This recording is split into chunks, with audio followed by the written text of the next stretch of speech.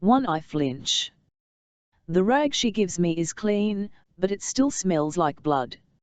I shouldn't care. I already have blood all over my clothes. The red is mine, of course. The silver belongs to many others. Evangeline, Ptolemus, the nymph lord, all those who tried to kill me in the arena. I suppose some of it is Cal's as well. He bled freely on the sand, cut and bruised by our would-be executioners. Now he sits across from me, staring at his feet, letting his wounds begin the slow process of healing naturally. I glance at one of the many cuts on my arms, probably from Evangeline. Still fresh, and deep enough to leave a scar. Part of me delights in the thought. This jagged gash will not be magically wiped away by a healer's cold hands. Cal and I are not in the silver world anymore, with someone to simply erase our well-earned scars. We have escaped. Or at least, I have. Cal's chains are a firm reminder of his captivity. Farley nudges my hand, her touch surprisingly gentle. Hide your face, lightning girl. It's what they are after. For once, I do as I'm told. The others follow, pulling red fabric up over their mouths and noses. Cal is the last uncovered face, but not for long. He doesn't fight Farley when she ties his mask into place, making him look like one of us. If only he was. An electric hum sets my blood on fire, reminding me of the pulsing, screeching undertrain. It carries us inexorably forward, to a city that was once a haven. The train races, screaming over ancient tracks like a silver swift running over ground. I listen to the grating metal, feel it deep in my bones where a cold ache settles in. My rage, my strength back in the arena seem like faraway memories, leaving behind only pain and fear. I can scarcely imagine what Cal must be thinking. He's lost everything, everything he ever held dear. A father, a brother, a kingdom.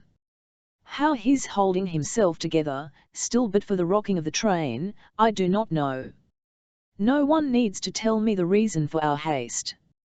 Farley and her guardsmen, tense as coiled wire, are enough explanation for me. We are still running. Maven came this way before, and Maven will come again. This time with the fury of his soldiers, his mother, and his new crown. Yesterday he was a prince, today he is king. I thought he was my friend, my betrothed, now I know better. Once, I trusted him. Now I know to hate him, to fear him. He helped kill his father for a crown, and framed his brother for the crime. He knows the radiation surrounding the ruined city is a lie, a trick, and he knows where the train leads. The sanctuary Farley built is no longer safe, not for us. Not for you. We could already be speeding into a trap. An tightens around me, sensing my unease. Shade.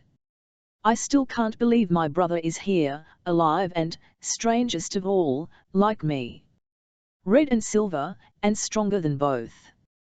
I won't let them take you again, he murmurs, so low I can barely hear him. I suppose loyalty to anyone but the Scarlet Guard, even family, is not allowed. I promise you that. His presence is soothing, pulling me backward in time. Past his conscription, to a rainy spring when we could still pretend to be children. Nothing existed but the mud, the village, and our foolish habit of ignoring the future. Now the future is all I think of, wondering what dark path my actions have set us upon. What are we going to do now?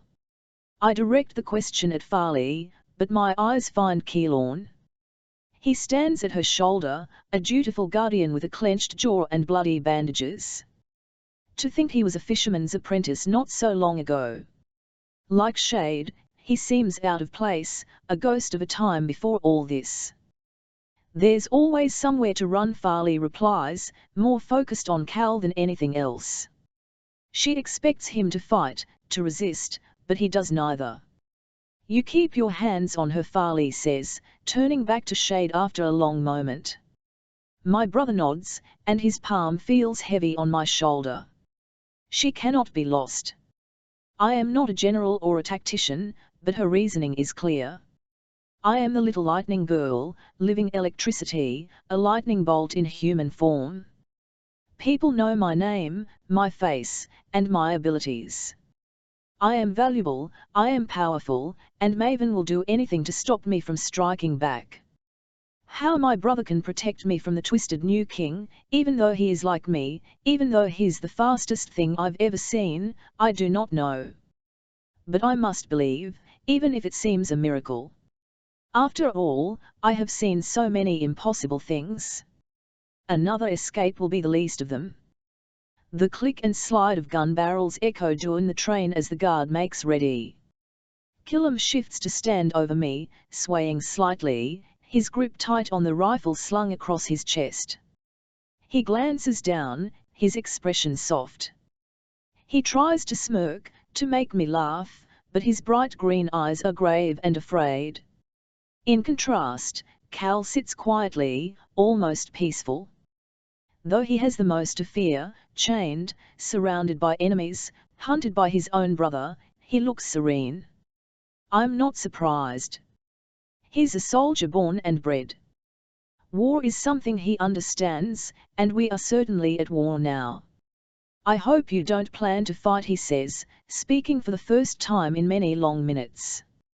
His eyes are on me, but his words bite at Farley. I hope you plan to run. Save your breath, Silver. She squares her shoulders. I know what we have to do. I can't stop the words from bursting out. So does he. The glare she turns on me bums, but I've dealt with worse. I don't even flinch. Cal knows how they fight, he knows what they'll do to stop us. Use him? How does it feel to be used? He spit those words at me in the prison beneath the bowl of bones, and it made me want to die. Now it barely stings. She doesn't say anything, and that is enough for Cal. They'll have snapdragons, he says grimly. Killam laughs aloud. Flowers. AJ's, Cal says, his eyes sparking with distaste. Orange wings, silver bodies, single pilot, easy to maneuver, perfect for an urban assault. They carry 4 missiles each. Times 1 squadron, that's 48 missiles you're going to have to outrun, plus light ammunition. Can you handle that? He's met only with silence. No, we can't, and the dragons are the least of our worries. They'll just circle, defend a perimeter, keep us in place until ground troops arrive. He lowers his eyes, thinking quickly. He's wondering what he would do, if he were on the other side of this. If he were king instead of Maven. They'll surround us and present terms. Mare and I for your escape. Another sacrifice. Slowly, I suck in a breath. This morning, yesterday, before all this madness, I would have been glad to give myself over to save just Killam and my brother. But now I know I am special. Now I have others to protect. Now I cannot be lost. We can't agree to that, I say. A bitter truth. Keylorn's gaze weighs heavy, but I don't look up. I can't stomach his judgment. Cal is not so harsh. He nods, agreeing with me. The king doesn't expect us to give in, he replies. The jets will bring the ruins down on us, and the rest will mop up the survivors. It will be little more than a massacre. Farley is a creature of pride, even now when she's terribly cornered. What do you suggest? She asks, bending over him. Her words drip disdain. Total surrender. Something like disgust crosses Cal's face. Maven will still kill you. In a cell or on the battlefield, he won't let any of us live. Then better we die fighting. Keylorn's voice sounds stronger than it should, but there's a tremble in his fingers. He looks like the rest of the rebels, willing to do anything for the cause, but my friend is still afraid. Still a boy, no more than 18, with too much to live for, and too little reason to die. Cal scoffs at Keelorn's forced but brazen declaration, yet he doesn't say anything else. He knows a more graphic description of our impending death won't help anyone. Farley doesn't share his sentiment and waves a hand, dismissing both of them outright. Behind me, my brother mirrors her determination. They know something we don't, something they won't say yet.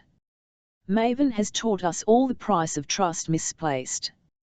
We are not the ones who die today is all she says, before marching toward the front of the train.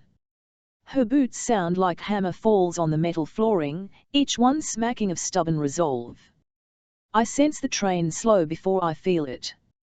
The electricity wanes, weakening, as we glide into the underground station. What we might find in the skies above, white fog or orange-winged air jays, I do not know. The others don't seem to mind, exiting the undertrain with great purpose. In their silence, the armed and masked guard looks like true soldiers, but I know better. They are no match for what is coming. Prepare yourself.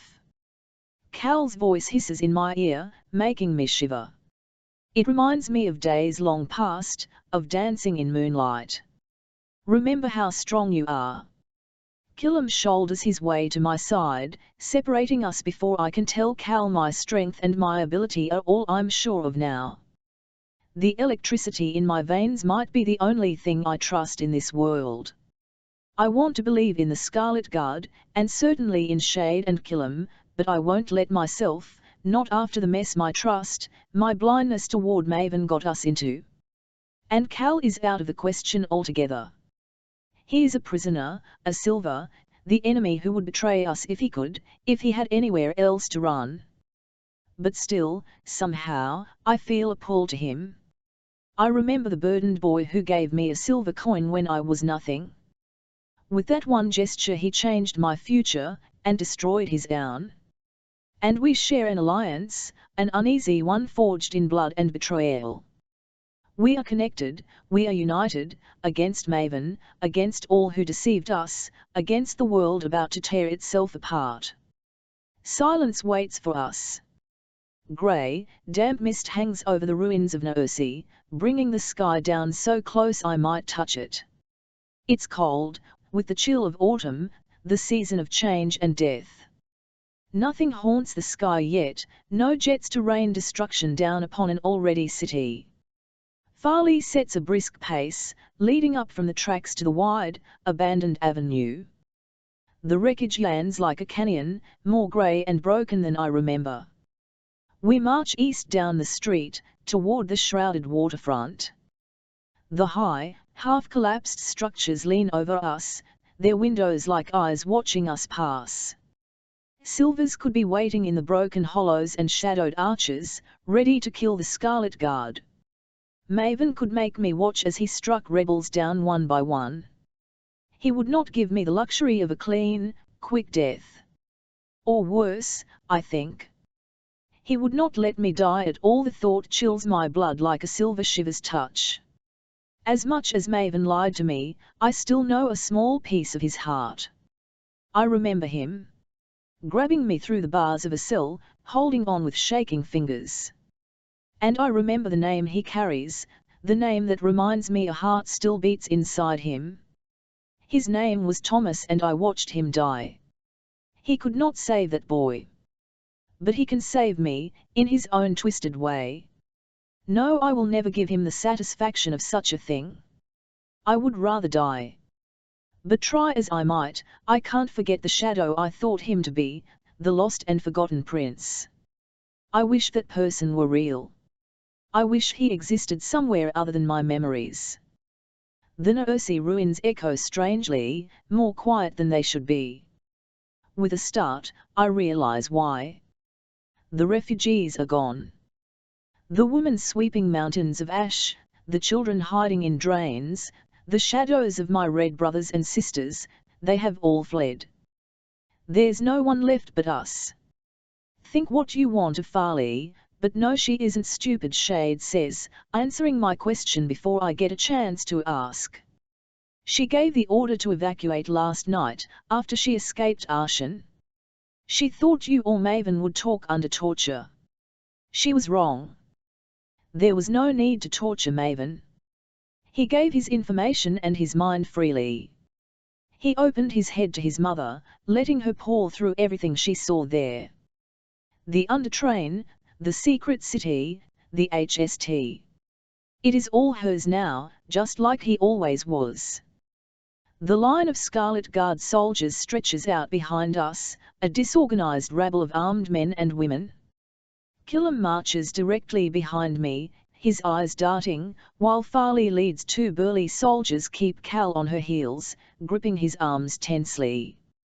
With their red scarves, they look like the stuff of nightmares. But there are so few of us now, maybe 30, all walking wounded.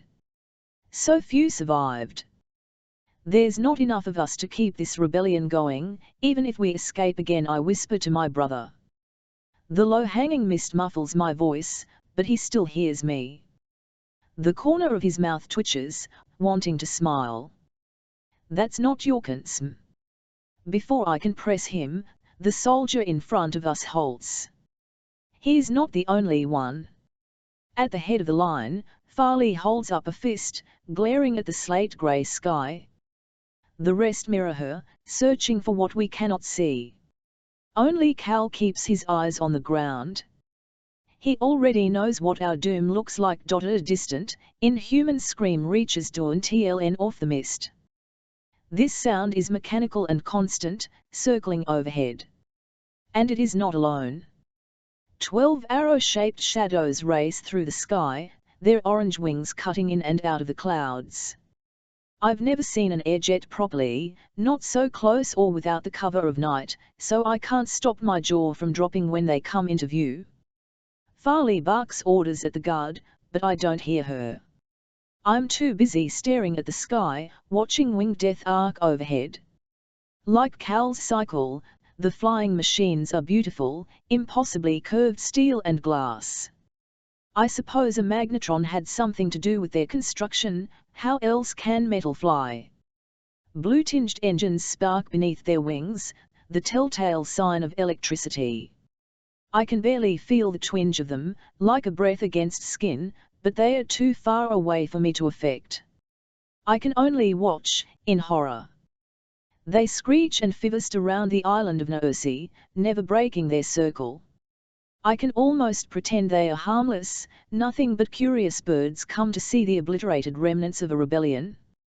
Then a dart of grey metal sails overhead, trailing smoke, moving almost too fast to see. It collides with a building down the avenue, disappearing through a broken window. A bloom of red-orange explodes a split second later, destroying the entire floor of an already crumbling building. It shatters in on itself, collapsing on 2,000-year-old supports that snap like toothpicks. The entire structure tips, falling so slowly the sight can't be real. When it hits the street, blockading the way ahead of us, I feel the rumble deep in my chest. A cloud of smoke and dust hits us head-on, but I don't cower. It takes more than that to scare me now. Through the grey and Bruin haze, Cal stands with me, even while his captors crouch. Our eyes meet for a moment, and his shoulders droop. It's the only sign of defeat he'll let me see. Farley grabs the nearest guardsman, hoisting her to her feet. "Scatter," she shouts, gesturing to the alleys on either side of us. "To the north side, to the tunnels." She points to her lieutenants as she speaks, telling them where to go. "Shade, to the park side."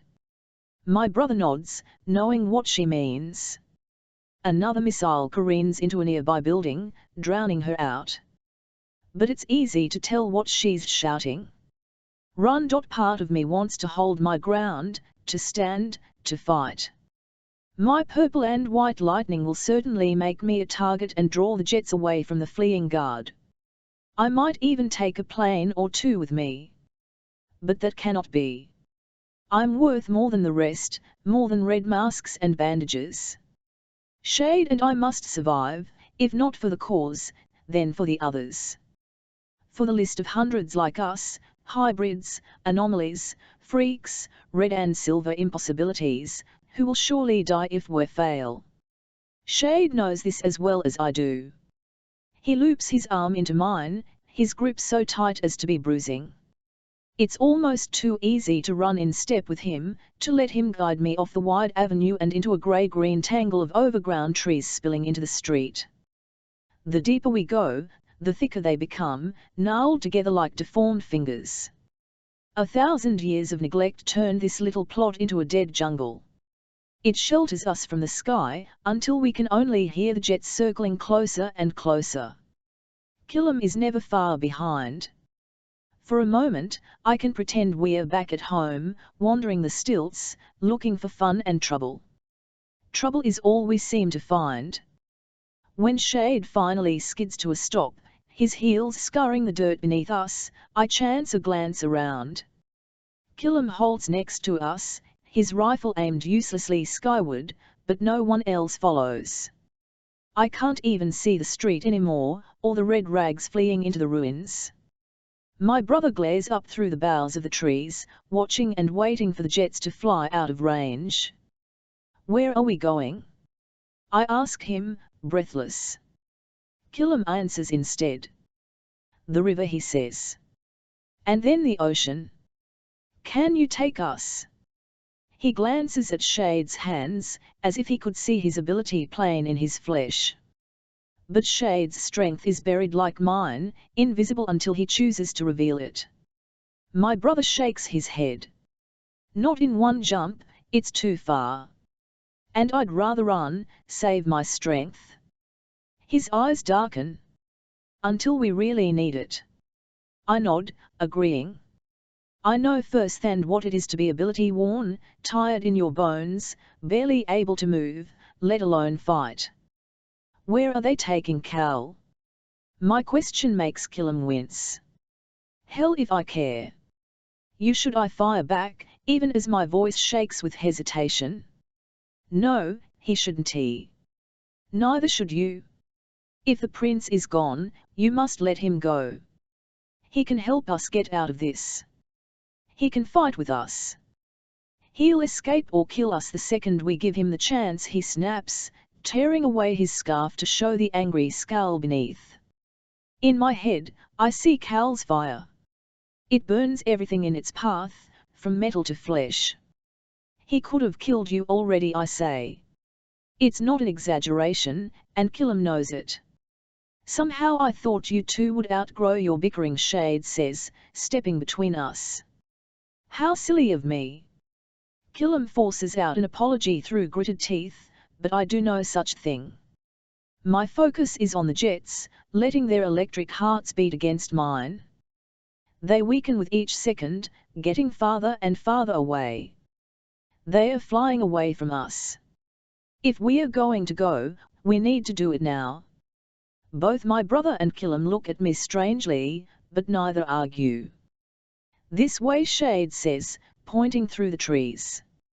A small, almost invisible path winds through them, where the dirt has been swept away to reveal stone and asphalt beneath. Again, Shade links his hand through mine, and Killam charges ahead, setting a swift pace for us to follow.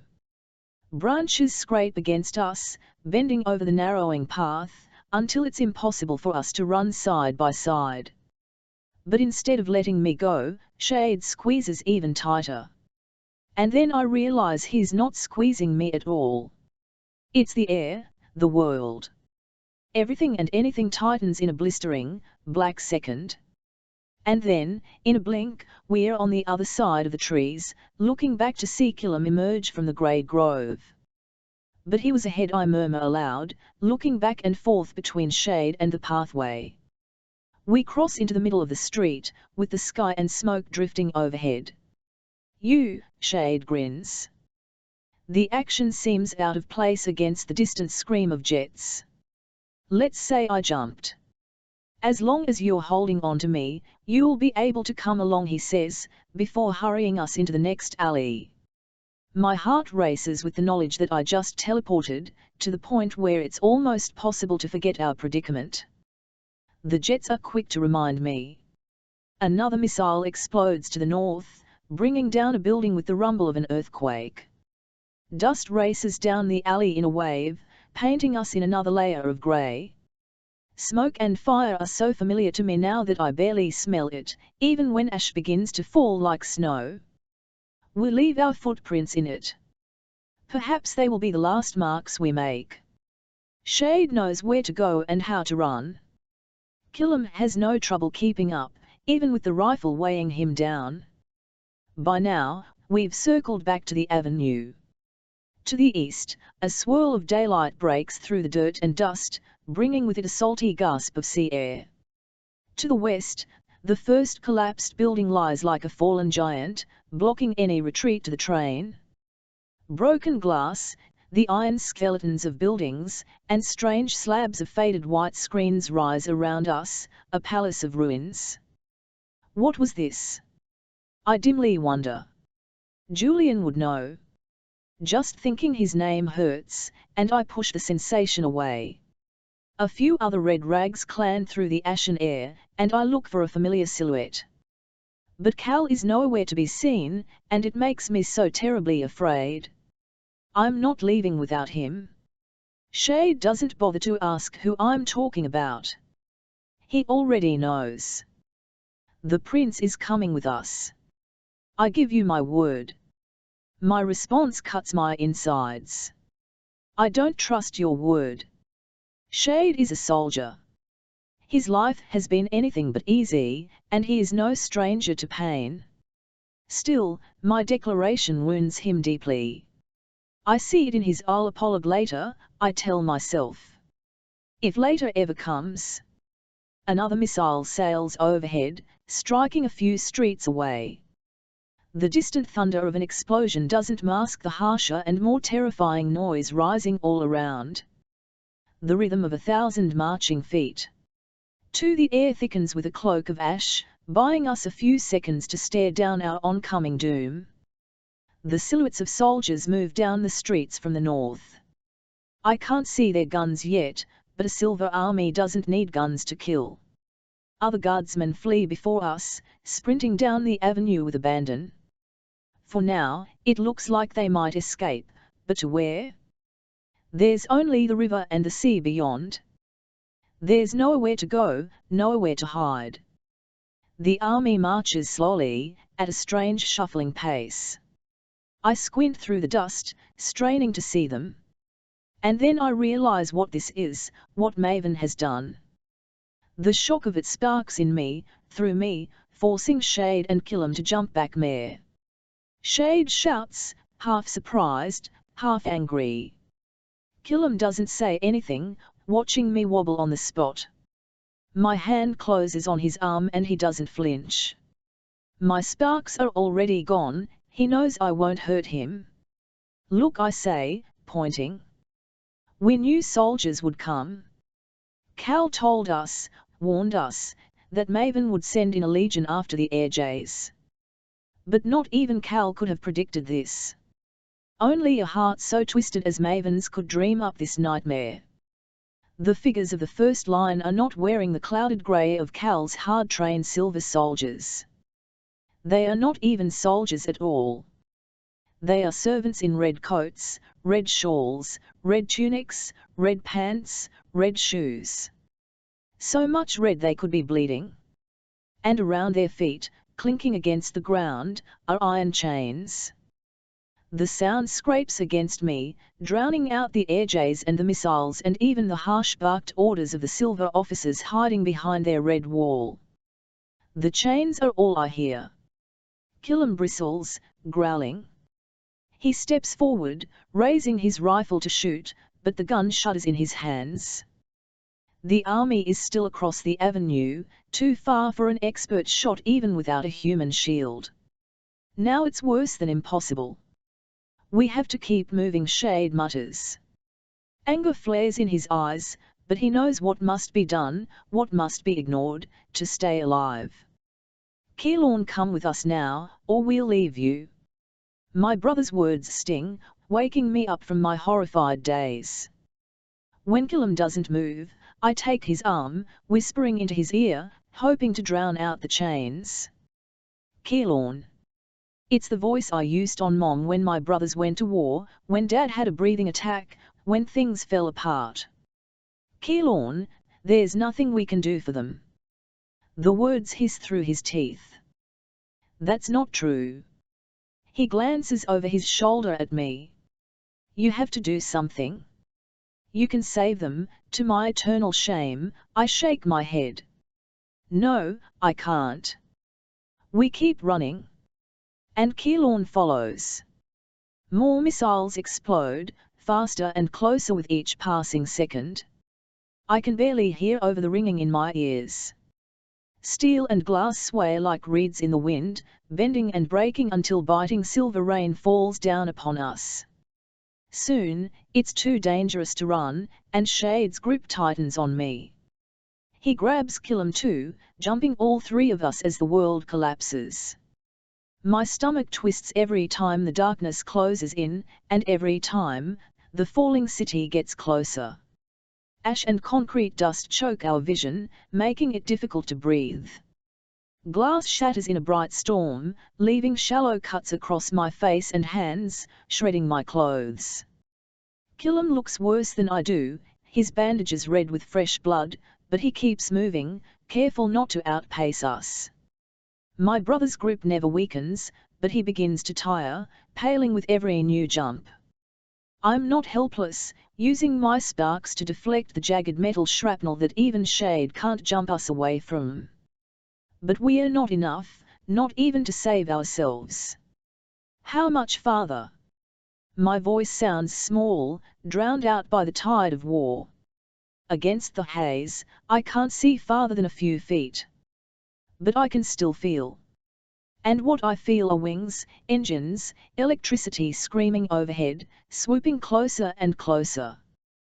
We might as well be mice waiting for hawks to pluck us from the ground. Shade stops us short, his honey-colored eyes sweeping back and forth. For one frightening second, I fear he might be lost. Wait, he says, knowing something we don't. He stares upward, at the skeleton of a once great structure. It's massive, taller than the highest spire of the Hall of the Sun, wider than the Great Caesar Square of Aachen. A tremor runs down my spine when I realize, it's moving. Back and forth, side to side, swaying on twisting supports already worn by centuries of neglect. As we watch, it starts to tip, slumping slowly at first, like an old man settling into his chair. Then faster and faster, falling above us and around us. Hold on to me, Shade shouts over the din, adjusting his grip on us both. He wraps his arm around my shoulders, crushing me to him, almost too tight to bear.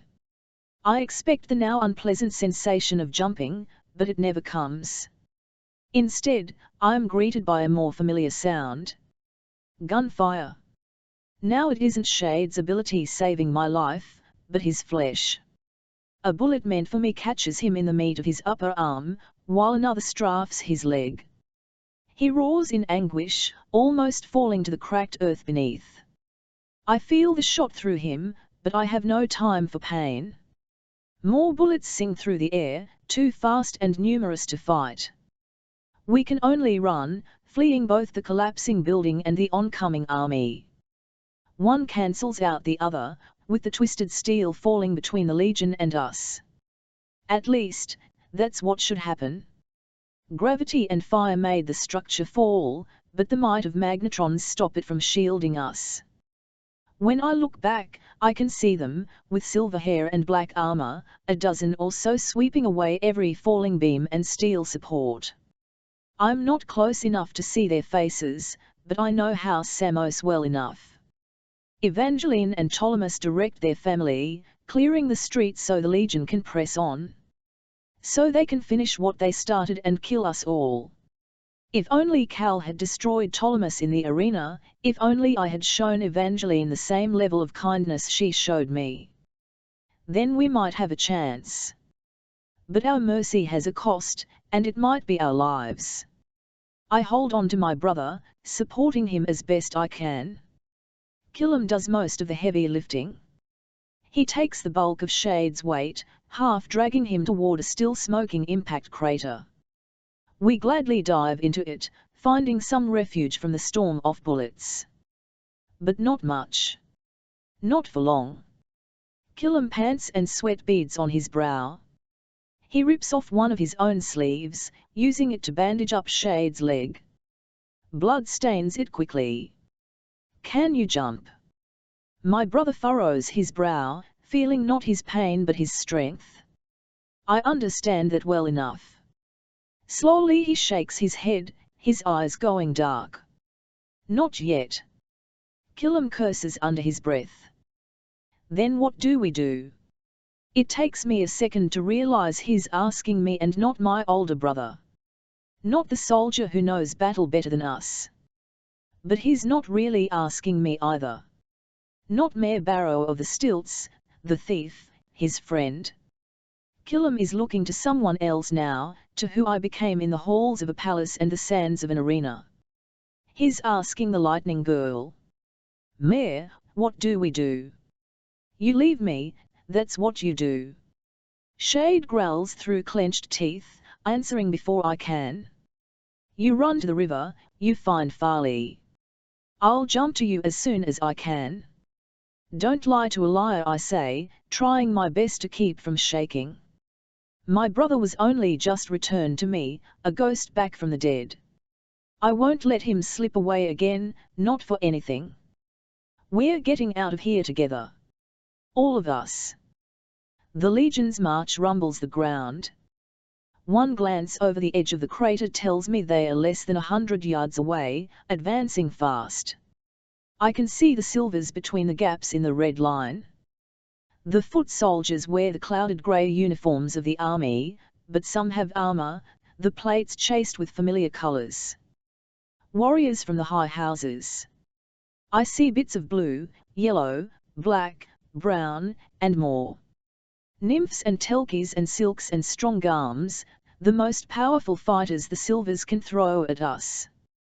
They think Cal the king's killer, me a terrorist, and they'll bring the whole city down to destroy us. Cal only my brother's blood and Keelorn's uneven breathing keeps me from vaulting out of the crater. I must find him, I must. If not for myself then for the cause, to protect the retreat. He's worth 100 good soldiers.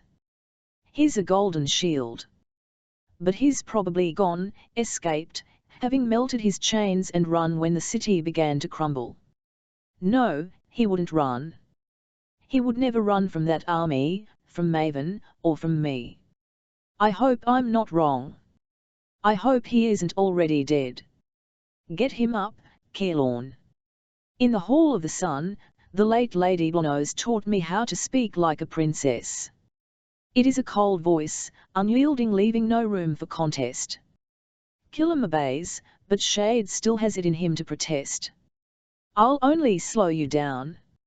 You can apologize for that later, I reply, helping him hop to his feet. But I'm barely paying attention to them, my concentration elsewhere. Get moving. Mayor, if I think we're leaving you when I turn on Keelorn, I have sparks in my hands and determination in my heart. His words die on his lips. He glances past me, toward the army advancing with every passing second. Telkies and magnetrons scrape debris out of the street, opening the obliterated way with resounding scrapes of metal on stone. Run. Again, he obeys and Shade can do nothing but limp along, leaving me behind. As they clamber out of the crater, scrambling west, I take measured steps east. The army will stop for me. They must. After one terrifying second, the Reds slow, their chains clinking as they halt.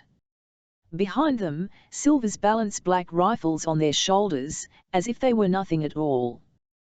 The war transports, great machines with treaded wheels, grind to a screeching stop somewhere behind the army. I can feel their power thrum through my veins. The army is close enough now that I hear officers bark orders.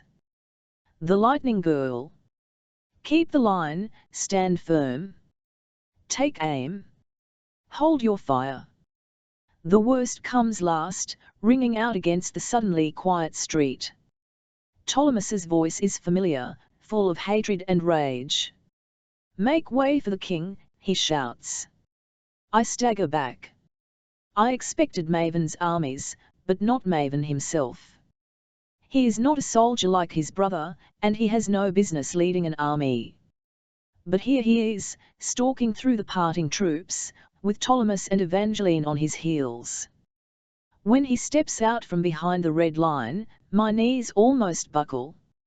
His armor is polished black, his cape crimson. Somehow he seems taller than he did this morning. He still wears his father's crown of flames, though it has no place on a battlefield. I suppose he wants to show the world what he's won with his lies, what a great prize he's stolen. Even from so far away, I can feel the heat of his glare and his roiling anger. It burns me from inside out. Nothing but the jet's whistle overhead, it is the only sound in the world. "I see you're still brave," Maven says, his voice carrying down the avenue. It echoes among the ruins, taunting me. And foolish. Like in the arena, I will not give him the satisfaction of my anger and fear. "They should call you the little quiet girl." He laughs coldly, and his army laughs with him. The Reds remain silent, their eyes fixed on the ground. They don't want to watch what's about to happen. "Well, quiet girl, tell your rat friends it is over. They are surrounded. Call them out, and I will give them the gift of good deaths. Even if I could give such an order, I never would. They are already gone. Don't lie to a liar, and Maven is the grandest liar of all." Still, he looks unsure. The Scarlet Guard has escaped so many times already, in Caesar's Square, in Aachen. Perhaps they might escape even now. Had an embarrassment that would be. What a disastrous start to his realm. And the traitor. His voice sharpens, and Evangeline moves closer to him. Her silver hair glints like the edge of a razor, brighter than her gilded armor. But he moves away from her, batting her aside like a cat would a toy. "What about my wretched brother, the fallen prince?" He never hears my answer, for I have none. Maven laughs again, and this time it stabs TLN off my heart. "Has he abandoned you too? Did he run away? The coward kills our father and tries to steal my throne, only to slink off and hide. He bristles, pretending for the sake of his nobles and soldiers. For them, he must still seem the tragic son, a king never meant for a crown, who wants nothing more than justice for the dead." I raise my chin in challenge. "Do you think Cal would do such a thing?" Maven is far from foolish. He is wicked but not stupid, and he knows his brother better than anyone else alive. Cal is no coward and never will be. Lying to his subjects will never change that. Maven's eyes betray his heart, and he glances sidelong, at the alleys and streets leading away from the war-torn avenue. Cal could be hiding in any one, waiting to strike. I could even be the trap, the bait to draw out the weasel I once called my betrothed and my friend. When he turns his head, his crown slips, too big for his skull. Even the metal knows it does not belong to him. "I think you stand alone, Mayor." He speaks softly. Despite all he's done to me, my name in his mouth makes me shiver, thinking of days gone by. Once he said it with kindness and affection. Now it sounds like a curse. "Your friends are gone. You have lost. And you are an abomination, the only one of your wretched kind. It will be a mercy to remove you from this world." More lies, and we both know it. I mirror his cold laugh. For a second, we look like friends again. Nothing is further from the truth. A jet overhead sweeps by, its wings almost scraping the tip of a nearby ruin. It's so close. Too close. I can feel its electric heart, its whirring engines somehow keeping it aloft. I reach for it as best I can, like I have so many times before. Like the lights, like the cameras, like every wire and circuit since I became the lightning girl, I take hold of it, and shut it off. The airjet dips, nose down, gliding for a moment on heavy wings. Its original trajectory meant to take it above the avenue, high over the Legion to protect the king. Now it dives headfirst into them, sailing over the red line to collide with hundreds of silvers.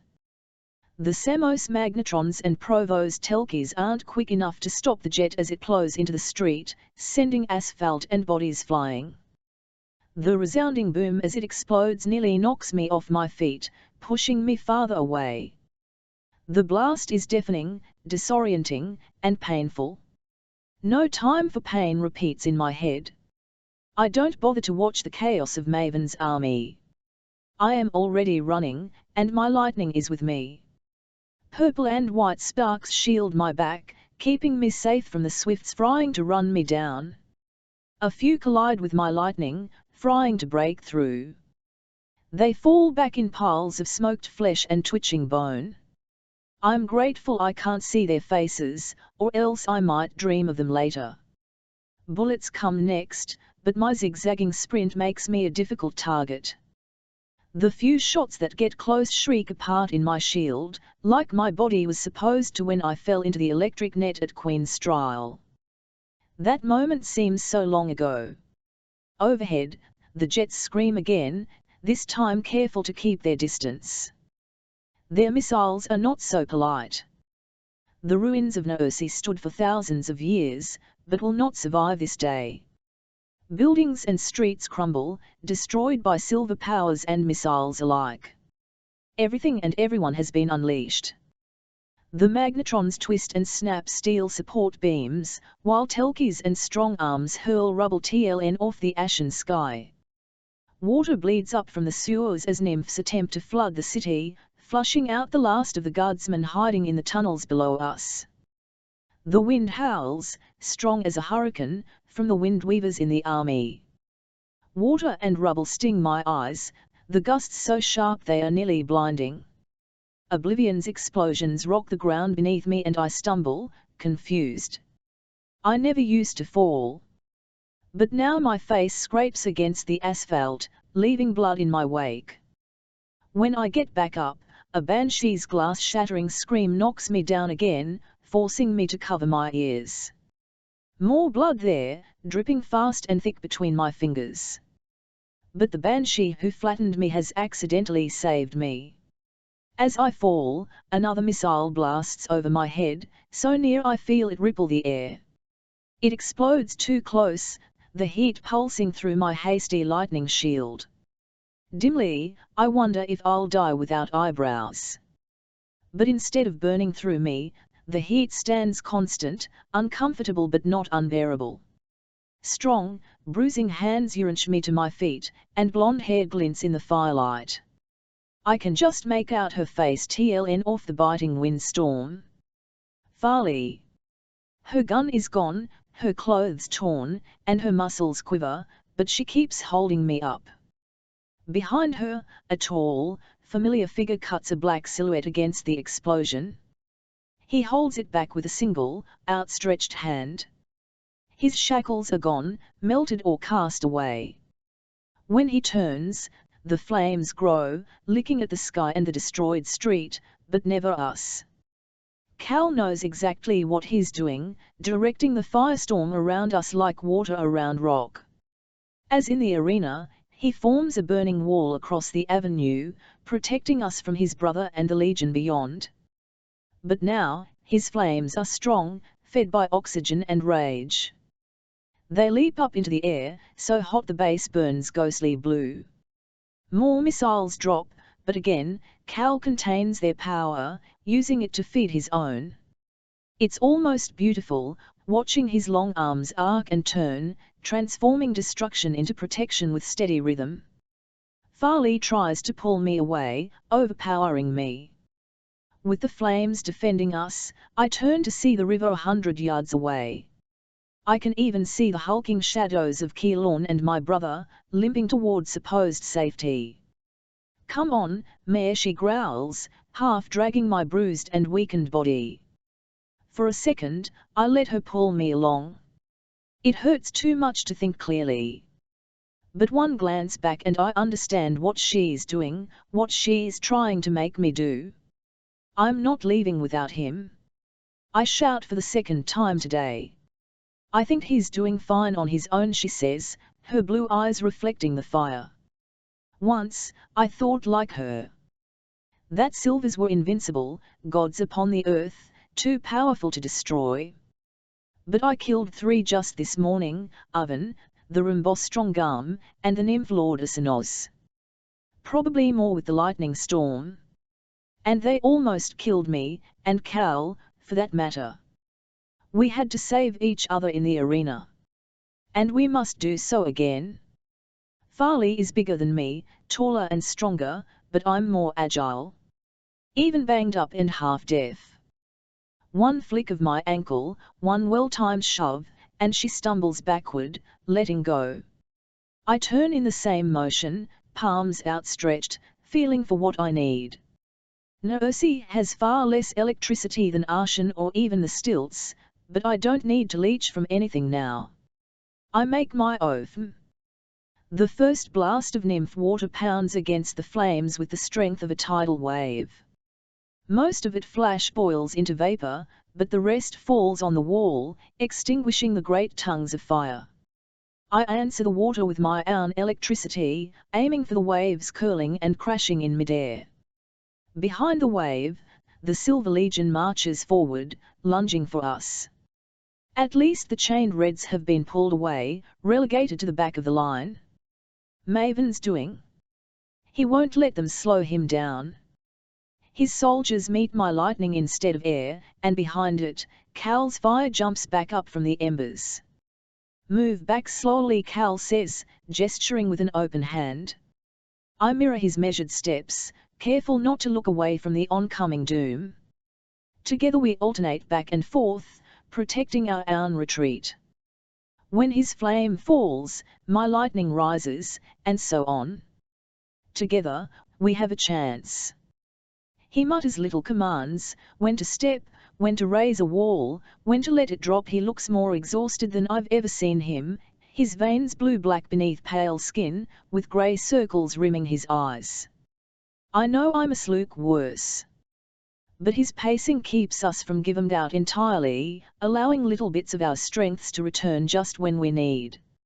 Just a little farther, Farley calls, her voice echoing from behind.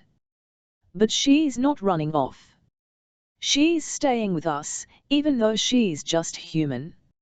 She's braver than I gave her credit for. Farther to what? I growl through gritted teeth, tossing up another net of electricity. Despite Cal's commands, I'm getting slower, and a bit of rubble flies through.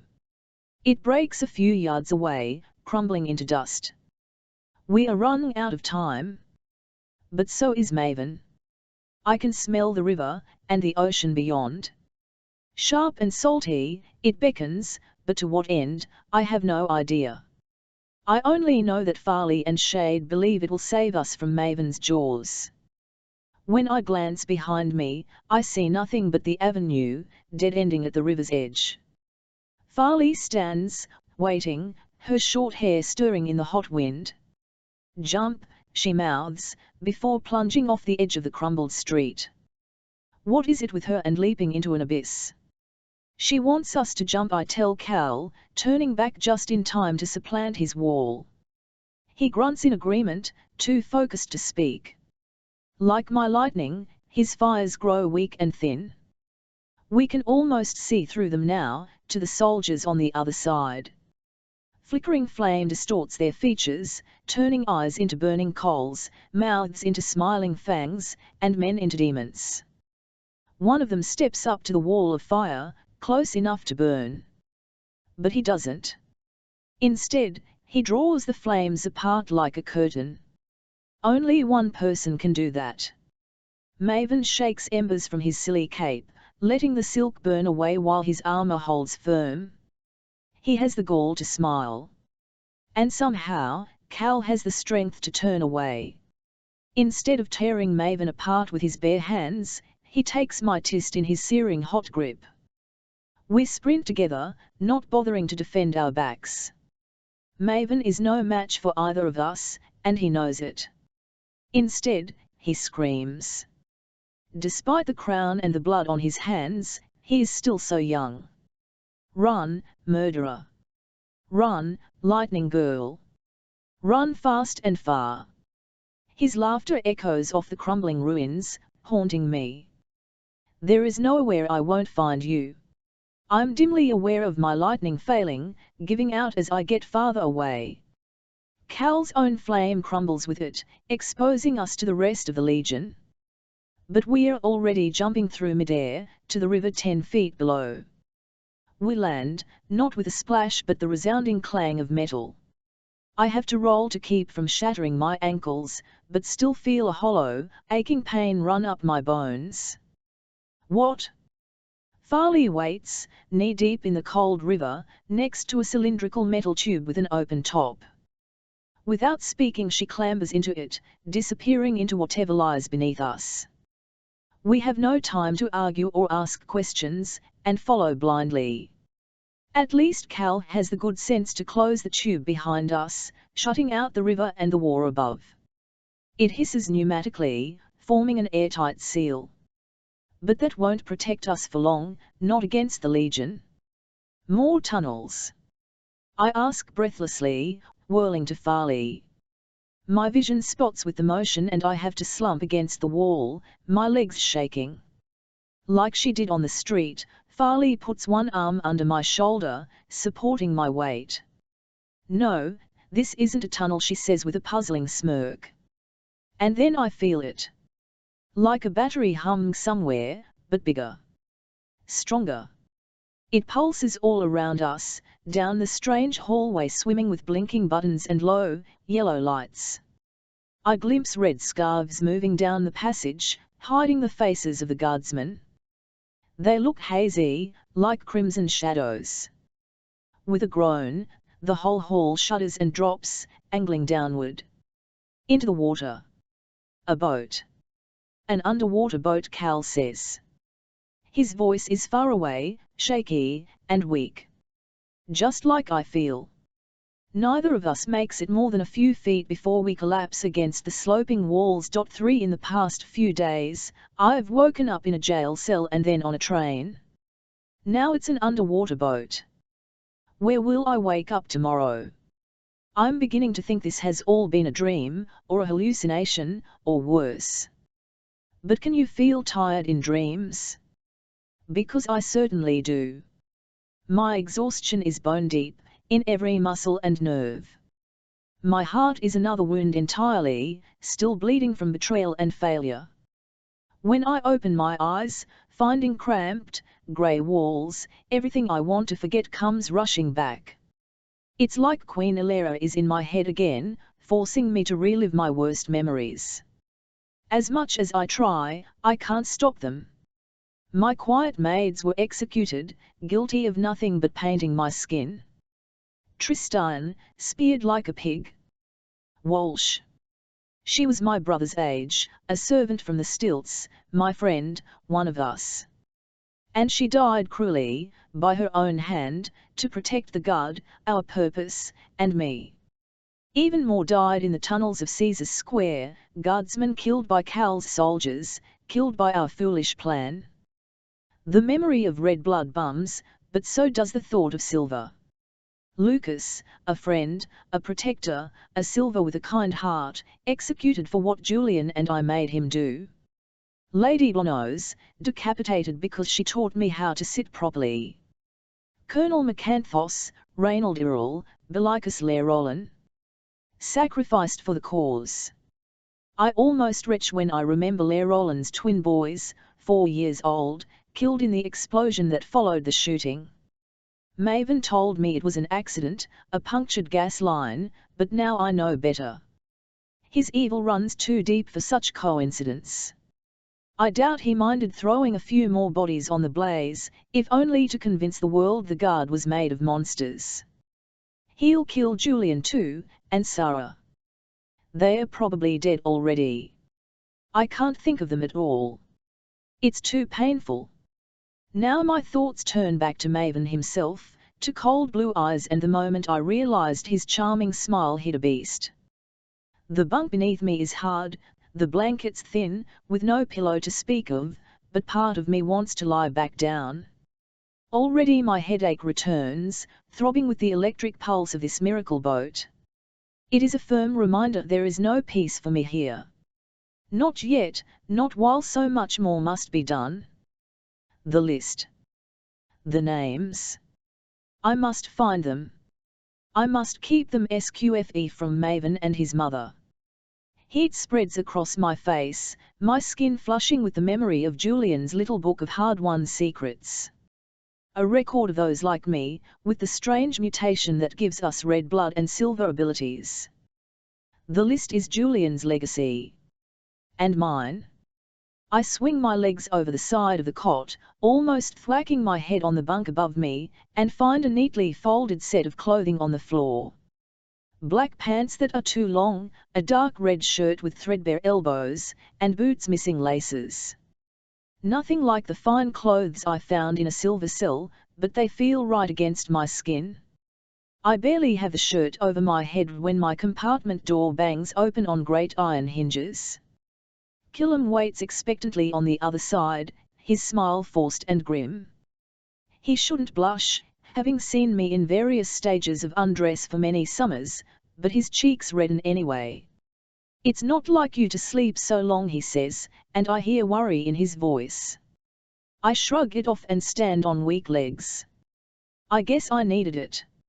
An odd ringing in my ears takes hold, piercing but not painful. I shake my head back and forth, trying to get rid of it, looking like a wet dog in the process. That'll be the banshee scream. He crosses to me and takes my head in gentle but calloused hands. I submit to his examination, sighing in annoyance. He turns me sideways, glancing at ears that ran red with blood however long ago. "You're lucky it didn't hit you head on." "I'm a lot of things, but I don't think lucky is one of them." "You're alive, Mayor," he says sharply, pulling away. That's more than many can say. His glare brings me back to Nursey, when I told my brother I didn't trust his word. Deep in my heart, I know I still don't. "I'm sorry," I mutter quickly. "Of course I know others have died, for the cause and for me. But I've died too. Mare of the Stilts died the day she fell onto a lightning shield. Marina, the lost silver princess, died in the bowl of bones. And I don't know what new person opened her eyes on the undertrain. I only know what she has been and what she has lost, and the weight of it is almost crushing. Are you going to tell me where we're going, or is that another secret?" I try to keep the bitterness from my voice but fail miserably. Killam is polite enough to ignore it and leans back against the door. "We left Nursey 5 hours ago, and we're headed northeast." "That's honestly all no. And that doesn't bother you at all?" He only shrugs. "What makes you think the higher-ups trust me, or you, for that matter? You know better than anyone how foolish we've been, and the high cost we've paid." Again, I feel the sting of memory. "You said yourself, you can't even trust Shade. I doubt anyone's going to be sharing secrets anytime soon." The jab doesn't hurt as much as I expected it to. "How is he?"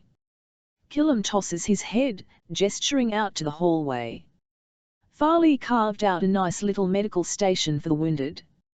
He's doing better than the others. Cursing a lot, but definitely better." His green eyes darken a bit, and he turns his gaze away. His leg I draw in a startled breath. "Infected?" At home in the Stilts, infection was as bad as a severed arm. We didn't have much medicine, and once the blood went bad, all you could do was keep chopping, hoping to outrun fever and blackened veins. To my relief, Killam shakes his head. "No, Farley dosed him good, and the Silvers fight with clean bullets. So that's big of them." He laughs darkly, expecting me to join him. Instead, I shiver. The air is so cold down here. But he'll definitely be limping for a while. Will you take me to him, or do I have to figure out the way myself? Another dark laugh, and he extends his arm. To my surprise, I find that I need his support to help me walk.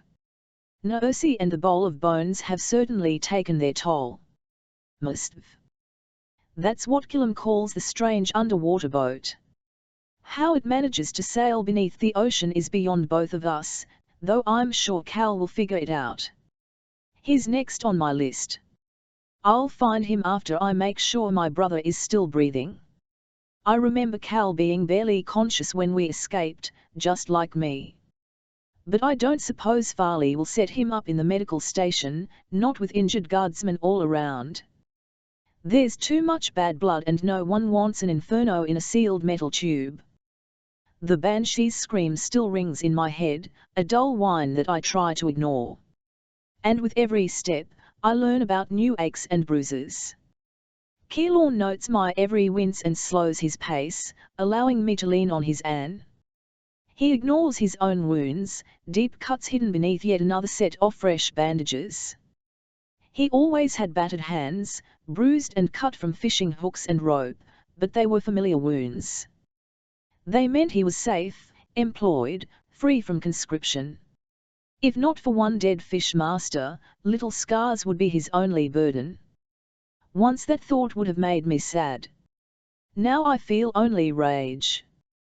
The main passage of the Mercive is long but narrow, divided by several metal doors with thick hinges and pressurized seals. To close off portions if need be, to stop the entire vessel from flooding and sinking. But the doors give me no comfort whatsoever. I can't stop thinking about dying at the bottom of the ocean, locked in a watery coffin. Even Keylorn, a boy raised on water, seems uncomfortable. The dim lights set into the ceiling filter strangely, cutting shadows across his face to make him appear old and drawn. The other guardsmen aren't so affected, coming and going with great purpose. Their red scarves and shawls have been lowered, revealing faces set in grim determination. They carry charts, trays of medical supplies, bandages, food, or even the occasional rifle down the passage, always hurrying and chattering to each other. But they stop at the sight of me, pressing back against the walls to give me as much room as possible in the narrow space. The more daring ones look me in the eye, watching me limp past, but most stare at their feet. A few even seem afraid of me. I want to say thank you, to somehow express how deeply indebted I am to every man and woman aboard this strange ship. Thank you for your service almost slips past my lips, but I clench my jaw to keep it back. Thank you for your service. It's what they print in the notices, the letters sent to tell you your children have died for a useless war. How many parents did I watch weep over those words?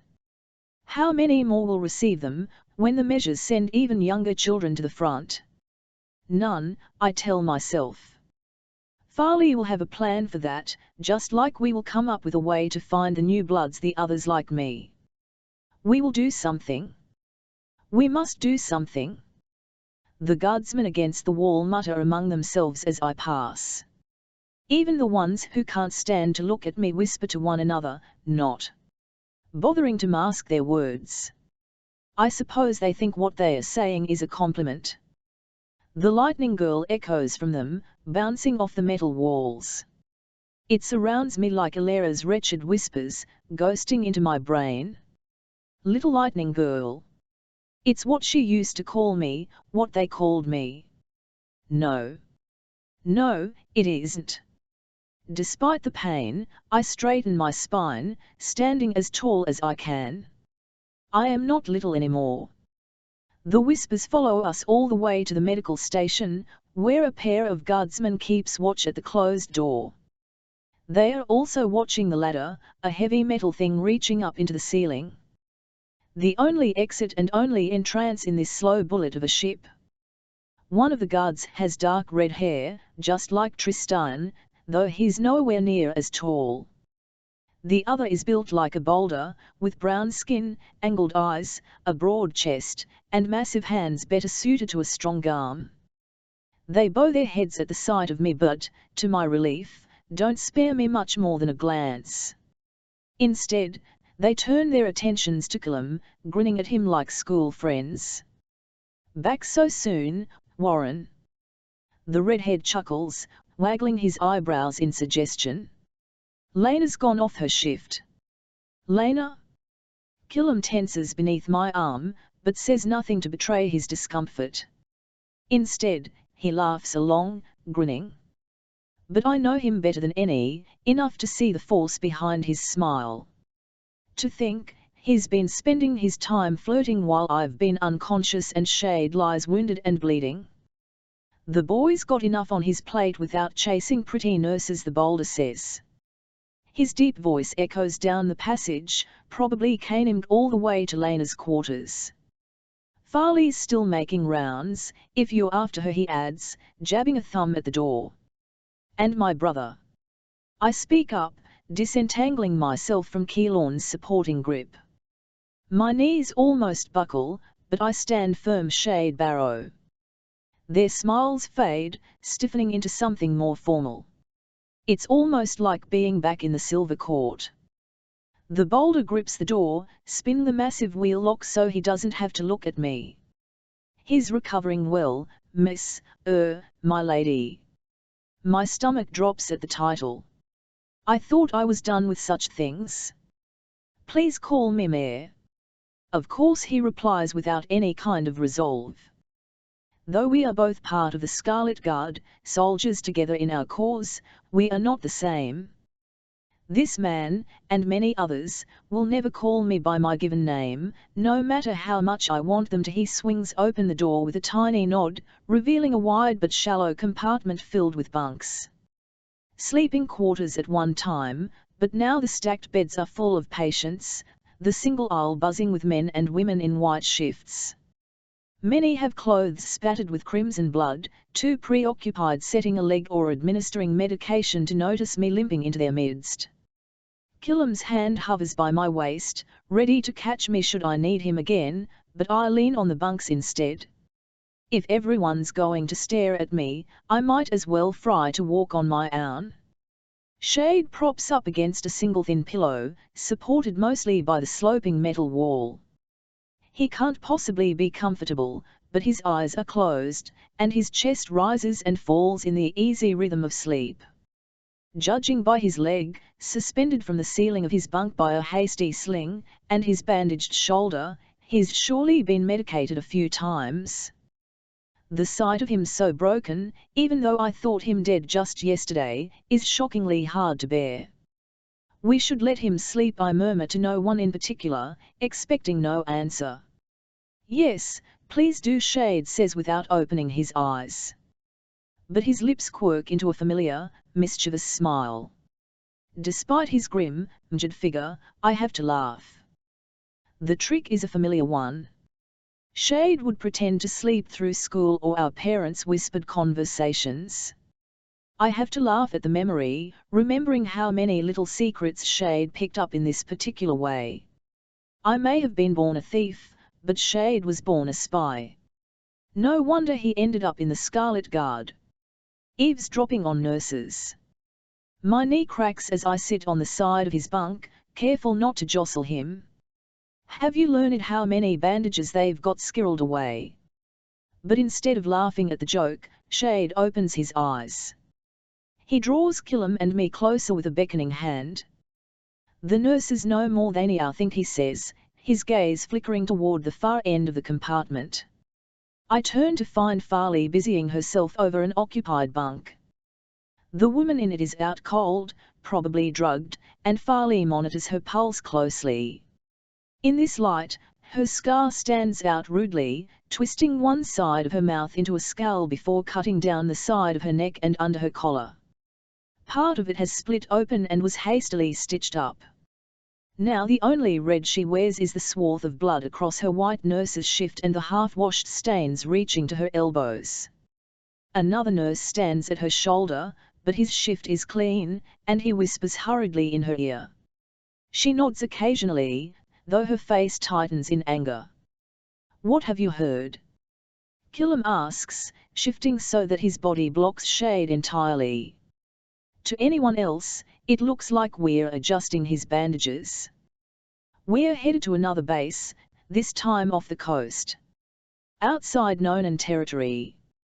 I strain to remember Julian's old map, but I can't think of much more than the coastline. An island? Shade nods. Called Tuck. It must not be much, because the Silvers don't even have an outpost there. They've all but forgotten it. Dread pools in my stomach. The prospect of isolating myself on an island with no means of escape scares me even more than the Merciv. But they know it exists. That's enough. Farley seemed confident in the base there. Killam scoffs aloud. I remember her thinking Noersi was safe too. It wasn't her fault we lost Noersi, I say. It's mine. Maven tricked everyone, Mayor Keelorn replies, nudging my shoulder. He got past me, you, and Farley. We all believed in him. With his mother to coach him, to read our minds and mold Maven to our hopes, it's no wonder we were all fooled. And now he is king. Now he will fool, and control, our whole world. What a world that will be, with a monster for its king, and his mother holding his leash. But I push through such thoughts. They can wait. Did Farley say anything else? What about the list? She still has it, doesn't she? Shade watches her over my shoulder, careful to keep his voice low.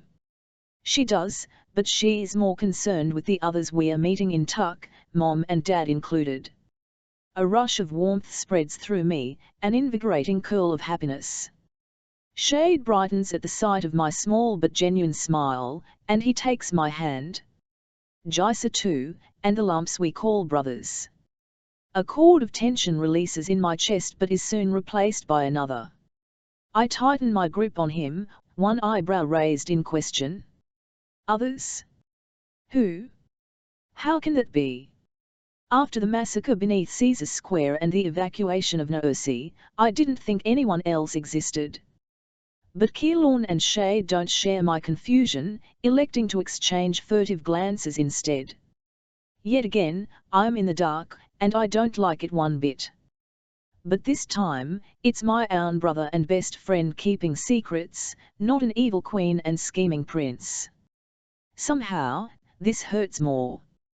Scowling, I glare at them both until they realize I'm waiting for answers. Killam grits his teeth and has the good sense to look apologetic. He gestures to Shade. Passing the blame. You know more than I do. The guard likes to play things close to the chest, and rightfully so. Shade adjusts himself, sitting up a little more. He hisses at the motion, clutching at his wounded shoulder, but waves me off before I can help him. We want to look small, broken, disorganized. I can't help but snort, eyeing his bandages. Well, you're doing a terrific job. Don't be cruel, Mayor Shade snaps back, sounding very much like our mother. I'm trying to tell you that things aren't so bad as they seem. Noersi was not our only stronghold and Farley is not our only leader. In fact, she is not even true command. She's just a captain. There are others like her, and even more above her. Judging by the way she orders around her soldiers, I would think Farley was an empress. When I chance another glance at her, she is busy redoing a bandage, all while scolding the nurse who originally set the wound. But my brother's conviction can't be ignored. He knows much more than I do about the Scarlet Guard, and I'm inclined to believe what he says about them is true. There's more to this organization than what I see here. It's encouraging, and frightening. The Silvers think they are 2 steps ahead of us, but they don't even know where we stand. Shade continues, his voice full of fervor. We seem weak because we want to. I turn back quickly.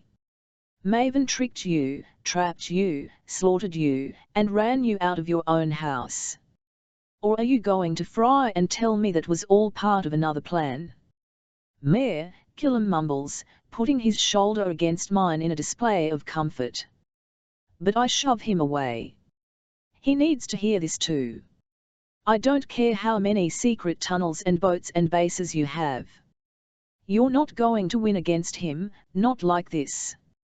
Tears I didn't know I still had sting my eyes, prickling at Maven's memory. It's hard to forget him as he was. No. As he pretended to be. The kind, forgotten boy. The shadow of the flame. Then what do you suggest, Lightning Girl?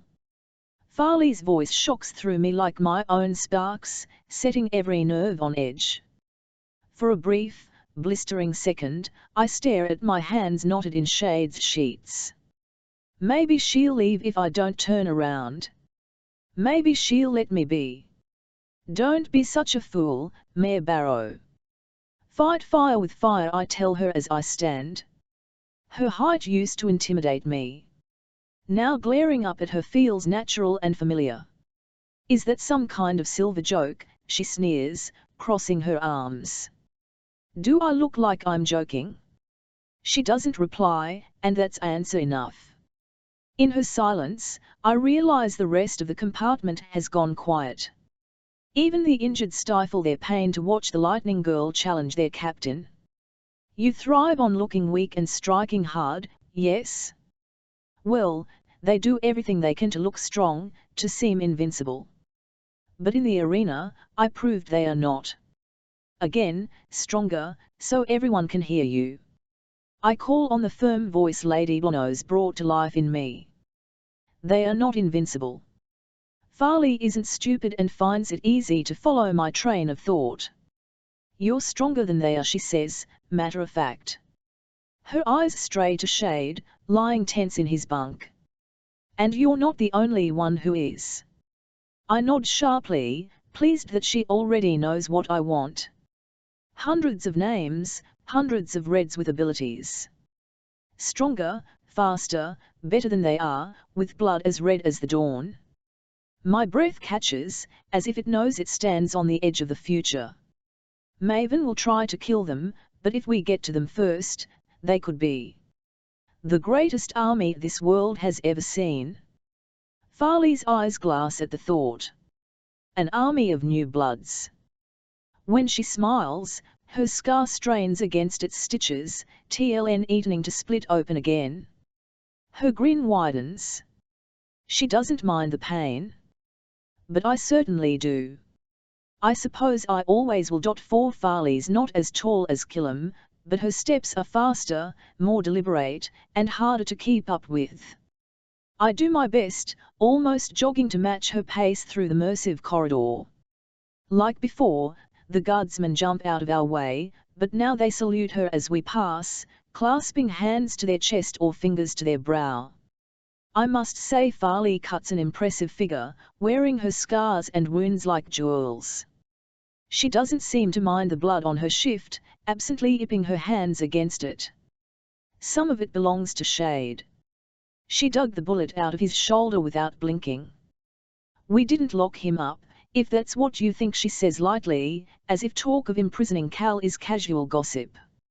I'm not stupid enough to rise to that bait, not now. She's feeling me out, testing my reaction, my allegiance. But I'm no longer the girl who begged for her help. I'm not so easily read anymore. I've lived on a razor wire, balancing lie after lie, hiding myself. It's nothing to do the same now and bury my thoughts deep down. So I laugh instead, pasting on the smile I perfected in Alera's court. I can tell. Nothing's been melted, I reply, gesturing to the metal walls. I read her as she tries to read me. She masks her expression well, but surprise still flickers in her eyes. Surprise and curiosity. I haven't forgotten the way she treated Cal on the train with shackles, armed guards, and disdain. And he took it like a kicked dog. After his brother's betrayal and his father's murder, he had no fight inside him. I didn't blame him. But Farley doesn't know his heart, or his strength like I do. She doesn't know how dangerous he really is. Or how dangerous I am, for that matter. Even now, despite my many injuries, I feel power deep inside, calling out to the electricity pulsing through the Mersive. I could control it if I wanted. I could shut this whole thing down. I could drown us all. The lethal idea makes me blush, embarrassed by such thoughts. But they are a comfort all the same. I'm the greatest weapon of all on a ship full of warriors, and they don't seem to know it. We seem weak because we want to. Shade was talking about the guard when he said that, explaining their motives. Now I wonder if wasn't Alsorying to convey a message. Like words hidden in a letter long ago. Cal's bunk room is at the far end of the Mersive, tucked away from the bustle of the rest of the vessel. His door is nearly hidden behind a twist of pipes and empty crates stamped with Aachen, Haven, Corvium, Harbour Bay, Delphi, and even Bellium from Piedmont to the south. Had the crates once held, I can't say, but the names of the silver cities send a twinge down my spine. Stolen. Farley notices me staring at the crates but doesn't bother to explain. Despite our shaky agreement over what she calls new bloods, I still haven't entered her inner circle of secrets. I suppose Cal has something to do with that. Whatever powers the ship, a massive generator by the feel of it, rumbles beneath my feet, vibrating into my bones. I wrinkle my nose in distaste. Farley might not have locked Cal up, but she is certainly not being kind either. Between the noise and the shaking sensation, I wonder if Cal was able to sleep at all. I suppose this is the only place you could put him? I ask, glaring at the cramped corner. She shrugs, banging a hand on his door. The prince hasn't complained. We don't wait long, though I'd very much like the time to collect myself. Instead, the wheel lock spins in seconds, clanking round at great speed. The iron hinges grate, screaming, and Cal pulls open the door. I'm not surprised to see him standing tall, ignoring his own aches. After a lifetime preparing to be a warrior, he's used to cuts and bruises. But the scars within are something he doesn't know how to hide. He avoids my gaze, focusing on Farley, who doesn't notice or doesn't care about the prince with a shattered heart. Suddenly my wounds seem a bit easier to bear. Captain Farley, he says, as if she's disturbed him at dinner time. He uses annoyance to mask his pain. Farley won't stand for it and tosses her short hair with a sniff. She even reaches to close the door. Oh, did you not want a visitor? How rude of I'm quietly glad I didn't let Killam tag along. He'd be even worse to Cal, having hated him since they first met back in the stilts. Farley, I tell her through gritted teeth. My hand stops the door short. To my delight, and distaste, she flinches away from my touch. She flushes horribly, embarrassed with herself and her fear. Despite her tough exterior, she is just like her soldiers. Afraid of the lightning girl. I think we're fine from here. Something twitches in her face, a twinge of irritation as much with herself as with me. But she nods, grateful to be out of my presence. With one last daggered glance at Cal, she turns and disappears back down the corridor. Her barked orders echo for a moment, indecipherable but strong. Cal and I stare after her, then at the walls, then at the floor, then at our feet, afraid to look at each other. Afraid to remember the last few days.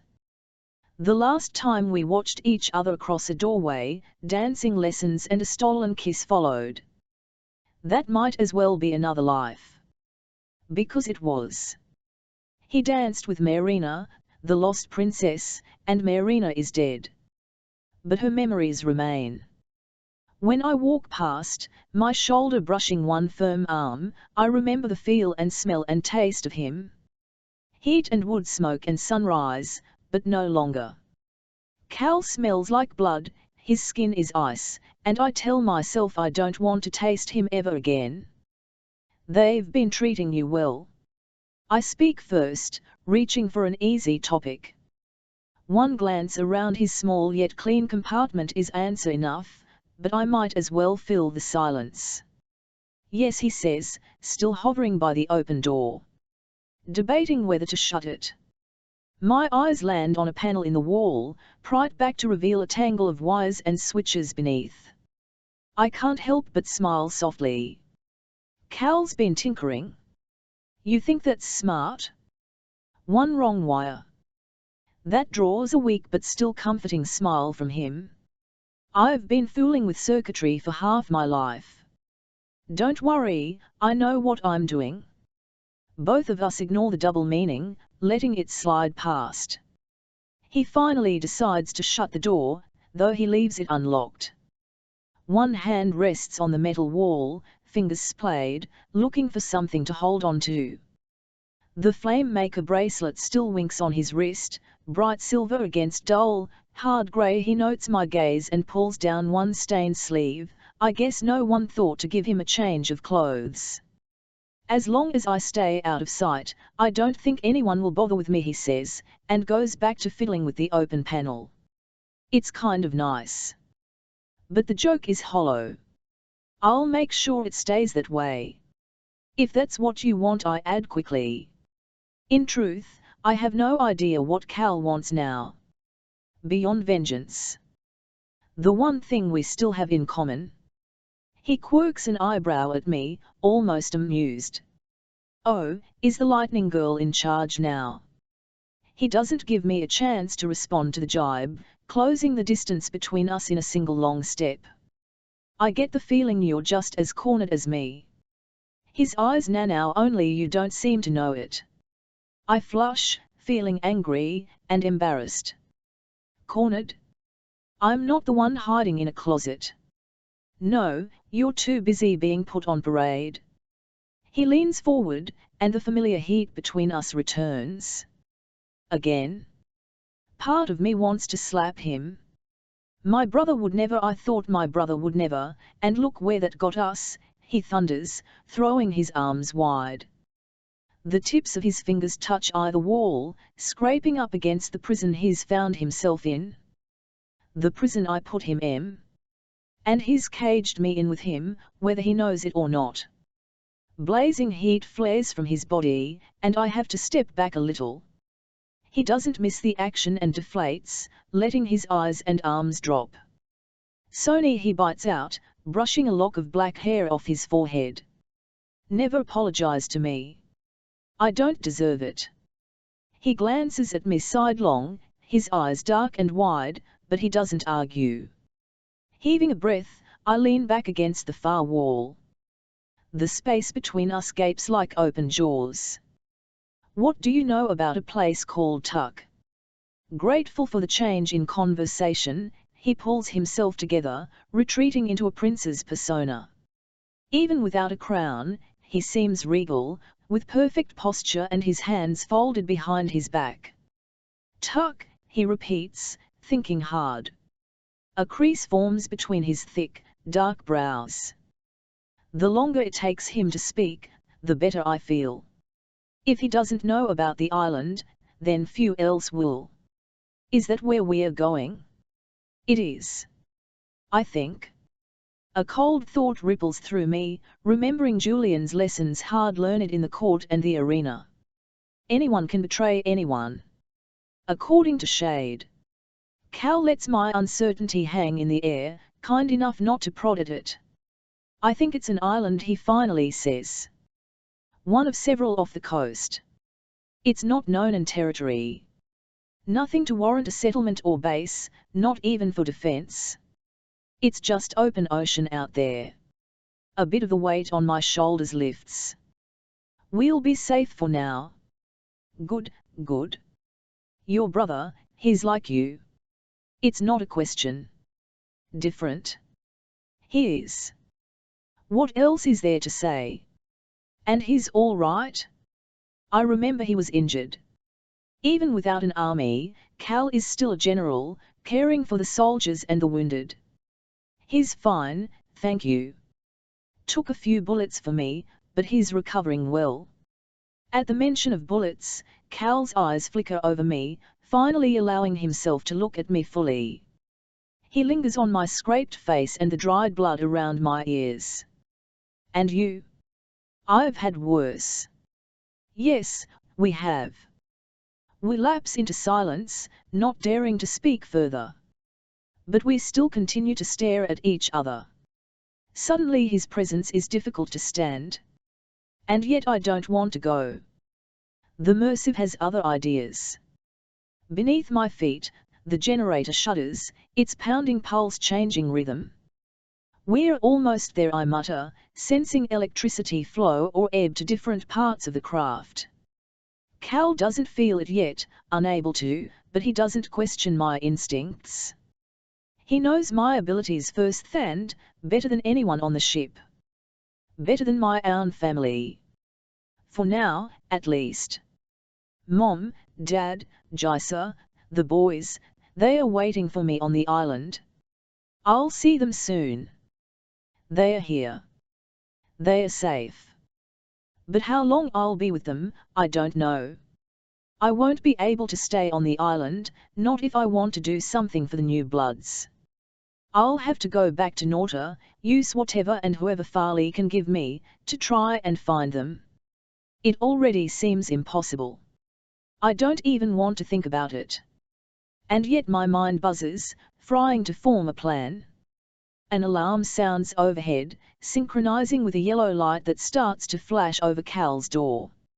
Amazing, I hear him mutter, distracted for a moment by the great machine all around us. I don't doubt he wanted Toiplor, but there's no room for the inquisitive prince here. The boy who buried himself in manuals and built cycles from scratch has no place in this world. I killed him, just as I killed Marina. Despite Cal's mechanically inclined mind and my own electrical sense, we have no idea what comes next. When the Merciv angles, nosing up out of the depths of the ocean, the whole room tips. The surprise of it knocks us both off our feet. We collide with the wall and each other. Our wounds bang together, drawing pained hisses from us both. The feel of him hurts more than anything else, a deep stab of memory, and I scramble away quickly. Wincing, I rub one of my many bruises. Sarah Sconis, when you need her, I grumble, wishing for the skin healer who could mend us both. She could chase away the aches with a single touch, returning us both to fighting form. More pain crosses Cal's face, but not from his injuries. Well done, Mayor. Wonderful job, bringing up the woman who knew his mother was murdered by the Queen. The woman no one believed. Sorry, I didn't mean. He waves me off and finds his feet, one arm pressed against the wall for balance. It's fine. The words are thick, stilted. I chose not to listen to her. I didn't want to listen. That was my fault. I met Sarah Sconis only once, when Evangeline almost exposed me to our entire training session. Julian summoned her, Julian, who loved her and watched as she mended my bloody face and bruised back. Her eyes were sad, her cheeks hollow, her tongue missing entirely. Taken for words spoken against the Queen, for a truth no one believed. Ilera killed Cal's mother, Corton the Singer Queen. Julian's own sister, Sarah's best friend. And no one seemed to mind. It was so much easier to look away. Maven was there too, hating Sarah with every breath. I know now that was a crack in his shield, revealing who he truly was beneath practiced words and gentle smiles. Like Cal, I didn't see what was right in front of. Like Julian, she's probably dead already. Suddenly the metal walls and the noise and the popping of my ears are too much. I need to get off this thing. Despite the strange angle of the room and the persistent ringing in my head, my feet know what to do. They have not forgotten the mud of the stilts, the nights spent in alleys, or the obstacle courses of training. I wrench the door open, gasping for breath like a girl drowned. But the stale, filtered air of the Merciv offers me no respite. I need the smell of trees, water, spring rains, even summer heat or winter snow. Something to remind me of the world beyond this suffocating tin can. Cal gives me a head start before following, his footsteps heavy and slow behind me. He's not trying to catch up, but give me space. If only Keylorn could do the same. He approaches from farther down the corridor, using handholds and wheel locks to ease himself down the angled craft.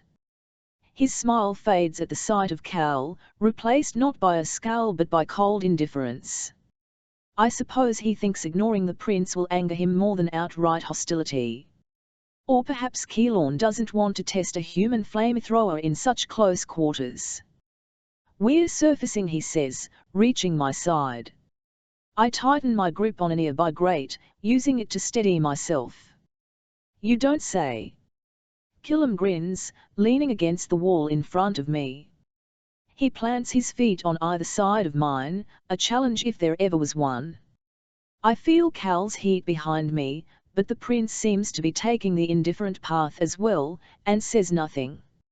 I won't be a piece in whatever game they are playing. I've done that enough for a lifetime. What's her name?" "Lena." The name hits Killam like a slap. His grin slackens, one side of his mouth drooping. "She's fine, I guess." "That's good, Keylorn." I give him a friendly, if condescending, pat on the shoulder. The deflection works perfectly. We should be making friends. The Merciv levels out beneath us, but no one stumbles. Not even Cal, who has nowhere near my balance or Killam's sea legs, hard-earned on a fishing boat. He's taut as a wire, waiting for me to take the lead. It should make me laugh, the thought of a prince deferring to me, but I'm too cold and worn to do much of anything but carry on. So I do. Down the corridor, with Cal and Killam in tow, to the throng of guardsmen waiting by the ladder that brought us down here in the first place. The wounded go first, tied onto makeshift stretchers and hoisted up high into the open night. Farley supervises, her shift even bloodier than before. She makes for a grim sight, tightening bandages, with a syringe between her teeth. A few of the worse off get shots as they pass, medication to help with the pain of being moved up the narrow tube. Shade is the last of the injured, leaning heavily on the two guardsmen who teased Killam about the nurse. I would push TLN off to him, but the crowd is too tight, and I don't want any more attention today. Still too weak to teleport, he has to fumble on one leg and blushes furiously when Farley straps him onto a stretcher. I can't hear what she says to him, but it calms him somewhat.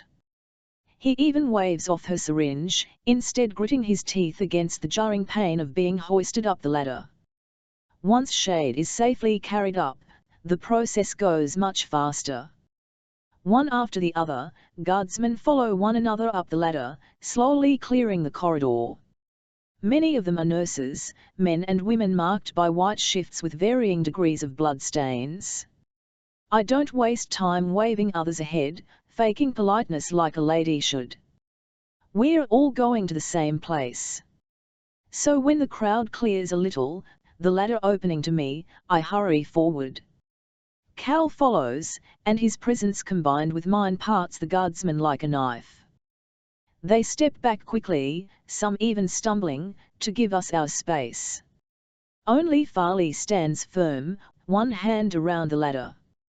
To my surprise, she offers Cal and me a nod. Both of us. That should have been my first warning. The steps on the ladder burn in my muscles, still strained from Nercy, the arena, and my capture. I can hear a strange howling up above, but it doesn't deter me in the slightest. I need to get out of the Merciv, as fast as possible. My last glimpse of the Merciv, looking back over my shoulder, is strange, angling over Farley and into the medical station. There are wounded still in there, motionless beneath their blankets. No, not wounded, I realize as I pull myself up. Dead. Higher up the ladder, the wind sounds, and a bit of water drips down.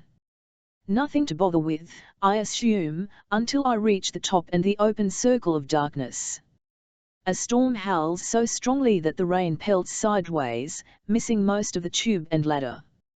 It stings against my scraped face, drenching me in seconds. Autumn storms.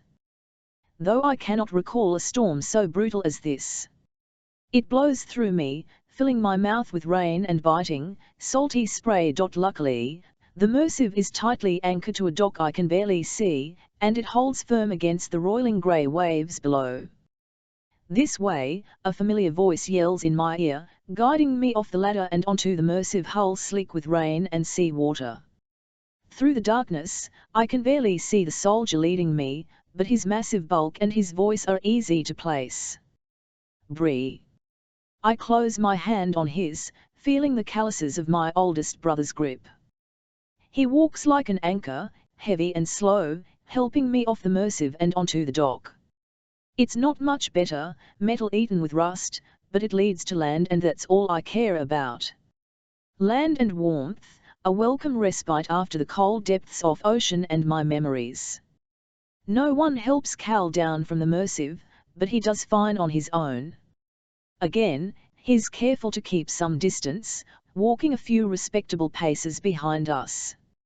I'm sure he hasn't forgotten his first meeting with Bree back in the stilts, when my brother was anything but polite.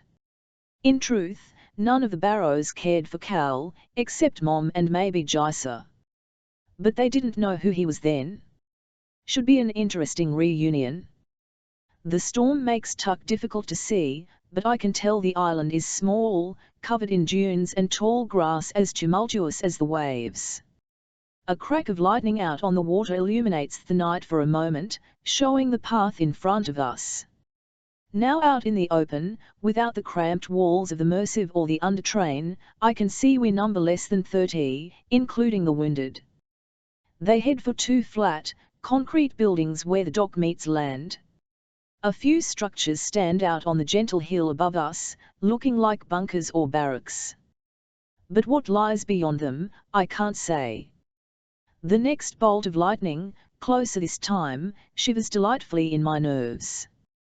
Bree mistakes it for cold, and draws me closer, draping one heavy arm across my shoulders. His weight makes it hard to walk, but I endure. The end off dock cannot come fast enough. Soon I'll be inside, dry, on solid ground, and reunited with the Barrows after far too long. The prospect is enough to get me TLN off the bustle of wet activity. Nurses load the wounded onto an old transport, its storage bed covered in waterproof canvas. It was certainly stolen, as was everything else. The 2 buildings on land are hangars, their doors ajar enough to reveal more transports waiting inside. There's even a few boats anchored to the dock, bobbing in the grey waves as they ride out the storm. Everything is mismatched, outdated.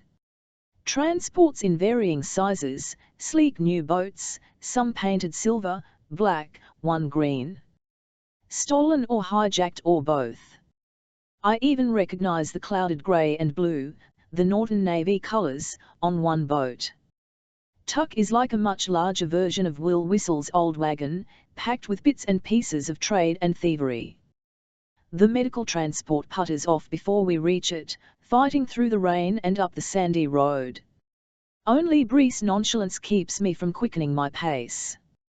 He isn't worried about shade, or what lies at the top of the hill, so I try not to be too. Cal doesn't share my sentiment and finally speeds up so he can walk next to me. It's the storm or the darkness, or maybe simply his silver blood making him look so pale and afraid. This can't last, he mutters, low enough so only I can hear. What's that, Prince? Bree says, his voice a dull roar. I nudge him in the ribs, but it doesn't do much more than bruise my elbow. No matter, we'll know soon enough. His tone is worse than his words. Cold, brutal, so unlike the laughing brother I used to know. The guard has changed him too. Bree, what are you talking about? Cal already knows and stops in his tracks, his eyes on me. The wind musses his hair, pasting it to his forehead.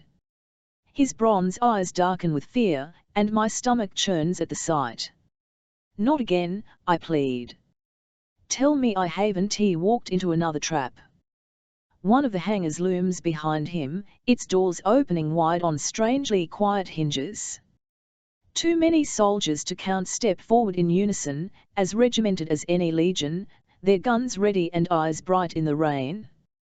Their leader might as well be a shiver, with almost white blonde hair and an icy disposition. But he's red-blooded as I am, one of his eyes is clouded crimson, bleeding beneath the lens. Bree, what is this? I yell, rounding on my brother with a visceral snarl. Instead, he takes my hands in his, and not gently. He holds me firm, using his superior strength to keep me from pulling away. If he were anyone else, I would shock him good. But this is my brother. I can't do that to him, I won't. Bree, let me go. We won't hurt him, he says, repeating it over and over. We're not going to hurt him, I promise you. So this isn't my cage. But that doesn't calm me at all. If anything, it makes me more angry and desperate. When I look back, Cal's fists are aflame, his arms stretched wide to face the blood-eyed man. Well, he growls in challenge, sounding more like an animal than a man. A cornered animal. Too many guns, even for Cal. They'll shoot him if they must. It might even be what they want. An excuse to kill the fallen Paramus. Part of me, most of me, knows they would be justified in this.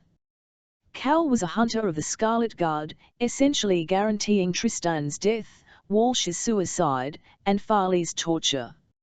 Soldiers killed at his orders, wiping out most of Farley's rebel force. And who knows how many he's sent to die on the war front, trading red soldiers for a few measly miles of the Lakelands. He owes no allegiance to the cause. He is a danger to the Scarlet Guard. But he is a weapon as well as I am, one we can use in the days to come. For the New Bloods, against Maven, a torch to help lift the darkness. He can't fight out of this, Mayor. That's Killam, choosing the worst of moments to sidle back. He whispers in my ear, acting like his closeness can influence me. He'll die if he tries. His logic is hard to ignore. On your knees, Tiberius, the blood-eyed man says, taking bold steps toward the flaming Paramus. Steam rises from his fire, as if the storm is trying to stamp him out. Hands behind your head. Cal does neither, and he flinches at the mention of his birth name. He stands firm, strong, proud, though he knows the battle is lost. Once he might have surrendered, trying to save his own skin. Now he believes that skin worthless. Only I seem to think otherwise. Cal, do as he says. The wind carries my voice so that the whole hangar hears. I'm afraid they can hear my heart too, hammering like a drum in my chest. Cal. Slowly, reluctantly, a statue crumbling to dust, Cal sinks to his knees and his fire sputters out. He did the same thing yesterday, kneeling next to his father's decapitated corpse. The blood-eyed man grins, his teeth gleaming and straight. He stands over Cal with relish, enjoying the sight of a prince at his feet. Enjoying the power it gives him.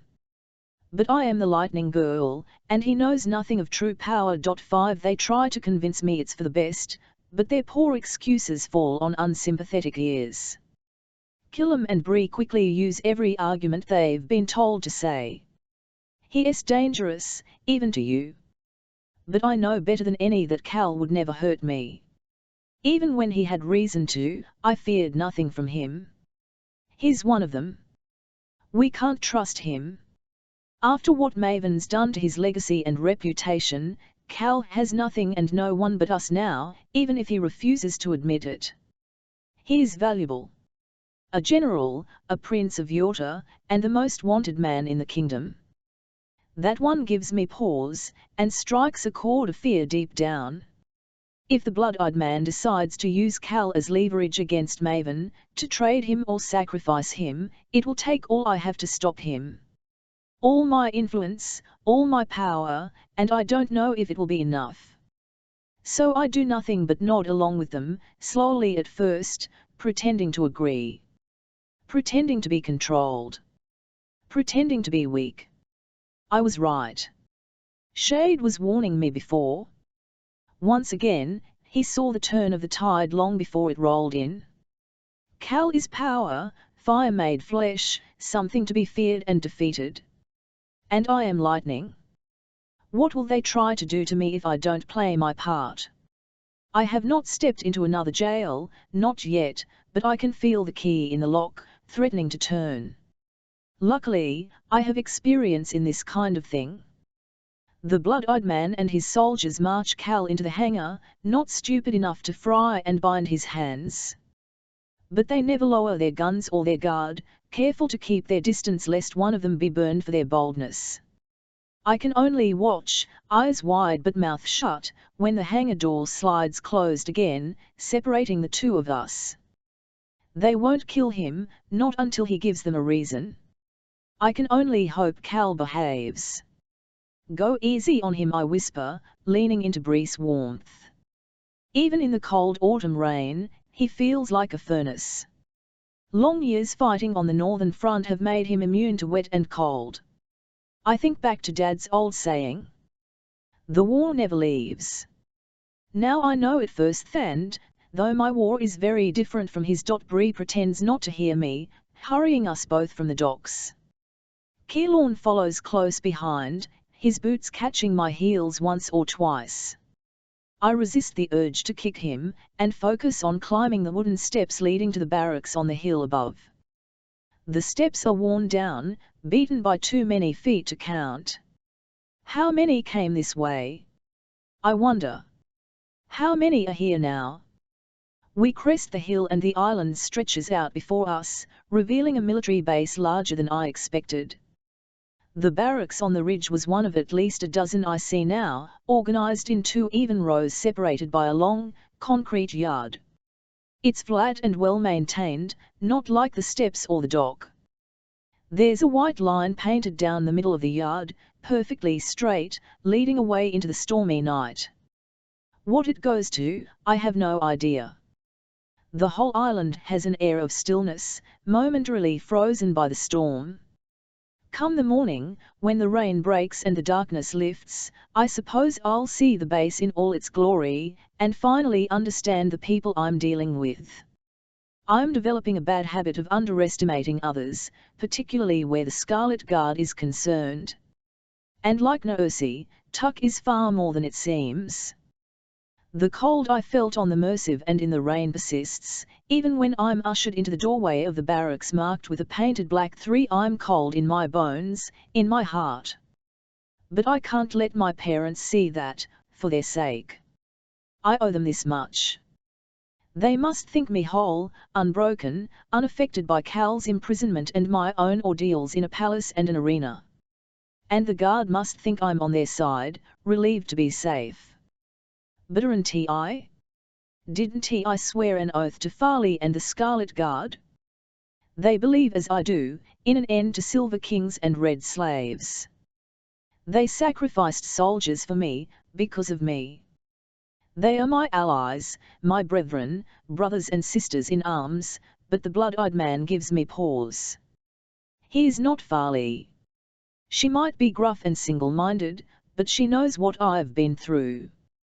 She can be reasoned with. I doubt reason lives in the heart of the blood-eyed man. Killam is strangely quiet. This silence is not like us at all.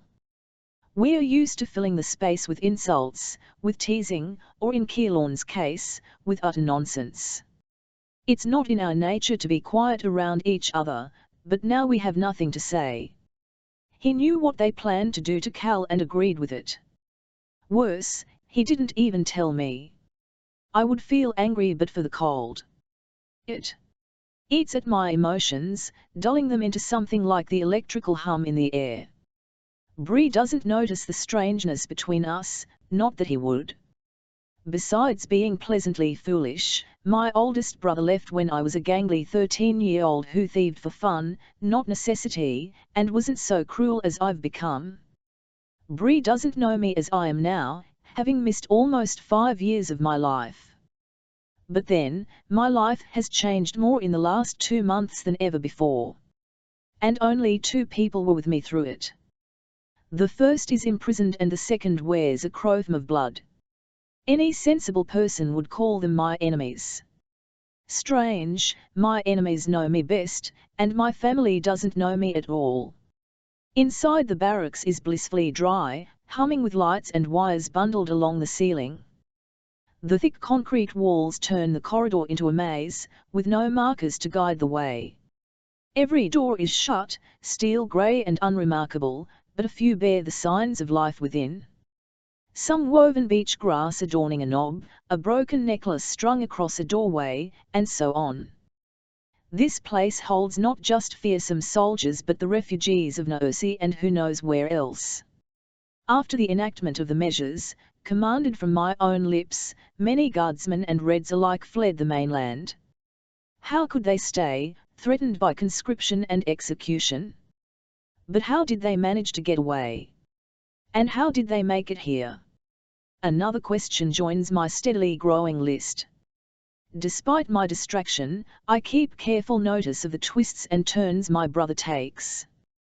Right here, 1, 2, 3 corners, left by the door with Prairie Court into it. Part of me wonders if he's taking a roundabout route on purpose, but Bree isn't smart enough for that. I guess I should be thankful. Shade would have no problems playing the trickster, but not Bree. His brute strength, a rolling boulder easy to dodge. He's a guardsman too, freed from one army just to join another. And based on how he held me on the docks, he owes his allegiance to the guard and nothing else. Trammy will probably be the same, always eager to follow, and occasionally guide, our older brother. Only Shade has the good sense to keep his eyes open, to wait and see what fate awaits us new bloods. The door ahead of us stands ajar, as if waiting. Bree doesn't need to tell me this is our family's bunk, because there's a purple scrap of fabric tied around the doorknob. It's frayed at the edges and clumsily embroidered. Lightning bolts of thread spark across the rag, a symbol that is neither red nor silver, but mine. A combination of the colors of House Titanos, my mask, and the lightning that surges inside of me, my shield. As we approach, something wheels behind the door, and a bit of warmth moves through me. I would know the sound of my father's wheelchair anywhere. Bree doesn't knock. He knows everyone's still awake, waiting for me. There's more room than in the Mersive, but the bunk is still small and cramped. At least there's space to move, and plenty of beds for the barrows, with even a bit of living space around the doorway. A single window, cut high in the far wall, is closed tight against the rain, and the sky seems a bit lighter. Dawn is coming. Yes, it is, I think, taking in the overwhelming amount of red. Scarves, rags, scraps, flags, banners, red on every surface and hanging from every wall. I should have known it would come to this. Jysa sewed dresses for Silvers once, now she painstakingly makes flags for the Scarlet Guard, decorating whatever she can find with the torn son of resistance. They aren't pretty, with uneven stitches and simple patterns. Nothing compared to the art she used to weave. That's my fault too. She sits at the little metal table, frozen with a needle in her half-healed claw of a hand. For a moment, she stares, and so do the rest. Mom, Dad, Trammy, staring but not knowing the girl they are looking at. The last time they saw me, I couldn't control myself. I was trapped, weak, confused. Now I am injured, nursing bruises and betrayals, but I know what I am, and what I must do. I have become more than we could ever have dreamed. It frightens me. Mare. I can barely hear my mother's voice. My name trembles on her lips like back in the stilts, when my sparks threaten to destroy our home, she is the first to embrace me. After a hug that isn't nearly long enough, she pulls me to an empty chair. "Sit, baby, sit," she says, her hands shaking against me. Baby. I haven't been called that in years. Strange that it returns now, when I'm anything but a child. Her touch ghosts over my new clothes, feeling for the bruises beneath like she can see right through the fabric. "You're hurt," she mutters, shaking her head. "I can't believe they let you walk, after all that." I'm quietly glad she doesn't mention Ursi, the arena, or before. I don't think I'm strong enough to relive them, not so soon. Dad chuckles darkly. She can do as she pleases. There's no let to it. He shifts and I notice more grey in his hair than ever. He's thinner too, looking small in the familiar chair. Just like Shade. Shade is common ground, and easier for me to talk about. "You've seen him?" I ask, letting myself relax against the cold metal seat. It feels good to Trammy gets up from his bunk, his head nearly scraping the ceiling. "I'm going to the infirmary now. Just wanted to make sure you're okay" is no longer a word in my vocabulary. Still standing? I can only nod. If I open my mouth, I might tell them about everything. The hurt, the cold, the prince who betrayed me, the prince who saved me, the people I've killed. And while they might already know, I can't bring myself to admit what I've done. To see them disappointed, disgusted, afraid of me. That would be more than I can bear tonight. Bree goes with Trammy, patting me gruffly on the back before following our brother out the door. Killam remains, still silent, leaning against the wall as if he wants to fall into it and disappear. "Are you hungry?" Mom says, busying herself at a tiny excuse for a cabinet. "We saved some dinner rations, if you want." Though I haven't eaten in I don't even know how long, I shake my head. My exhaustion makes it hard to think of anything but sleep. Jaisa notes my manner, her bright eyes narrowed. She pushes back a piece of rich, red hair the color of our blood. "You should sleep." She speaks with so much conviction I wonder who the older sister really is. Let her sleep. Of course, you're right. Again, Mom pulls me along, this time out of the chair and toward a bunk with more pillows than the rest. She nannies, fussing with the thin blankets, putting me through the motions. I only have the strength to follow, letting her tuck me in like she never has before. "Here we are, baby, sleep. Baby. I'm safer than I've been in days, surrounded by the people I love most, and yet I've never wanted to cry more. For them, I hold back. I curl inward and bleed alone, inside, where no one else can see. It isn't long before I'm dozing, despite the bright lights overhead and the low murmurs. Keelan's deep voice rumbles, speaking again now that I'm out of the equation. "Watch her" is the last thing I hear before I sink into darkness. Sometime in the night, somewhere between sleep and waking, Dad takes my hand. Not to wake me up, but just to hold on. For a moment, I think he is a dream, and I'm back in a cell beneath the bowl of bones. That the escape, the arena, the executions were all a nightmare I must soon relive. But his hand is warm, gnarled, familiar, and I close my fingers on his. He's real. "I know what it is to kill someone," he whispers, his eyes far away, 2 pinpricks of light in the blackness of our bunk. His voice is different, just as he is different in this moment. A reflection of a soldier, one who survived too long in the bowels of war. "I know what it does to you." I try to speak. I certainly try. Instead, I let him go, and I drift away. The tang of salt air wakes me the next morning. Someone opened the window, letting in a cool autumn breeze and bright sunlight. The storm has passed. Before I open my eyes, are you why to pretend? This is my cot, the breeze is coming from the river, and my only choice is whether to go to school.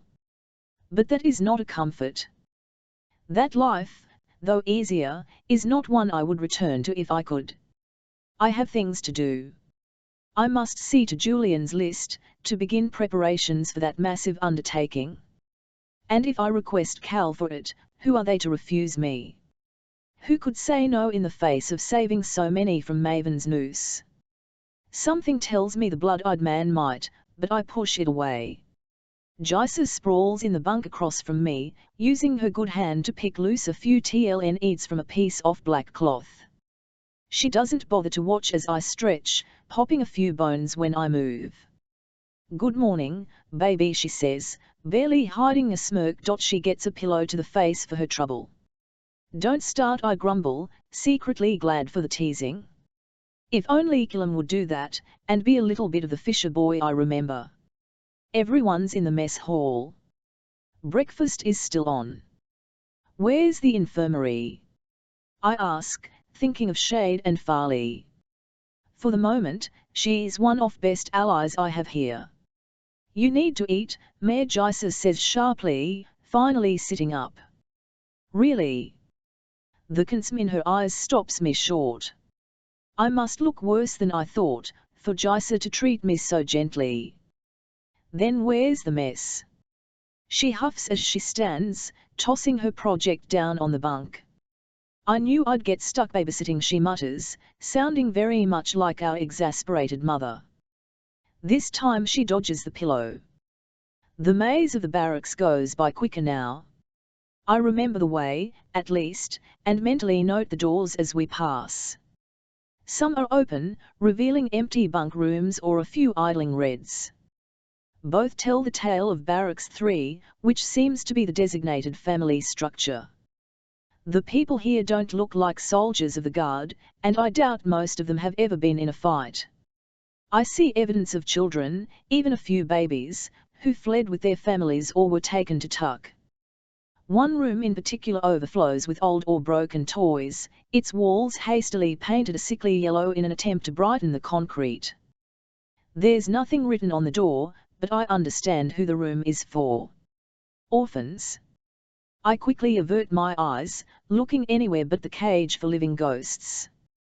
Piping runs the length of the ceiling, carrying with it a slow but steady pulse of electricity.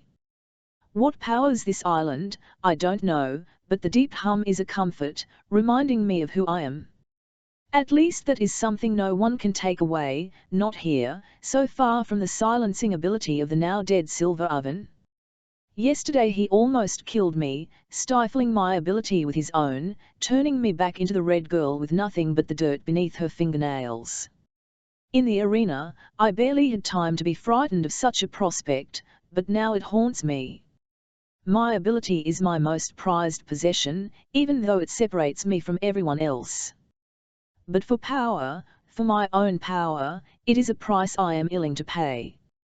"What's it like?" Gisa says, following my gaze to the ceiling.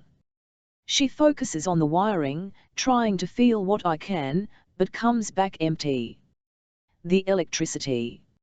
I don't know what to tell her. Julian would explain quite easily, probably debating himself in the process, all while detailing the history of abilities and how they came to be. But Maven told me only yesterday that my old teacher never escaped. He was captured. And knowing Maven, not to mention Ilera, Julian is most likely dead, executed for all he gave to me, and for crimes committed long ago. For being the brother of girl the old king truly loved. Power, I finally say, wrenching open the door to the outside world. Sea air presses against me, playing in my ratty hair. Strength, silver words, but true all the same. Gisa is not one to let me off the hook so easily. Still, she falls silent. She understands her questions are not any I want to answer. In the daylight, Tuck seems both less and more ominous. The sun shines bright overhead, warming the autumn air, and past the barracks, the sea grass gives way to a sparse collection of trees. Nothing like the oaks and pines of home, but good enough for now. Jaisa leads us across the concrete yard, navigating through the bustle of activity.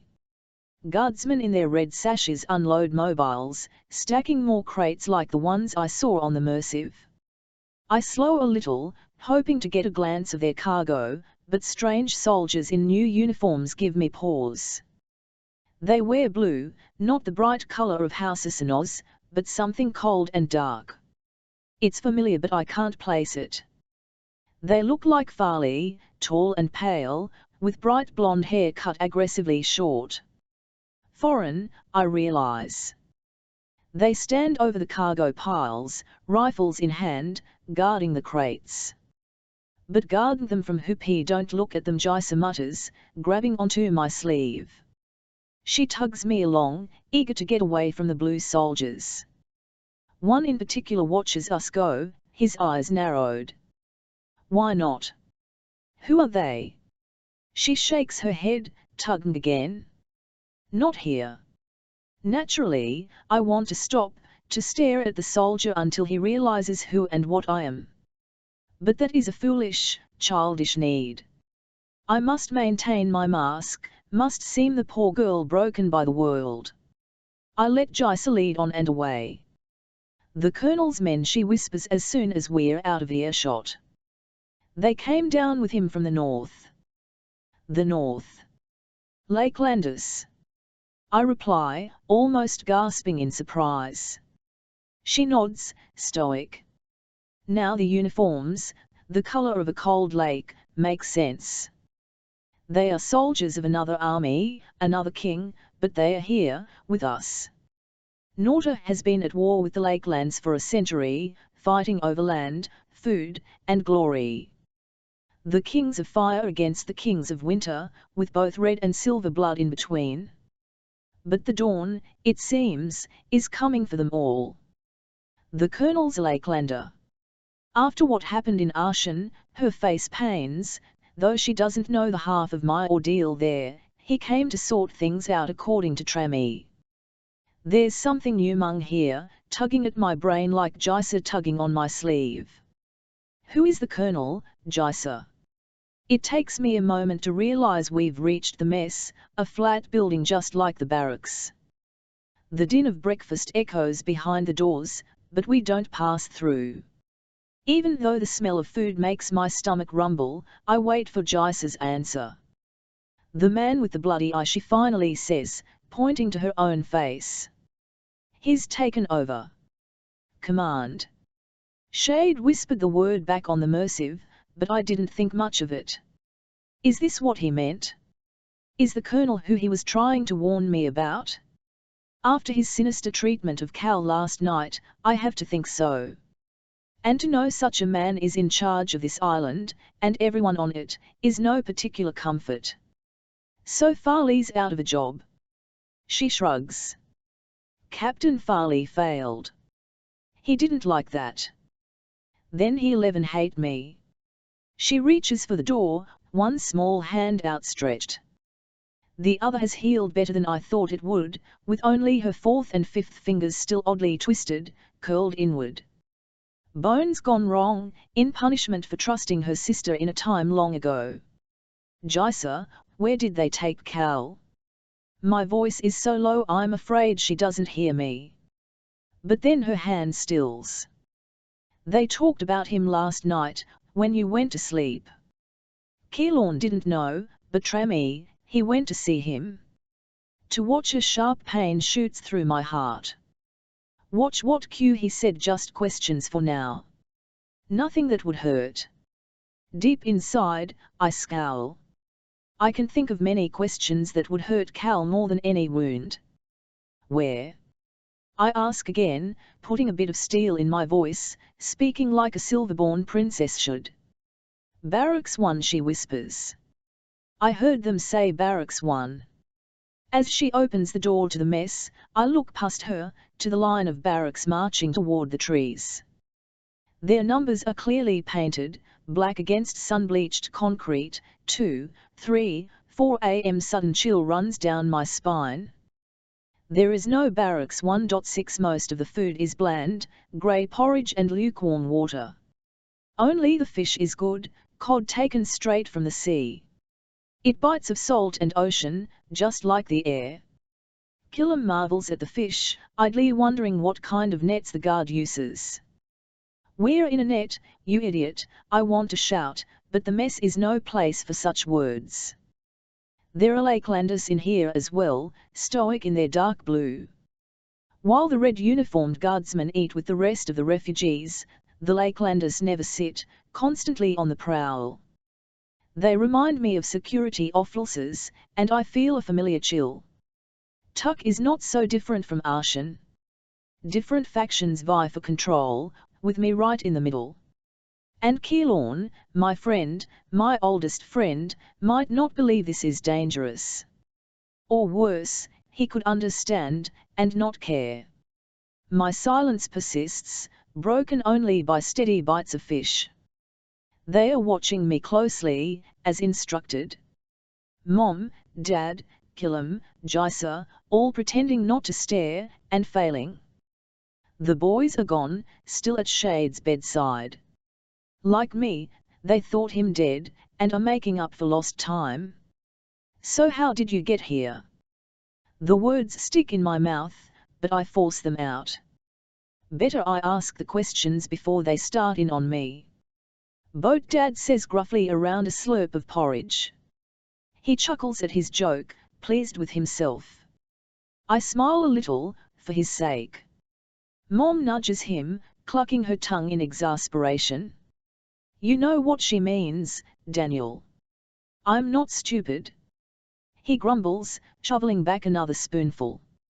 2 days ago, round midnight, Shade popped up on the porch. I mean actually popped. He gestures with his hands, snapping his fingers. You know about that, don't you? I do. Nia gave us all a heart attack, what with the popping and him being, well, alive. I can imagine, I murmur, remembering my own reaction to seeing Shade again. I thought us both dead, in some place far beyond this madness. But like me, Shade had merely become someone, something, else to serve of. Dad continues, on a roll now, literally. His chair rocks back and forth on squeaky wheels, moving with his wild gestures. Well, after your mom stopped crying over him, he got down to it. Started throwing stuff in a bag, useless stuff. The porch flag, the pictures, your letterbox. Didn't make no sense, really, but it's hard to ask anything of a son come back to life. When he said we had to leave, now, right now, I could tell he wasn't joking. So we did. What about the curfew? The measures are still sharp in my head, nails in my skin. How could I forget them, when I was forced to announce them myself? You could have been killed. We had Shade and his. Gesturing again. Dad struggles for the right word, Jaisa rolls her eyes, bored with our father's antics. He calls it jumping, remember? That's it. He nods. Shade jumped us past the patrols and into the woods. From there, we went to the river and a boat. Cargo's still allowed to travel at night, you see, so we ended up sitting in a crate of apples for who knows how long. Mom cringes at the memory. Rotten apples, she adds. Jaisa giggles a little. Dad almost smiles. For a moment, the grey porridge is Mom's bad stew, the concrete walls become rough-hewn wood, and it's the Barrows at dinner. It's home again, and I'm just mere. I let the seconds tick by, listening and smiling. Mom jabbers about nothing so I don't have to speak, letting me eat in quiet peace. She even chases away the stares of the mess hall, meeting every eye that swings my way with a vicious glare I know firsthand. Jaisa plays her part too, distracting Killam with news of the stilts. He listens intently, and she bites her lip, pleased by his attention. I guess her little crush hasn't gone away just yet. That leaves only Dad, glopping through his second bowl of porridge with abandon. He stares at me over the rim of his bowl, and I glimpse the man he was. Tall, strong, a proud soldier, a person I barely remember, so far from what he is now. But like me, like Shade, like the god, Dad is not the ruined, foolish thing he seems. Despite the chair, the missing leg, and the clicking contraption in his chest, he's still seen more battles and survived longer than most. He lost the leg and lung only 3 months before a full discharge, after near 20 years of conscription. How many make it that far? We seem weak because we want to. Perhaps those are not Shade's words at all, but our father's. Though I've only just come into my own strength, he's been hiding his since he came home. I remember what he said last night, half hidden in dreams. I know what it is to kill someone. I certainly don't doubt it. Strange, it's the food that reminds me of Maven. Not the taste, but the act of eating itself. My last meal was at his side, in his father's palace.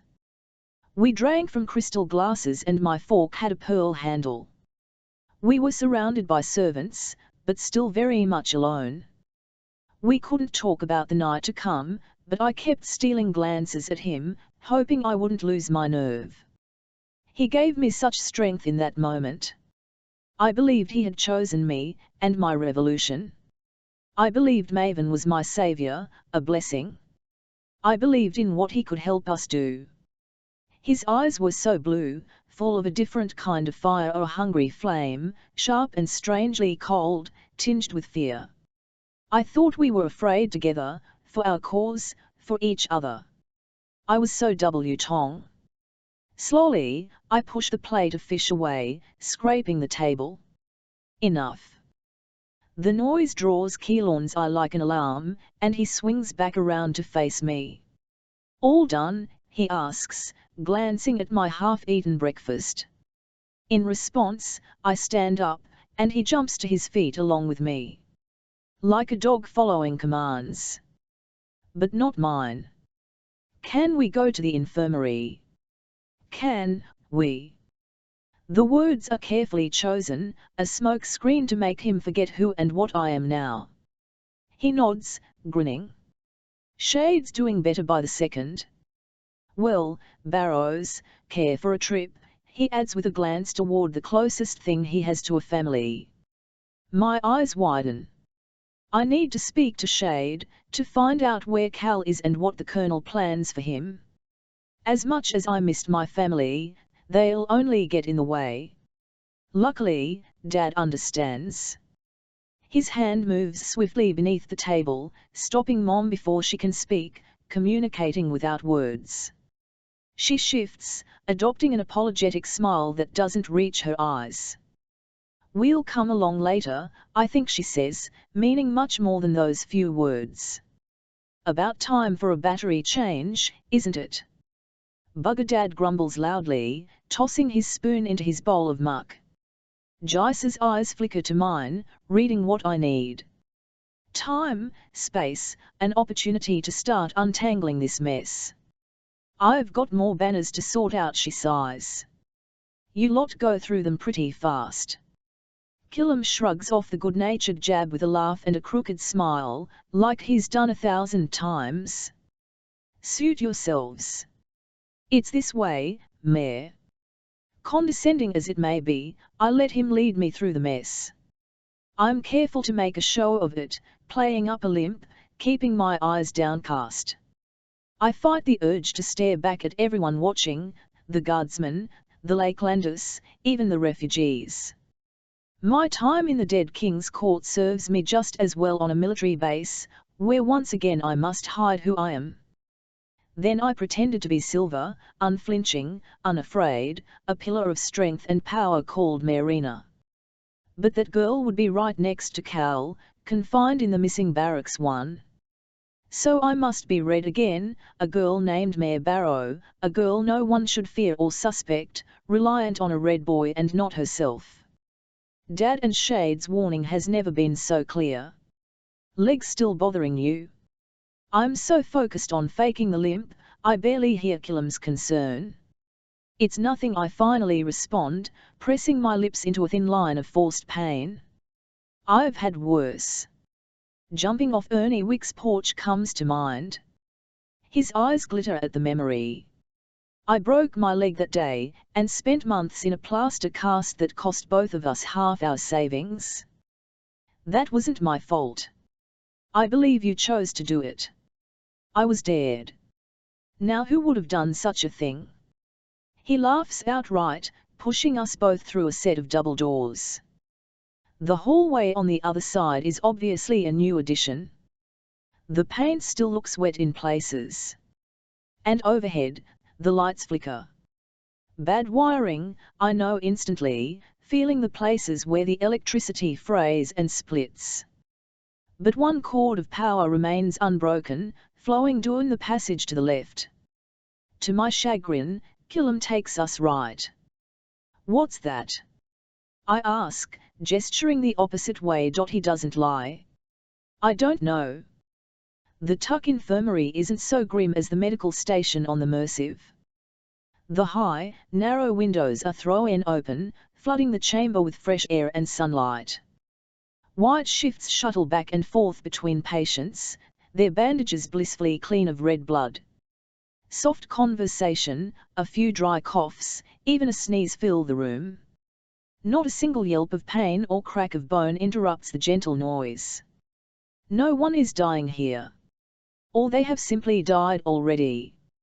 Shade isn't hard to find, and this time, he isn't pretending to sleep. His leg is still elevated, held up by a more professional sling, and his shoulder bandage is fresh. He angles to the right, facing the bed next to him with a stoic expression. Who he's addressing, I can't tell yet. A curtain surrounds the bed on two sides, hiding the occupant from the rest of the infirmary. As we approach, Shade's mouth moves quickly, whispering words I can't decipher. He stops short at the sight of me, and it feels like a betrayal. You just missed the brutes, he calls out, adjusting himself so there's room for me on the bed. A nurse moves to help, but Shade waves him off with a bruised hand. The brutes, his old nickname for our brothers. Shade grew up small, and was often Bree's punching bag. Trammy was kinder, but always followed in Bree's lumbering footsteps.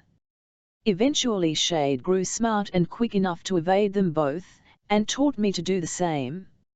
I don't doubt he sent them from his bedside, allowing him enough privacy to talk with me, and whoever it is behind the curtain.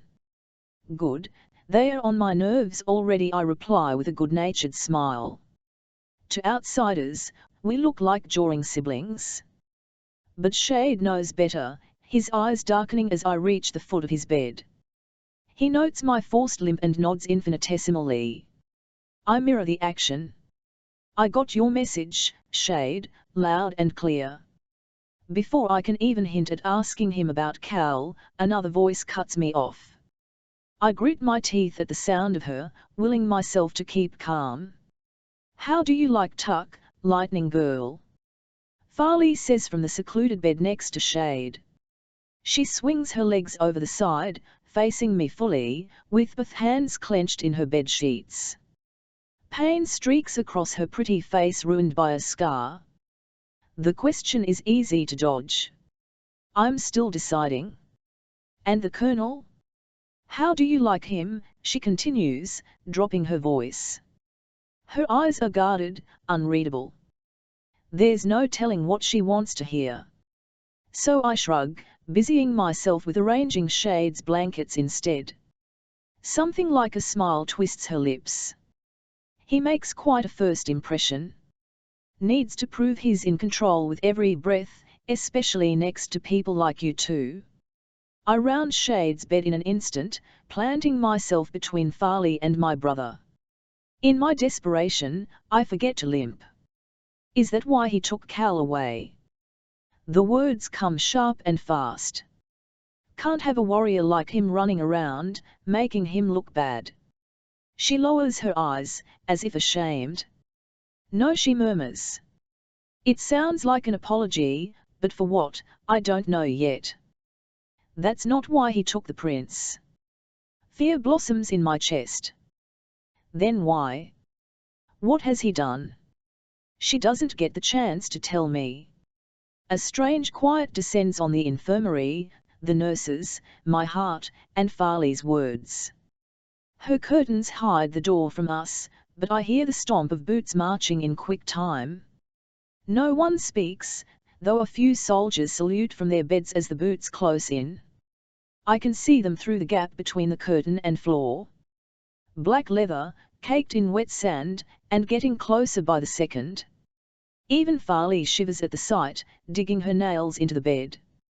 Keylorn draws closer, half concealing me with his bulk, while Shade does his best to sit up. Though this is a medical ward filled with red wounded and my so-called allies, a little piece of me calls to the lightning. Electricity flares in my blood, close enough to reach for if I need it. The Colonel rounds the curtain, his red eye fixed in a constant glare. To my surprise, it lands on Farley, forsaking me for the moment. His escorts, Lakelanders by their uniforms, look like pale, grim versions of my brother Bree. Hewn of muscle, tall as trees, and obedient. They flank the Colonel in practiced motion, taking up positions at the end of Shade's and Farley's beds. The Colonel himself stands in between, boxing Inkilam and me. Proving he is in control. Hiding, Captain, the Colonel says, fingering the curtain around Farley's bed. She bristles at the name and the insinuation. When he tsks aloud, she visibly cringes. You're smart enough to know an audience won't protect you. I tried to do all you've asked, the difficult and the impossible, she fires back.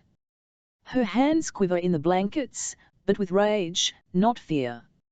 You left me 100 soldiers to overthrow Norta, an entire country. What did you expect, Colonel? I expected you to return with more than 26 of them. The retort lands hard. I expected you to be smarter than a 17-year-old princeling. I expected you to protect your soldiers, not throw them to a den of silver wolves. I expected much and more from you, Diana, much and more than what you gave. Diana. The name is his killing blow. Her real name. Her shivers of rage turn to shame, reducing Farley to a hollow shell. She stares at her feet, fixating on the floor below. I know her look well, the look of a shattered soul. If you speak, if you move, you'll collapse. Already, she is starting to crumble, leveled by the Colonel, his words, and her own. I convinced her, Colonel. Part of me wishes my voice would shake, to make this man think I fear him. But I've faced worse than a soldier with a bloody eye and a bad temper. Much, much worse. Gently, I push Keylorn to the side, moving forward. I vouched for Maven and his plan. If not for me, your men and women would be alive. Their blood is on my hands, not hers. To my surprise, the Colonel only chuckles at my outburst. Not everything revolves around you, Miss Barrow. The world does not rise and fall at your command. That's not what I meant. It sounds foolish, even in my own head. These mistakes are her own and no one else's, he continues, turning back to face Farley. I strip you of your command, Diana. Do you challenge this? For a brief, simmering moment, it looks like she might. But she drops her head and her gaze, retreating inward. I do not, sir. Your best choice in weeks, he snaps, turning to go. But she isn't finished. She looks up once more. What of my mission? Mission? What mission? The Colonel seems more intrigued than angry, his one good eye darting in its socket. I was not made aware of any new orders. Farley turns her gaze back to me and I feel an odd kinship to her. Even defeated, she is still fighting. Miss Barrow had an interesting proposition, one I plan to pursue. I believe command will agree. I almost grin at Farley, emboldened by her declaration in the face of such an opponent. What proposition is this? The colonel says, squaring his shoulders to me. From this close, I see the distinct swirls of blood in his eye, moving slowly, clouds on the wind. I was given a list of names. Of Reds like my brother and me, born with the mutation that enables our own abilities. I must convince him, I must. They can be found, protected, trained. Red like us but strong as Silvers, able to fight them in the open. Maybe even powerful enough to win the war. A shaky breath rattles in my chest, quivering with thoughts of Maven. The king knows about the list, and will surely kill them all if we don't find them first. He won't let so strong a weapon go. The colonel is silent for a moment, his jaw working as he thinks. He even fidgets, playing with a fine chain necklace hidden in his collar. I glimpse links of gold between his fingers, revealing a fine prize no soldier should carry. I wonder who he stole it from. And who gave you these names? He finally asks, his voice level and hard to read. For a brute, he's surprisingly good at hiding his thoughts. Julian Yakos. Tears well in my eyes at the name, but I will not let them a silver. The colonel sneers.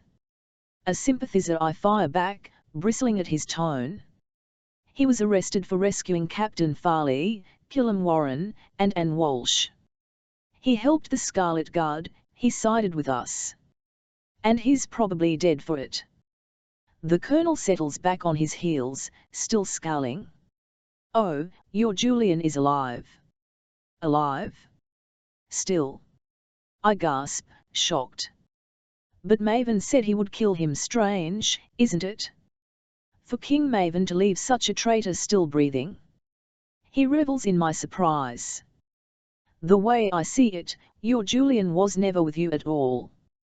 He gave you the list to pass on to us, to send the guard on a goose chase ending in another trap. Anyone can betray anyone. But I refuse to believe that about Julian. I understand enough of him to know where his true loyalties lie, with me, Sarah, and anyone who would oppose the queen who killed his sister. And even if the list is true, and the names do lead to other, he searches for the word, not bothering to be gentle, things like you, then what? Do we dodge the worst agents of the kingdom, hunters better and faster than us, to find them? Do we attempt a mass exodus of the ones we can save? Do we found the Barrow School for freaks, and spend years training them to fight? Do we ignore everything else, all the suffering, the child soldiers, the executions, for them? He shakes his head, making the thick muscles on his neck strain. This war will be over and our bodies cold before we gain a single bit of ground with your proposition. He glances at Farley, heated. The rest of command will say the same, Diana, so unless you wish to play the fool yet again, I suggest you keep quiet about this. Each point feels like the blow from a hammer, smashing me down to size. He's right about some things. Maven'll send his best to hunt down and kill the list. He'll try to keep it secret, which will slow him down, but not by much. We'll certainly have our work cut out for us. But if there's even a chance for another soldier like me, like Shade, isn't it worth the cost? I open my mouth to tell him just that, but he holds up a hand. I will hear no more of it, Miss Barrow. And before you make a snide comment about me trying to stop you, remember your oath. You swore to the Scarlet Guard, not your own selfish motives. He gestures to the room of injured soldiers, all harmed fighting for me. And if their faces are not enough to keep you in line, then remember your friend and his own position here. Cal. You wouldn't dare hurt him? His bloody eye darkens, swirling with deep crimson, the color of rage. To protect my own, I certainly would. The corners of his eyes lift, betraying a smirk. Just as you did. Make no mistake, Miss Barrow, you have hurt people to serve your own ends, the prince most of all. For a moment, it's like my own eyes have clouded with blood. All I see is red, a livid anger. Sparks rush to my fingertips, dancing just beneath my skin, but I clench my fists, holding them back. When my vision clears, theolights flicker overhead, the only indication of my fury, and the Colonel is gone, having left us to simmer alone. "Easy there, Lightning Girl," Farley murmurs, her voice softer than I've ever heard it. "It's not all bad. Isn't it?" I bite out through gritted teeth. I want nothing more than to explode, to let my Hugh self out and show these weak men exactly who they are dealing with. But that would get me a cell at best, a bullet at worst. And I would have to die with the knowledge that the Colonel is correct. I've done so much damage already, and always to the people closest to me. For what I thought was right, I tell myself. For the better. Instead of commiserating, Farley straightens her spine and sits back, watching me seethe. The shamed child she was disappears with shocking ease.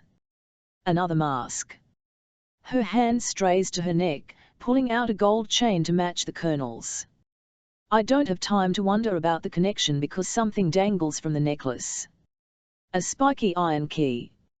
I don't need to ask where the corresponding lock is. Barracks 1. She tosses it to me blithely, a lazy smile on her face. "You'll find I'm remarkably good at giving orders, and particularly awful at following them." 7. Keylorn grumbles all the way out of the infirmary and into the concrete yard. He even walks slowly, forcing me to slow down for him. I try to ignore him, for Cal's sake, for the cause, but when I catch the word foolish for the third time, I have to stop short. He collides with my back. "Sorry," he says, not sounding at all apologetic. "No, I'm Sony," I spit back, spinning to face him. A little bit of the anger I felt toward the Colonel spills over and my cheeks flush with heat. "I'm Sony, you can't stop being an ass for 2 minutes so you can see exactly what's going on here." I expect him to shout at me, to match me blow for blow in the usual way. Instead, he sucks in a breath and steps back, working furiously to calm himself. "You think I'm so stupid?" he says. "Please, Mayor, educate me. Show me the light. What do you know that I don't?" The words beg to fall out. But the yard is too open, filled with the Colonel's soldiers, guardsmen, and refugees hustling back and forth. And while there are no silver whispers to read my mind, no cameras to watch my every move, I won't go soft now. Keylorn follows my gaze, eyeing a troop of guardsmen who jog within a few yards of us. "You think they are spying on you?" he all but sneers, dropping his voice to a mocking whisper. "Come on, Mayor. We're all on the same side here." "Are we?" I ask, letting the words sink in. "You heard what the Colonel called me. A thing. A freak." Killam blushes. "He didn't mean that." "Oh, and you know the man so well." Thankfully, he has no retort for that. He looks at me like I'm the enemy, like I'm some kind of bomb about to go off. Killam stumbles, unsure of the words even as they leave his lips. "He's not entirely wrong though, is he?" I spin so fast the heel of my boot leaves black skid marks in the concrete. Would that I could leave a similar bruise on Keylorn's stupid, sputtering face. "Hey, come on," he calls after me, closing the distance in a few quick steps. But I keep walking, and he keeps following. "Mayor, stop. That came out you mung, you are stupid," Killam Warren, I tell him over my shoulder. The safety of Barracks 3 beckons, rising up ahead of me. "Stupid and blind and cruel. Well, you're no picnic either," he thunders back, finally becoming the argumentative twit I know he is.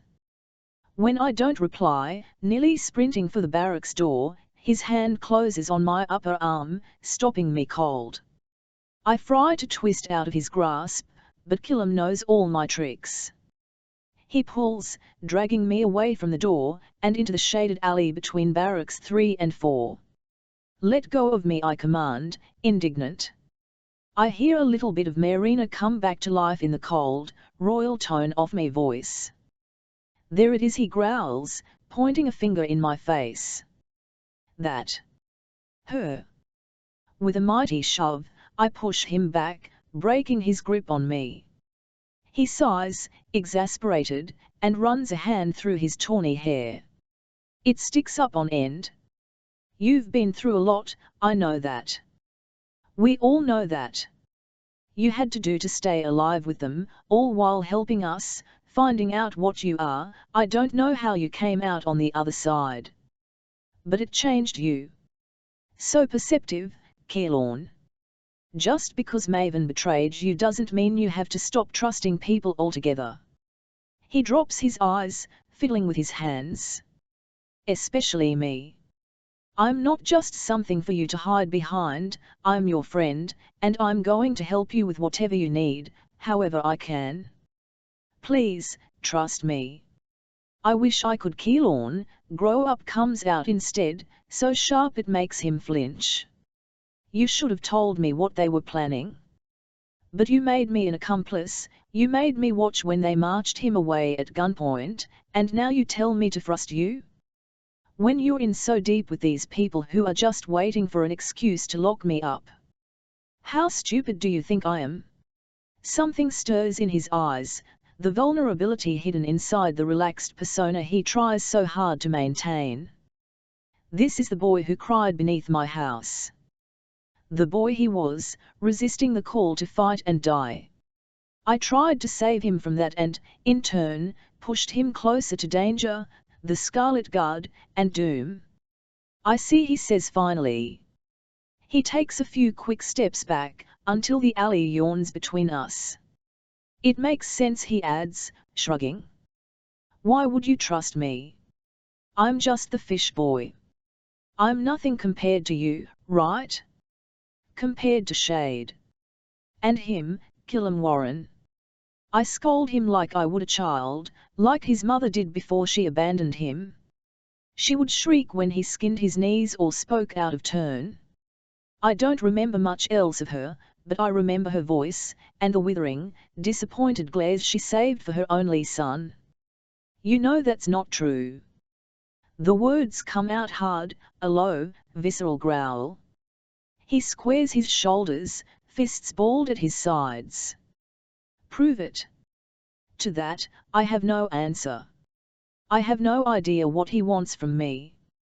I'm sorry, I choke out, and this time I mean it. I'm sorry for being Mayor. A warm hand on my arm stops my stumbling. He stands above me, close enough to smell. Thankfully the scent of blood is gone, replaced by salt. He's been swimming. You don't need to apologize for what they did to you, he mumbles. You never have to do that. I don't think you're stupid. That might be the nicest thing you've ever said to me.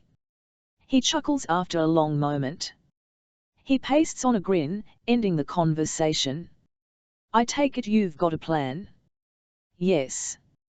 Are you going to help? Shrugging, he spreads his arms wide, gesturing at the rest of the base. Not much else for the fish boy to do. I shove him again, drawing a genuine smile from him. But it doesn't last. Along with the key, Farley gave me detailed directions to Barracks 1. As on the mainland, the Scarlet Guard still favors their tunnels, and Cal's prison is, of course, located underground. Technically, underwater. The perfect prison for a burner like Cal. Built beneath the dock, hidden by the ocean, guarded by blue waves and the Colonel's blue uniforms. It's not only the island prison but also the Armory, the Lakelander bunks, and the Colonel's down headquarters. The main entrance is a tunnel leading from the beach hangars, but Farley assured me of another way. You might get wet, she warned with my smile. While the prospect of diving into the ocean unsettles me, even so close to the beach, Killam is annoyingly calm. In fact, he's probably excited, happy to put his long years on the river to good use.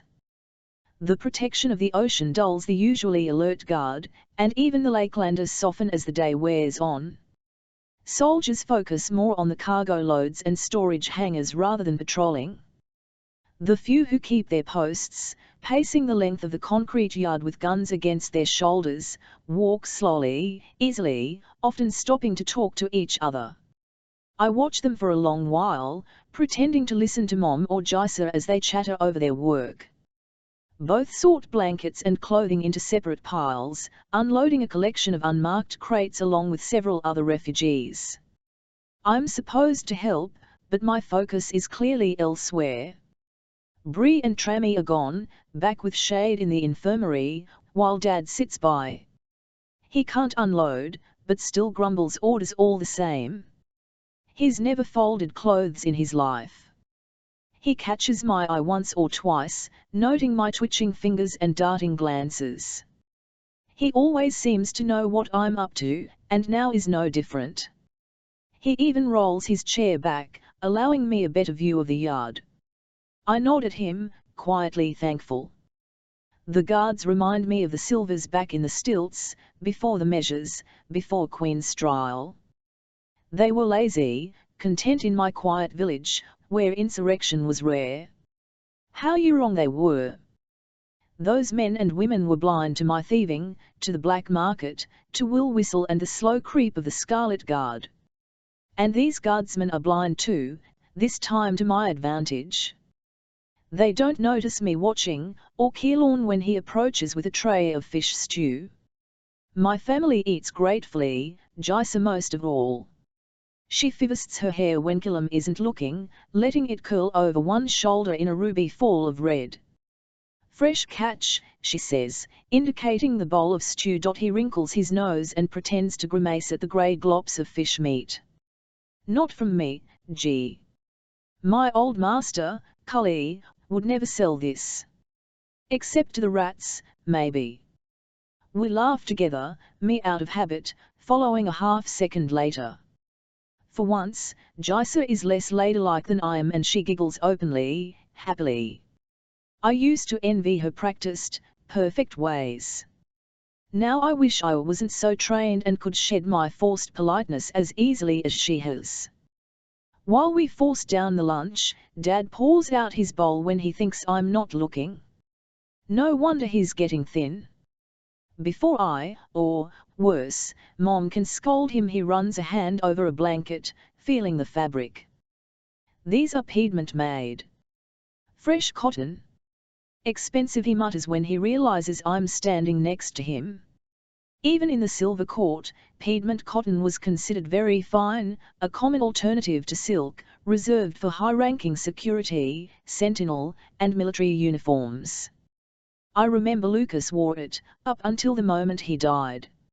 I realize now I never saw him out of uniform. I can't even picture it. And his face is already fading. A few days and I'm forgetting him, a man I sent to his death. Stolen.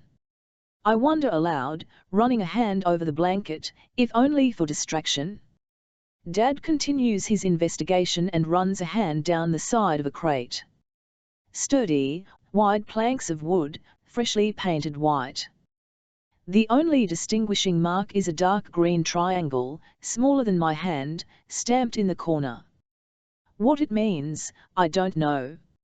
Or given Dad says he doesn't need to speak for me to know we're thinking about the same thing. If there are Lakelanders with us here, on this very island, then the Scarlet Guard could easily have friends elsewhere, in different nations and kingdoms. We seem weak because we want to. With a stealth I didn't know he possessed, Dad takes my hand quickly and quietly. Be careful, my girl. But while he is afraid, I feel hope. The Scarlet Guard has deeper roots than I knew, than any Silver could imagine. And the Colonel is only one of 100 heads, just like Farley. An opposition definitely, but one I can overcome. After all, he's not a king. Of those, I've had my fair share. Like Dad, I pour my stew into a crack in the concrete. I'm finished, I say, and Killam jumps up. He knows his cues. We're going to visit Shade, or at least that's what we say out loud, for the benefit of the others close by. My family knows better, even Mom. She blows me a kiss as I walk away, and I tuck it close to my heart. When I pull up my collar, I become just another refugee, and Killam is no one at all. The soldiers pay us no mind. It's easy to walk the length of the concrete yard, away from the docks and the beach, following the thick white line. In the light of midday, I see the concrete extends toward gentle, sloping hills, looking very much like a wide road to nowhere. The painted line continues ahead, but a thinner, more worn line branches off at a right angle. It connects the central line to another structure, located at the end of the barracks, towering over everything else on the island. It looks like a larger version of the hangars on the beach, tall and wide enough to fit 6 transports stacked on top of one another. I wonder what it holds, knowing the guard does their own share of thieving. But the doors are shut fast, and a few Lakelander men idle in the shade. They chat among themselves, keeping their guns close. So my curiosity will have to wait, perhaps forever. Killam and I turn right, toward the gap between barracks 8 and 9. The high windows of both are dark, abandoned, the buildings are empty. Waiting for more soldiers, more refugees, or worse, more orphans. I shiver as we pass through their shadows. The beach isn't hard to get to. After all, this is an island. And while the main base is well developed, the rest of Tuck is empty, covered only in dunes, hills swathed in tall grass, and a few pockets of ancient trees. There aren't even paths through the grass, with no animals large enough to make them. We disappear nicely, winding through the swaying plants until we reach the beach. The dock stands a few hundred yards away, a wide knife jutting out into the waves. From this distance, the patrolling Lakelanders are only smudges of dark blue pacing back and forth. Most focus on the cargo ship approaching from the far side of the dock. My jaw drops at the sight of such a large vessel obviously controlled by Reds. Killam is more focused. Perfect cover, he says, and starts to take off his shoes. I follow suit, kicking off my laceless boots and worn socks. But when he pulls his shirt over his head, exposing familiar, lean muscles shaped by hauling nets, I'm not so inclined to follow. I don't fancy running around a secret bunker shirtless. He folds his shirt over his shoes, fiddling a bit. I take it this isn't a rescue mission. How could it be? There's nowhere to go. I just need to see him. Tell him about Julian. Let him know what's going on. Killam winces, but he nods all the same. Get in, get out. Shouldn't be too hard, especially since they won't expect anything from the ocean side. He stretches back and forth, shaking out his feet and fingers to make ready for the swim. All the while, he goes over Farley's whispered instructions. There's a moon pool at the bottom of the bunker, opening up into a research lab. Once used to study marine life, now it serves as the Colonel's own quarters, though he never visits them during the day. It'll be locked from the inside, easy to open, and the corridors are simple to navigate. At this time of day, the bunks will be empty, the passage from the docks sealed, and very few guards will remain behind. Killam and I faced worse as children, when we stole a case of batteries for my dad from a security outpost. Try not to splash, Killam adds, before wading into the surf. Goosebumps rise on his skin, reacting to the cold autumn ocean, but he barely feels it. I certainly do, and by the time the water reaches my waist my teeth are chattering. With one last glance toward the dock, I dive below a wave, letting it chill me to the bone. Killam cuts through the water effortless, swimming like a frog, making almost no noise at all. I try to mimic his movements, following close to his side as we swim farther out. Something about the water heightens my electrical sense, making it easier to feel the piping running out from the shore. I could trace it with a hand if I wanted, noting the path of electricity from the docks, through the water, and into Barracks 1. Eventually Keylorn turns toward it, angling us on a diagonal to the shore, and then parallel. His advance is masterful, with the stolen boats at anchor to hide our approach. Once or twice he touches my arm beneath the waves, communicating with a slight pressure. Stop, go, slow, fast, all of it while he stays fixed on the dock ahead. Luckily, the freighter ship is unloading, drawing the attention of any soldiers who might spot our heads bobbing through the water. More crates, all white, stamped with the green triangle. More clothes? No, I realize as a crate topples, cracking open. Guns spill across the dock. Rifles, pistols, ammunition, probably a dozen in one crate alone. They gleam in the sunlight, newly made. Another gift for the Scarlet Guard, another twist of even deeper roots I never knew existed. The knowledge makes me swim faster, pushing me past Keylorn even when my muscles ache. I duck under the dock, safe at last from any eyes above, and he follows, keeping pace just behind me. It's right below us. His whispers echo oddly, reverberating off the metal dock above and the water all around. I can just feel it with my toes. I almost laugh at the sight of Killam stretching, his brow set in concentration as he tries to brush a foot against the hidden bunker of Barracks 1. Something funny, he grumbles. You're so useful, I reply with a mischievous smirk. It feels good to be with him like this, sharing a secret goal again. Although this time we're breaking into a military bunker, not someone's half-locked house. Here he finally says, before his head disappears below the water. He bobs back up again, arms wide to keep himself afloat. The edge. Now comes the hard part. The plunge through suffocating, drowning darkness. Killam reads the fear on my face plainly. Just hold on to my leg, that's all you have to do. I can barely nod. Right. The moon pool is on the bottom of the bunker, only 25 feet down. It's nothing at all, Farley had said. Well, it certainly looks like something, I think, peering at the black water below me. Keylorn, Maven will be so disappointed if the ocean kills me before he can. To anyone else, the joke would be in poor taste.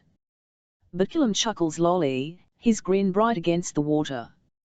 Well, as much as I'd like to annoy the king, he sighs, let's try and avoid drowning, shall we?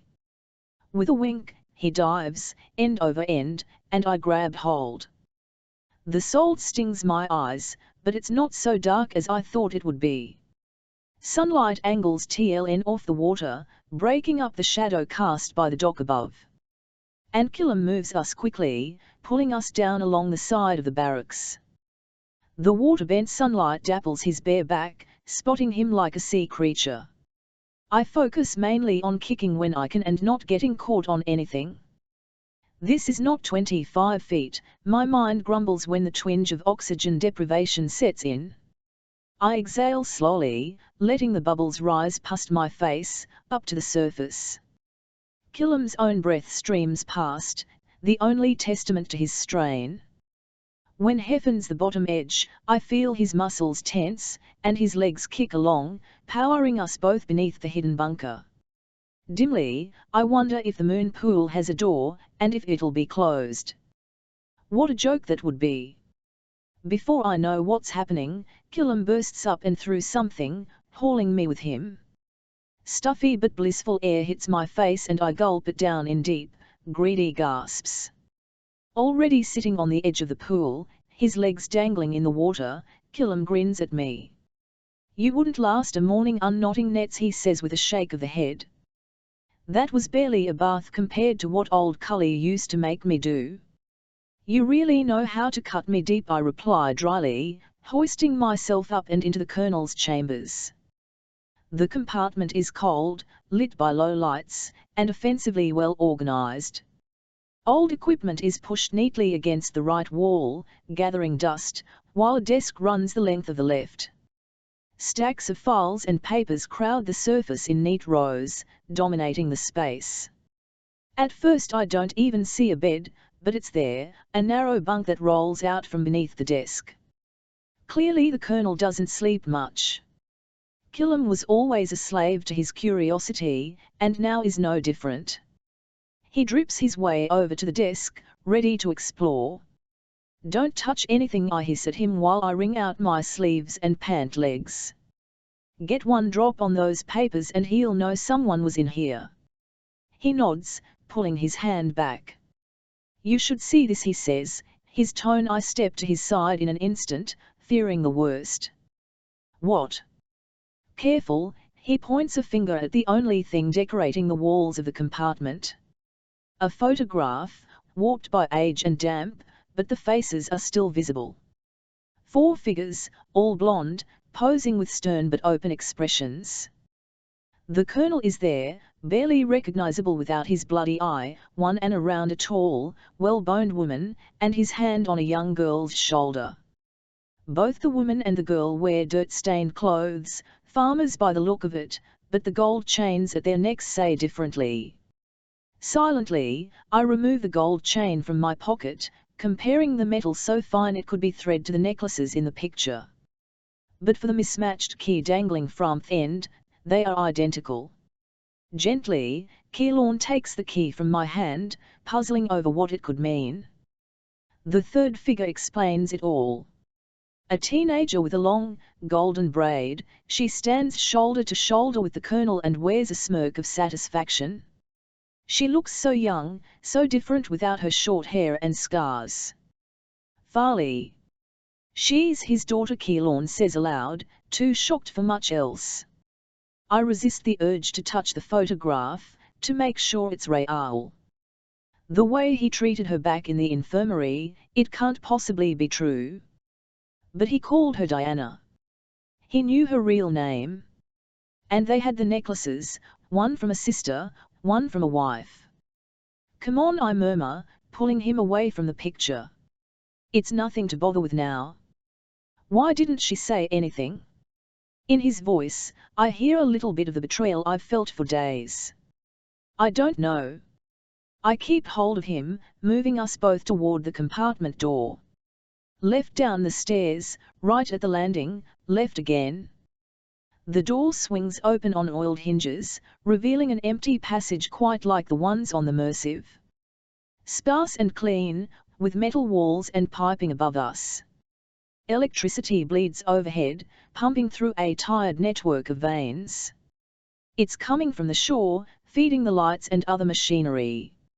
Like Farley said, there's no one down here. No one to stop us. I suppose, as the Colonel's daughter, she would know firsthand.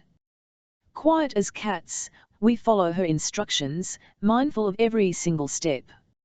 I'm reminded of the cells beneath the Hall of the Sun, where Julian and I incapacitated a squadron of black-masked sentinels to free Killam, Farley, and the doomed Walsh. It seems so far away, yet that was only days ago. A week. Just 1 week. I shudder to think where I'll be in 7 more days. At last we come to a shorter passage, a dead end with 3 doors on the left, 3 doors on the right, and just as many observation windows set in between. The glass of each is dark, but for the window on the end, it flickers slightly, casting harsh white light through the pane. A fist collides with the glass and I flinch, expecting it to crack beneath Cal's knuckles. But window holds firm, echoing dully with every boom-boom of his fists, showing nothing more than smears of silver blood. No doubt he hears me coming, and thinks I'm one of them. When I step in front of the window, he freezes mid-motion, one clenched and bleeding fist poised to strike. His flame-maker bracelet slides down his thick wrist, still spinning from his momentum. That's a comfort, at least. They didn't know enough to take away his greatest weapon. But then why is he still imprisoned at all? Couldn't he just melt the window and be done with it? For a single, blazing moment, our eyes meet through the glass, and I think our combined stare might shatter it. Thick, silver blood drips from where he struck his hand, mixing with already dried stains. He's been at this for a while, beating himself bloody in an attempt to get out, or burn off a little bit of his rage. "It's locked," he says, his voice muffled behind the glass. "Couldn't tell," I reply, smirking. Next to me, Killam holds up the key. Cal starts, as if noticing Killam for the first time.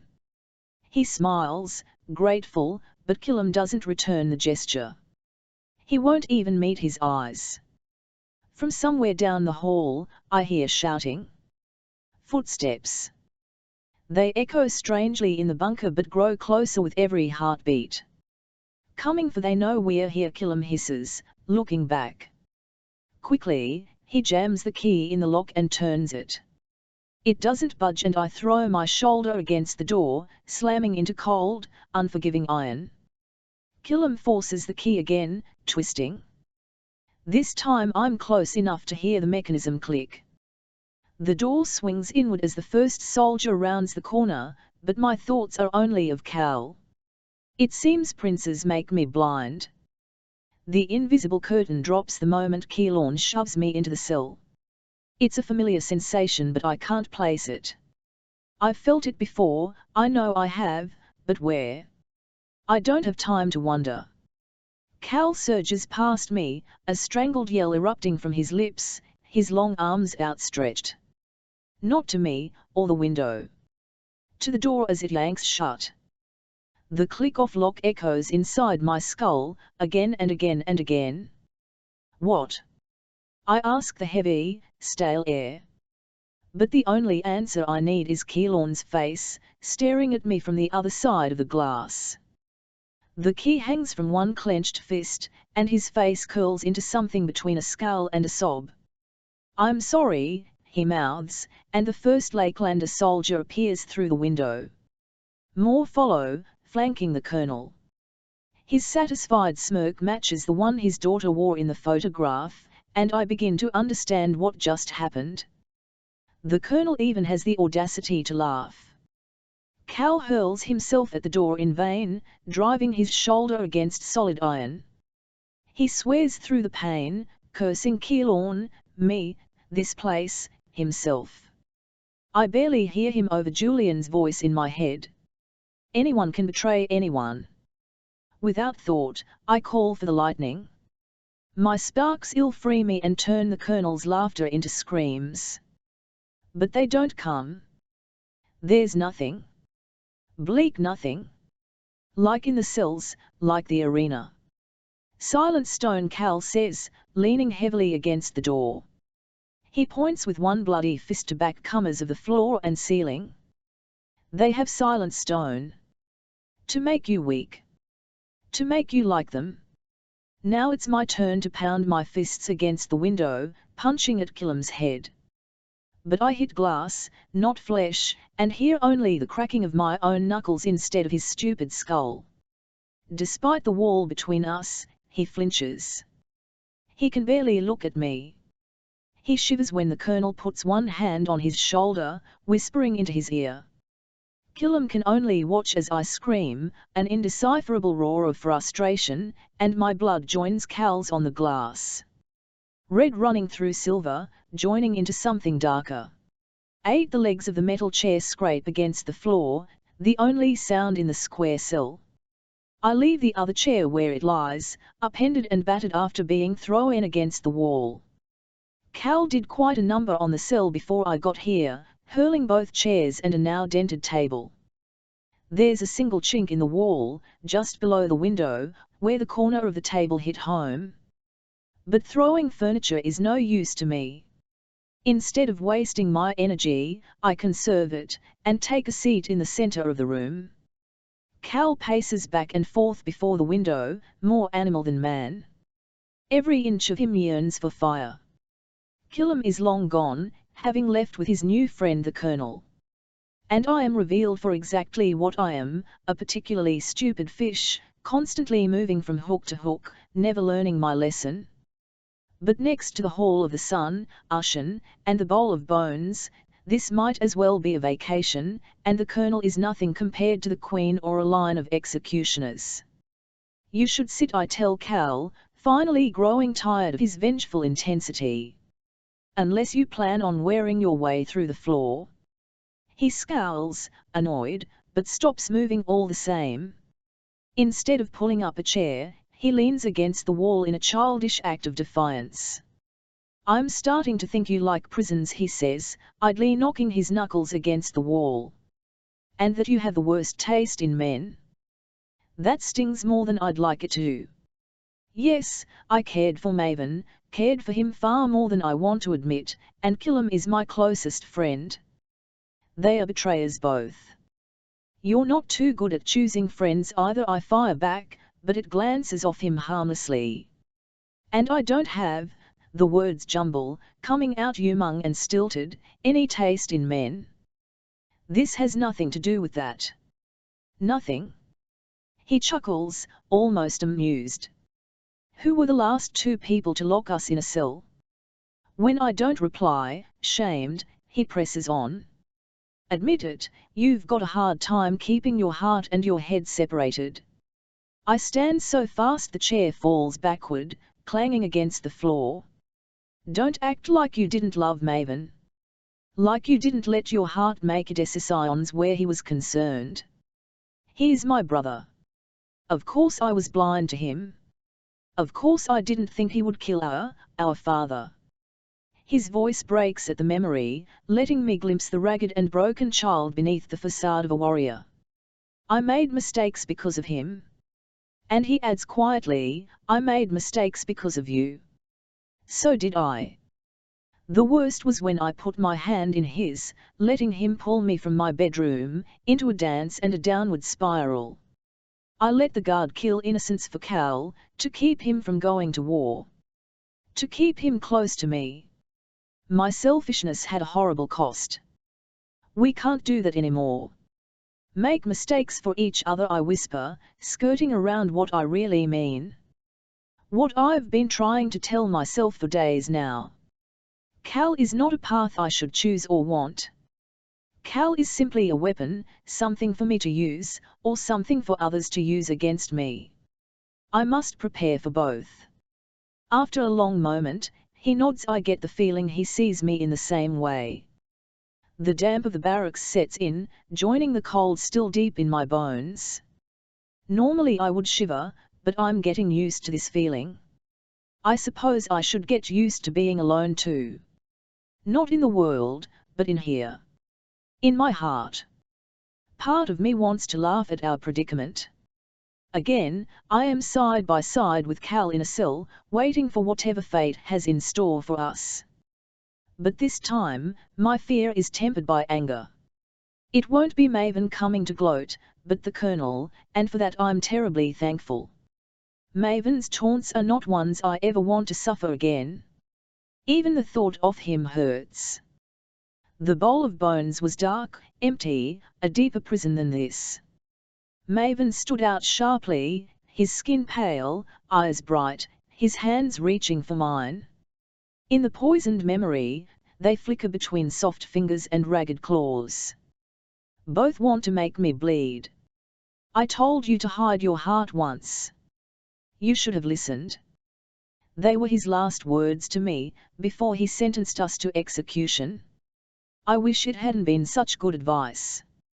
Slowly, I exhale, hoping to expel the memories with my breath. It doesn't work. So what do we do about this, General Calor? I ask, gesturing to the four walls holding us prisoner. Now I can see the slight outlines in the corners, the square blocks a bit darker than the rest, fixed right into the panels of the walls. After a long moment, Cal pulls out of thoughts just as painful as mine. Glad for the distraction, he rights the other chair swiftly, pushing it against a corner. He steps up, almost banging his head on the ceiling, and runs a hand over the silent stone. It's more dangerous to us than anything on this island, more damaging than any by my colors. How did they get this? He mutters, his fingers trying to find an edge.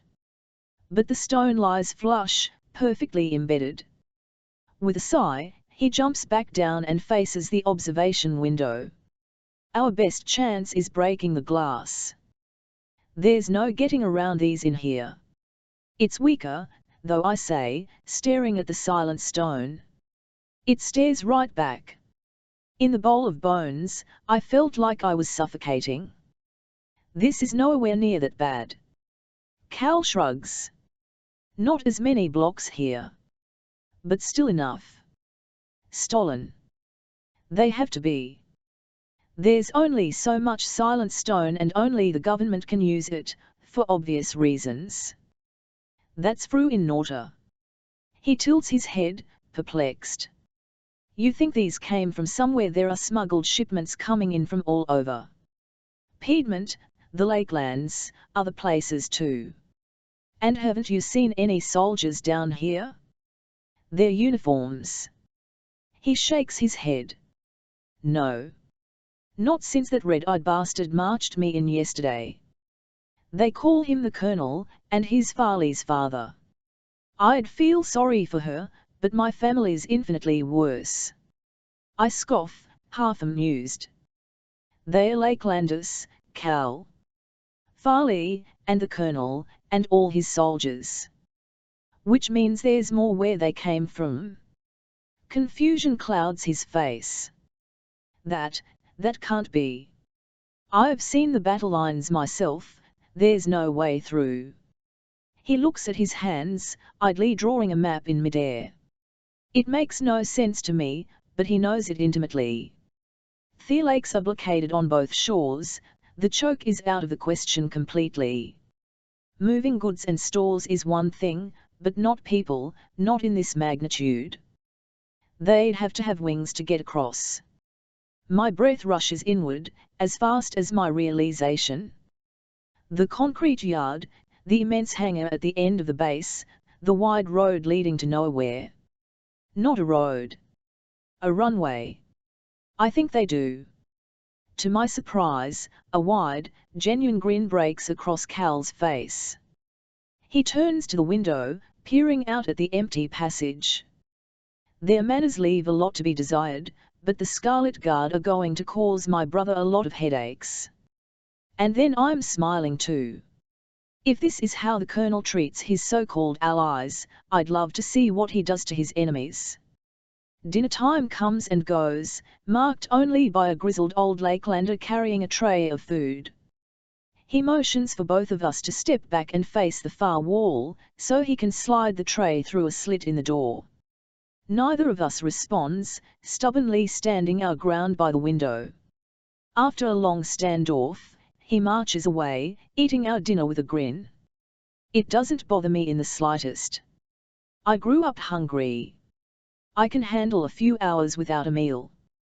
Cal, on the other hand, pales when the food saunters off, his eyes following the plate of grey fish. If you wanted to eat, you should have told me, I grumble, taking my seat again. You're no use if you're starving. That's what they are supposed to think, he replies, a bit of a glint in his eye. I figure I'll faint after breakfast tomorrow, and see how well their medics take a punch. It's a shaky plan at best, and I tinkle my nose in distaste. Do you have a better idea? No, I say, sullen. That's what I thought. HMPH, the silent stone has a strange effect on both of us. In taking away what we rely on most, our abilities, the cell forces us to become someone else. For Cal, that means being smarter, more calculating. He can't lean on infernos, so he turns to his mind instead. Although, judging by the fainting idea, he's not the sharpest blade in the army. The change in me is not so evident. After all, I lived 17 years in silence, not knowing what power lingered within me.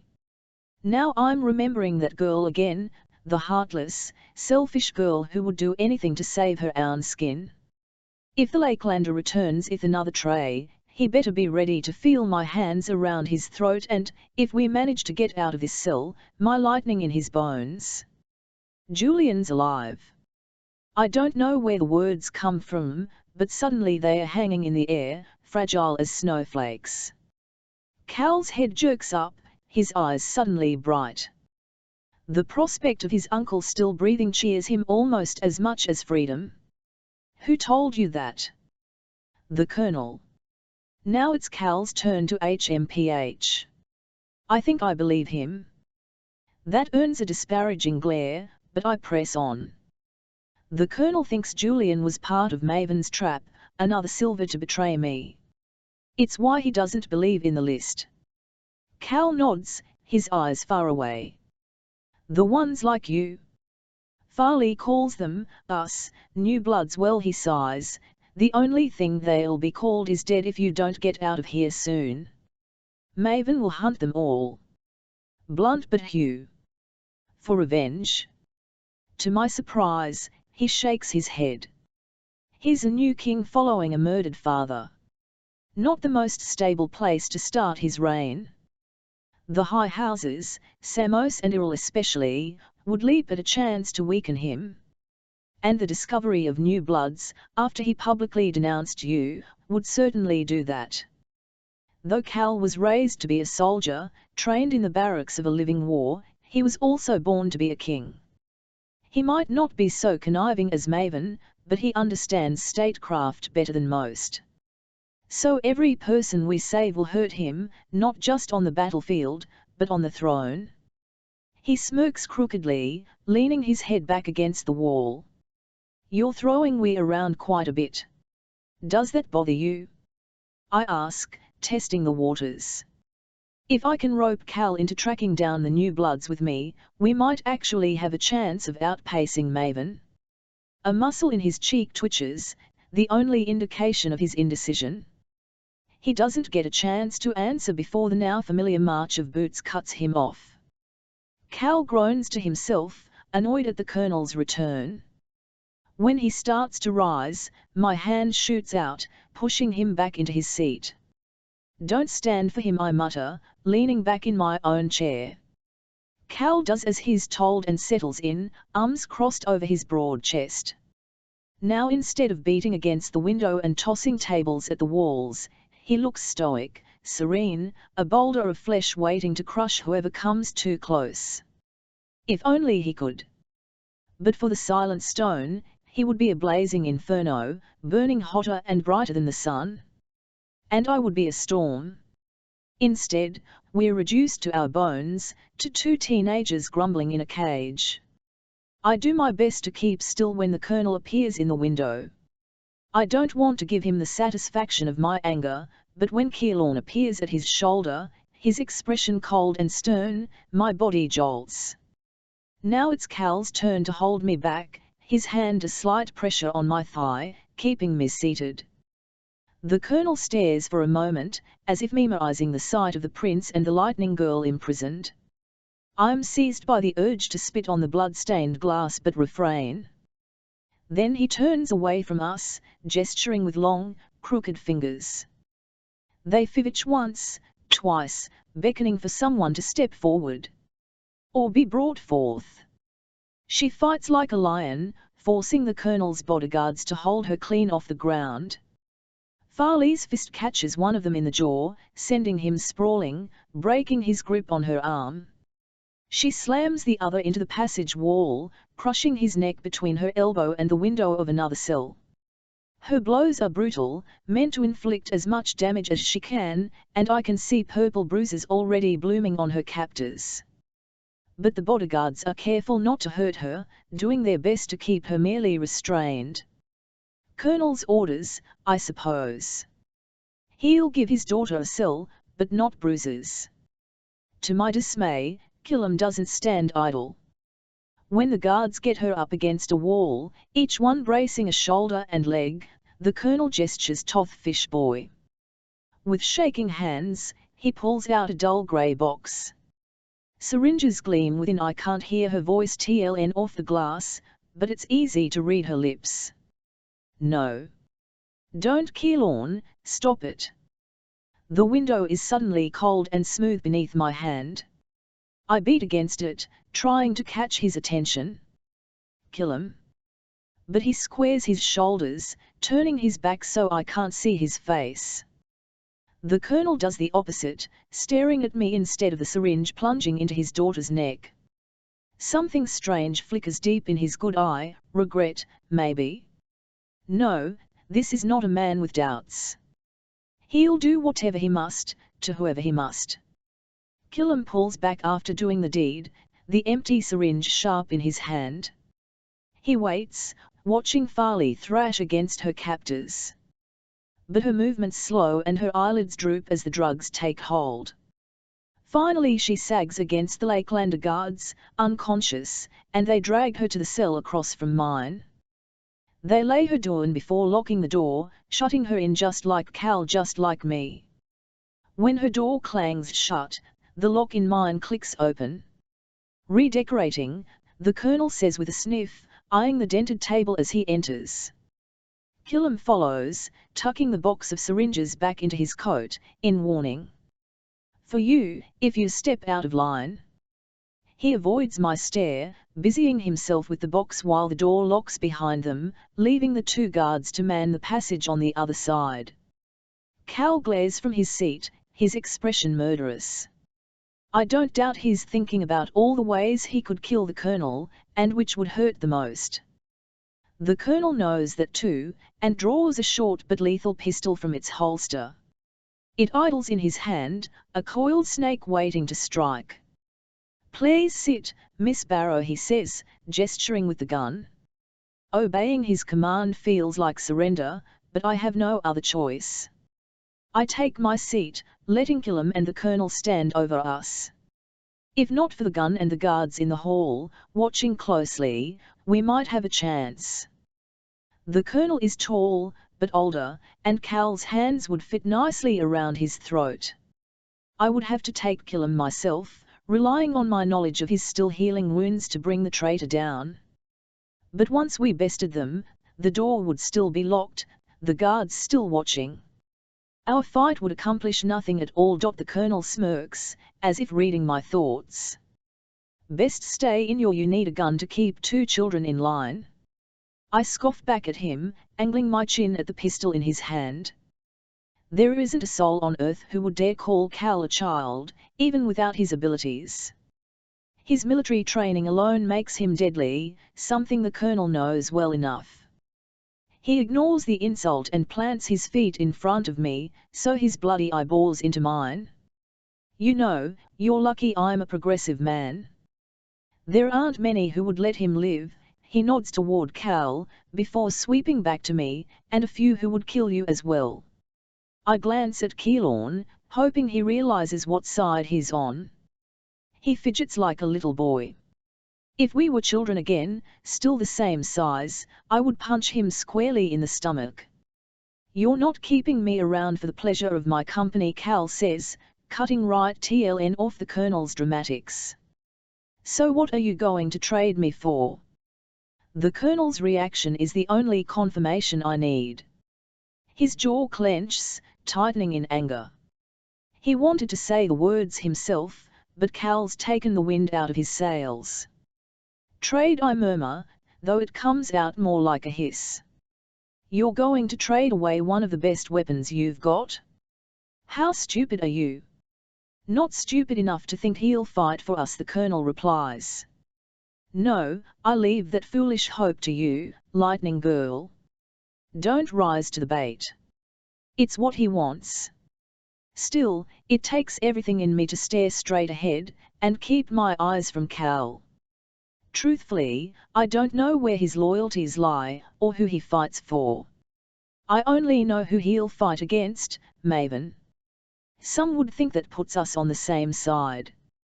But I know better. Life and war are not so simple as that.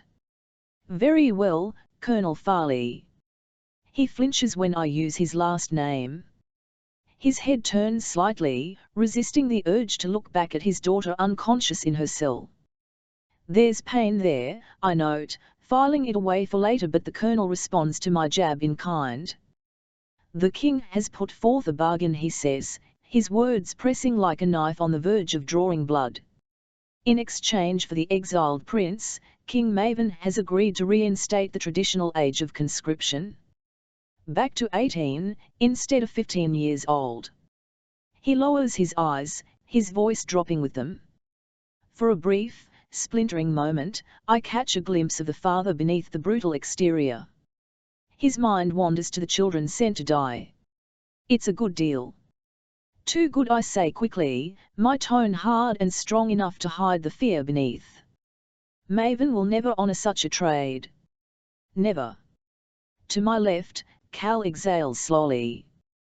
He draws his hands together, fingers steepled, displaying the many cuts and bruises he's earned over the last few days. They twitch in succession, one after the other. A distraction from whatever truth he's trying to avoid. But you have no choice, Cal says, his hands finally still. Turning down the deal dooms them all. The colonel nods. Indeed. Take heart, Tiberius. Your death will save thousands of innocent children. They are the only reason you're still breathing. Thousands. Certainly they are worth, Cal, certainly. But deep in my heart, in the twisted, cold part of myself, I'm starting to know all too well, something disagrees. Cal is a fighter, a leader, a killer, a hunter. And you need him. In more ways than one. Something glitters in Cal's eye. If not for the silent stone, I know his hands would shudder with flame.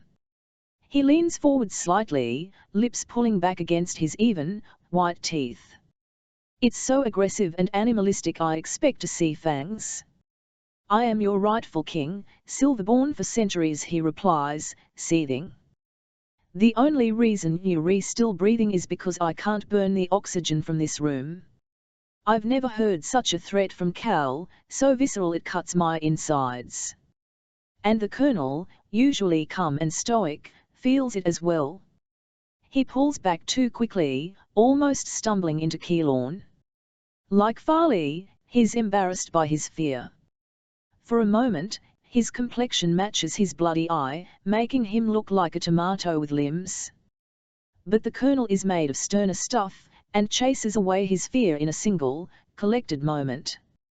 He smooths back his white blonde hair, pressing it flat to his skull, and holsters his gun with a satisfied sigh. Your boat leaves tonight, Your Royal Highness, he says with a crack of his neck.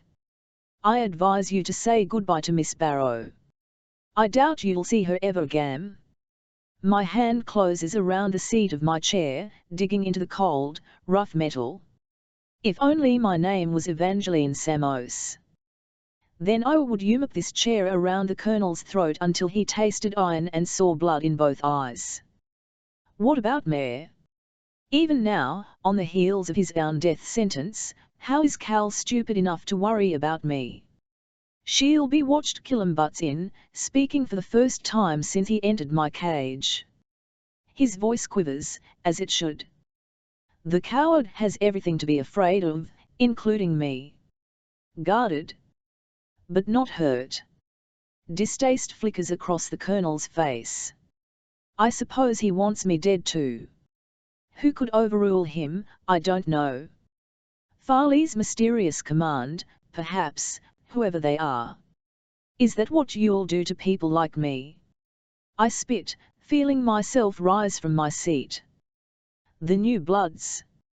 Are you going to bring Shay down here next and put him in a cage like some sort of pet? Until we learn to obey. That depends on him, the colonel replies evenly, each word a cold kick in the gut. He's been a good soldier. So far. Just like your friend here, he adds, putting one flat hand on Keylorn's shoulder. He reeks of fatherly pride, something Keylorn's been without. After so long an orphan, even a father as horrible as the colonel must feel good. Without him, I would have never had the excuse, or the opportunity, to lock you up.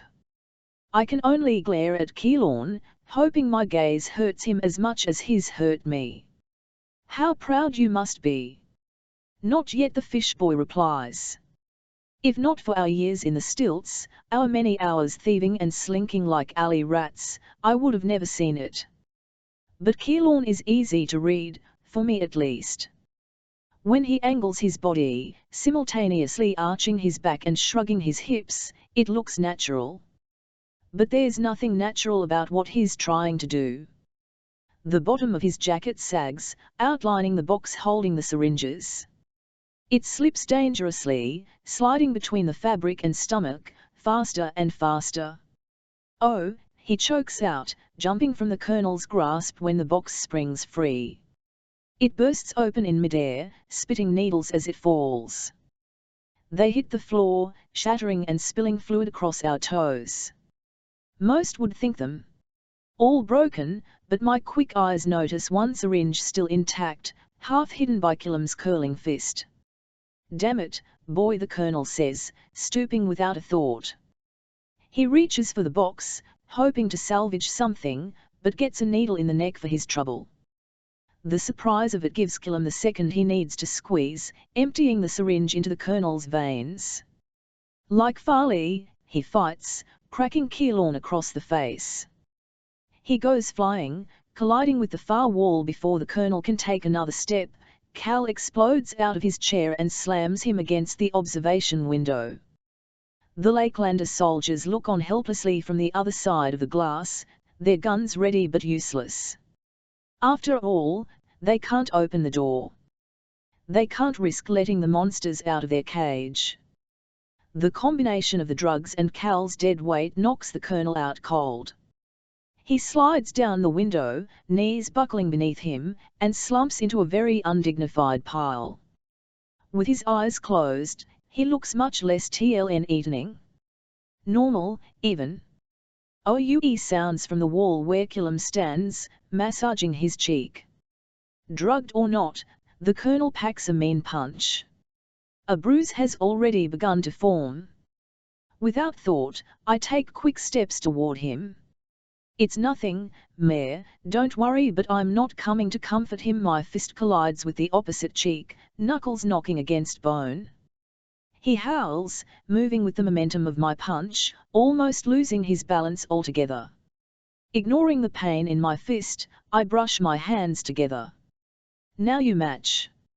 And then I embrace him, arms closing around his middle. He flinches, expecting more pain, but soon relaxes against my touch. "They were going to catch you down here either way. Figured I'd do more good if I wasn't in the cell next to you." He heaves a sigh. "I told you to trust me. Why didn't you believe it?" For that, I have no answer. At the observation window, Cal sighs aloud, drawing the attention back to the task at hand. "I can't fault your bravery, but does this plan go much further than singing this sack of scum a lullaby?" He toes the Colonel's body with a foot while jabbing a thumb at the window, indicating the guards still watching us. "Just cause I can't read doesn't mean I'm stupid," Killam says, a bit of an edge to his voice. "Watch the window. Should be any second. 10 seconds to be exact." We stare for exactly 10 seconds before a familiar form appears, blinking into existence. Shade, looking much better than the brother I saw in the infirmary just this morning. He stands on his own 2 feet, with a brace on his injured leg and nothing more than bandages around his shoulder. He wields a crutch like a club, bashing both the guards before they get a chance to realize what's going on. They drop to the floor like sacks of hammers, stupid looks on their faces. The lock-off cell opens with a joyous echo, and Cal is at the door in a heartbeat, wrenching it open. He steps out into the air of the passage, breathing deep. I can't follow him fast enough and sigh aloud when the weight of Silent Stone drops away. With a grin, I pull sparks to my fingers, watching them crackle and vein across my skin. "Missed you," I murmur to my dearest friends. "You're a strange one, Lightning Girl." To my surprise, Farley leans against her open cell door, the picture of calm. She doesn't look at all affected by the drugs, if they had any effect at all. "The benefit of befriending nurses," Keylorn says, bumping my shoulder. A nice smile was all it took to distract Lena, and slip something harmless into the box. She'll be heartbroken to find you gone, Farley replies, twisting her lips into something akin to a pout. Poor girl. Killam only scoffs. His eyes flicker to me. That's not my problem. And now? Cal says, the soldier in him coming forth. His shoulders tense, firm beneath his threadbare clothes, and he turns his neck back and forth, keeping an eye on every corner of the passage. Shade puts out his arm in response, palm pointed toward the ceiling. Now we jump, he says. I'm the first to put my hand on his arm, holding tight. Even if I can't trust Keylorn, Cal, or anyone else, I can trust in ability. In strength. In power. With Cal's fire, my storm, and Shade's speed, nothing and no one can touch while we are together. I will never suffer a prisoner. Gam.9 The bunker passes by in flashes of light and color. I catch only glimpses as Shade lets loose, jumping us through the structure. His hands and arms are everywhere, grasping, giving us all enough space to hold on. He must be strong enough to take us all, because no one gets left behind. I see a door, a wall, the floor tipping toward me. Guards give chase at every turn, shouting, shooting, but we are never in one place long enough. Once, we land in a crowded room blossoming with electricity, surrounded by video screens and radio equipment. I even catch sight of some cameras piled in the corner before the occupants react to us and we jump away. Then I'm squinting in the sunlight of the dock. This time, the Lakelanders get close enough that I can see their faces, pale against the evening light. Then it's sand beneath my feet. Another jump and it's concrete. We jump farther in the open, starting at one end of the runway before teleporting all the way to the hangar. Shade winces with the strain, his muscles tight, the cords of his neck standing out starkly. One last jump takes us inside the hangar, to face cool air and relative quiet. When the world finally stops twisting and pulling, I feel like collapsing. Or throwing up. But Killam keeps me standing, holding me up to see what we've come so far for. 2 AirJs dominate the hangar, their tings spread-eyed and dark. One is smaller than the other, built for a single occupant, with a silver body and orange-tipped wings. Snapdragon, I remember, thinking back to Nursey and the swift, lethal jets that rained fire down upon us. The bigger one is pitch black, menacing, with a larger body and no distinguishing colors to speak of. I've never seen anything like it, and dimly wonder if Cal has either. After all, he's going to be the one to fly it, unless Farley has yet another skill in her bag of tricks.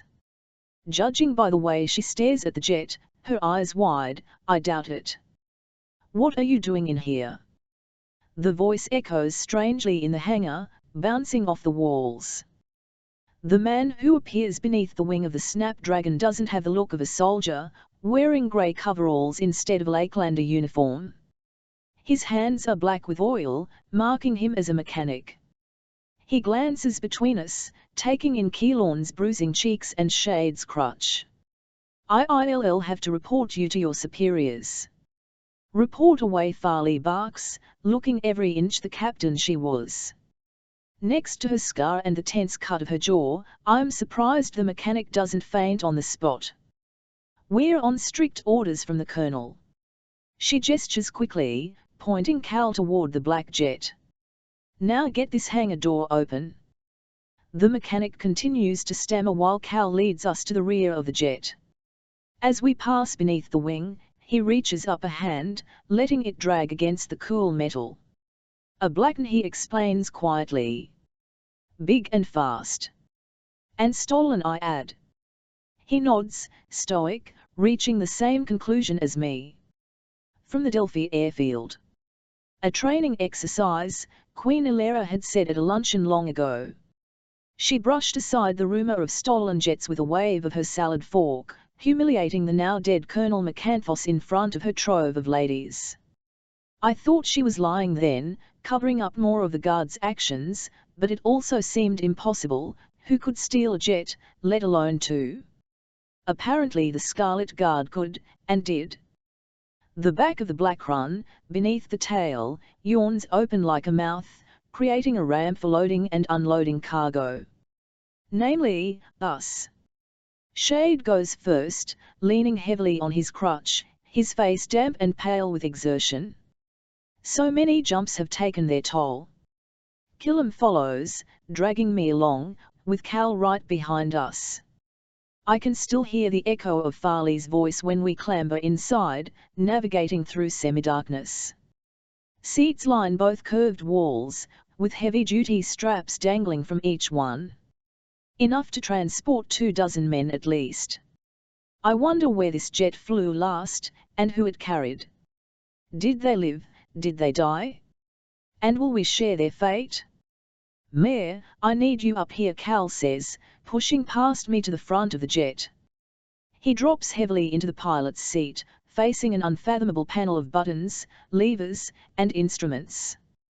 All the dials and gauges are pointed to 0, and the jet hums with nothing but the beating of our own hearts. Through the thick glass of the cockpit, I can see the hangar door, still closed, and Farley, still arguing with the mechanic. Sighing, I take the seat next to him and begin to strap myself in. What can I do? The buckles click and snap as I tighten each one in turn. If we are going to be flying, I don't want to be bouncing around the inside off jet. This thing's got batteries, but they need a kick, and I don't think that mechanic's going to give it to us, he says with a bit of a glint in his eye. Do what you do best. Right. Determination floods through me, strong as my sparks. It's just like switching on a lamp, or a camera, I tell myself. Only a lot bigger and more complicated, and more important. Briefly I wonder if it can be done, if I'm enough to jump-start the massive Blackrun. But the memory of lightning, purple and white and powerful, streaking out of the sky to strike the bowl of bones, tells me I am.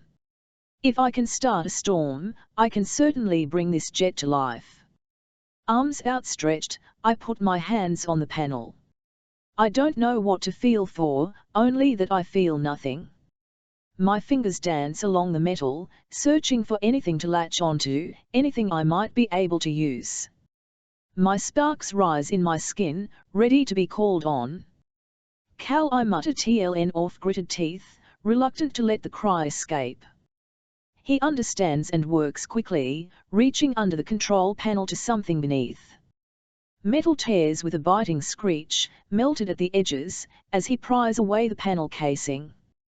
He reveals a mess of wires, crossing in woven bundles, and I'm reminded of veins beneath skin. I only need to get them pumping. Without thought, I plunge a hand into the wires, letting my sparks pulse out. They search on their own, looking for somewhere to go. When my fingers brush a particularly thick wire, a round, smooth cord that fits my hand perfectly, I can't help but smile. My eyes fall shut, allowing me to concentrate. I push harder, letting my strength flow into the power line.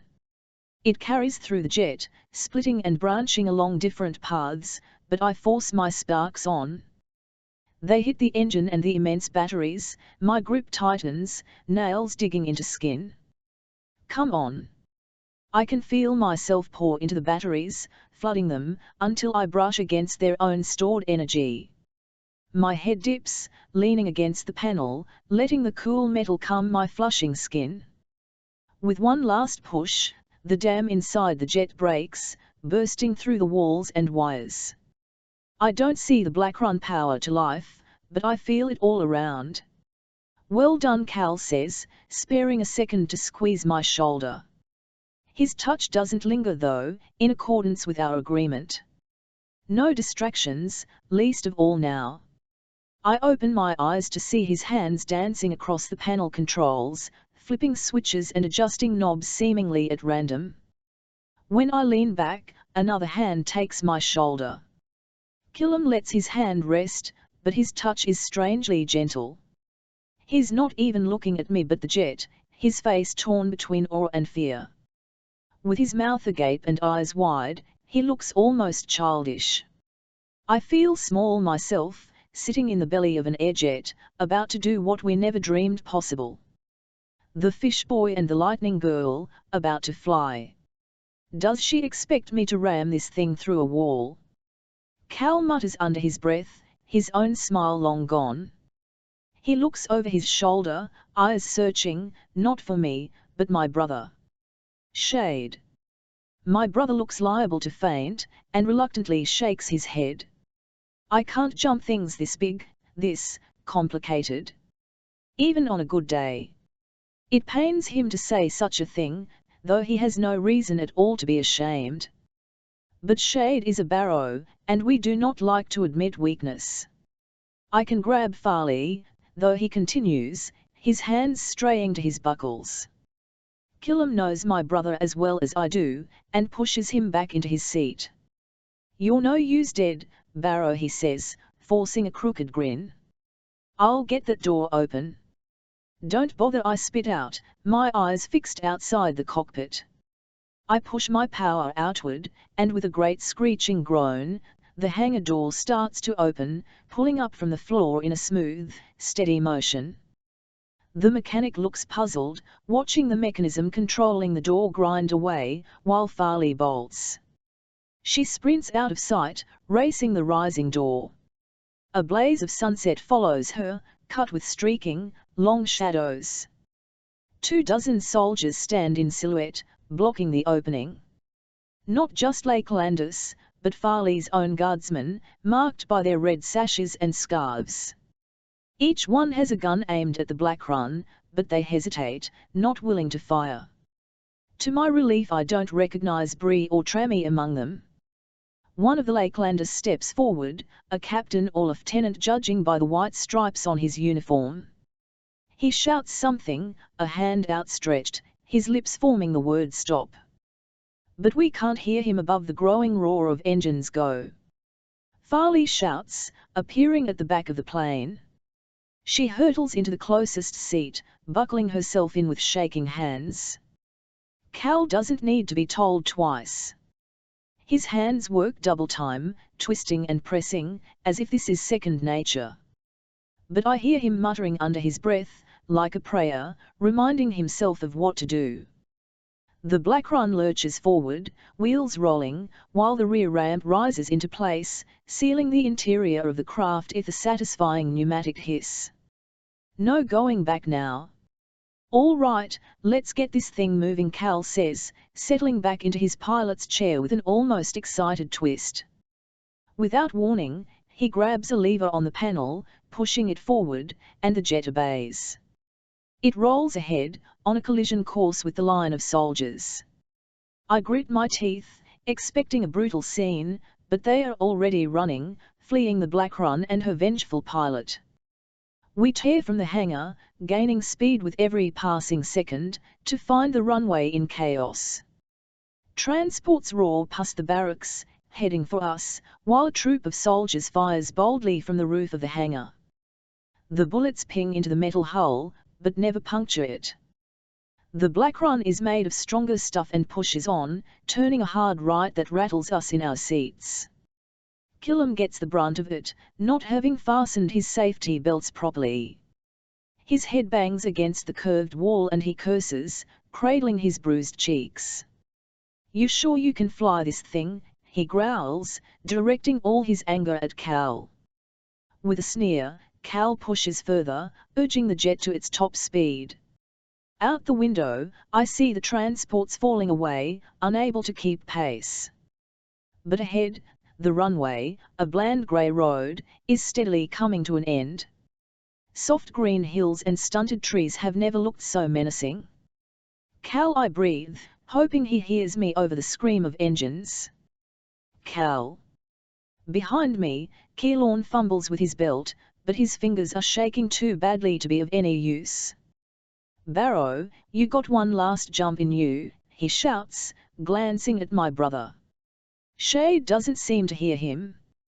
His eyes stare forward, his face pale with fear. The hills are closing in, seconds away now. I picture the jet driving over them, steady for a moment, before tipping end over end to explode in a fiery wreck. Cal would survive that, at least. But Cal won't let us die. Not today. He leans hard on another lever, the veins in his fist standing out sharply. Then the hills fall away, like a cloth pulled off a table.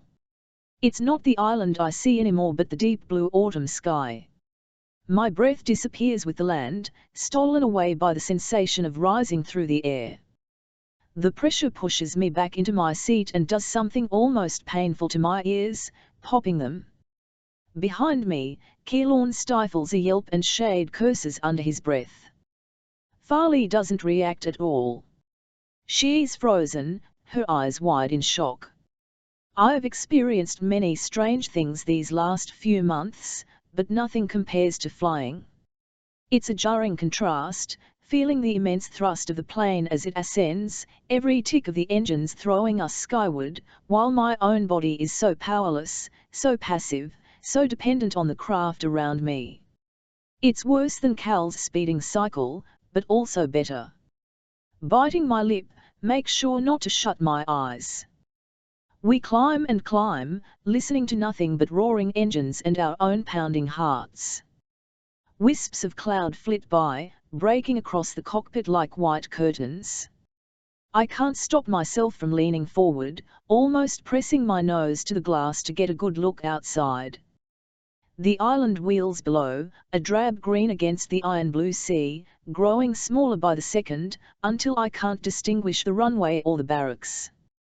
When the jet levels out, reaching whatever height Cal decides on, he turns in his seat. The smug look on his face would make Maven proud. "Well," he says, staring at Killam. "Can I fly this thing?" A grumbled yes is all he gets, but that's enough for Cal. He turns back to the panel, hands resting on a U-shaped mechanism centered before him. The jet responds to his touch, dipping gently when he turns the U. When he's satisfied, he punches a few more buttons on the console and leans back, seemingly letting the plane fly itself. He even unbuckles his safety belts, shrugging out of them to get more comfortable in his seat. "So where are we heading?" he asks the silence. "Or are we just winging it now?" I wince at the pun. A resounding smack echoes TLN off the jet as Killam slaps a stack of papers against his knee. "Maps." The Colonel's Killam explains, his eyes boring into mine. Trying to make me understand. "There's a landing strip near Harbour Bay." But Cal shakes his head like an annoyed teacher with an increasingly foolish student. "You mean Fort Patriot," he scoffs. "You want me to land us in the middle of a Norton Air Base?" Farley is the first out of her seat, almost ripping her buckles apart.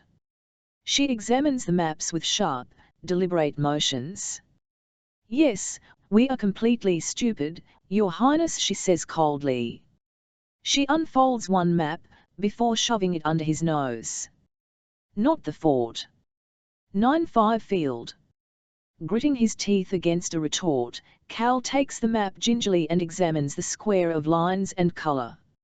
After a moment, he laughs outright. "What is it?" I ask, pulling the map from his hand.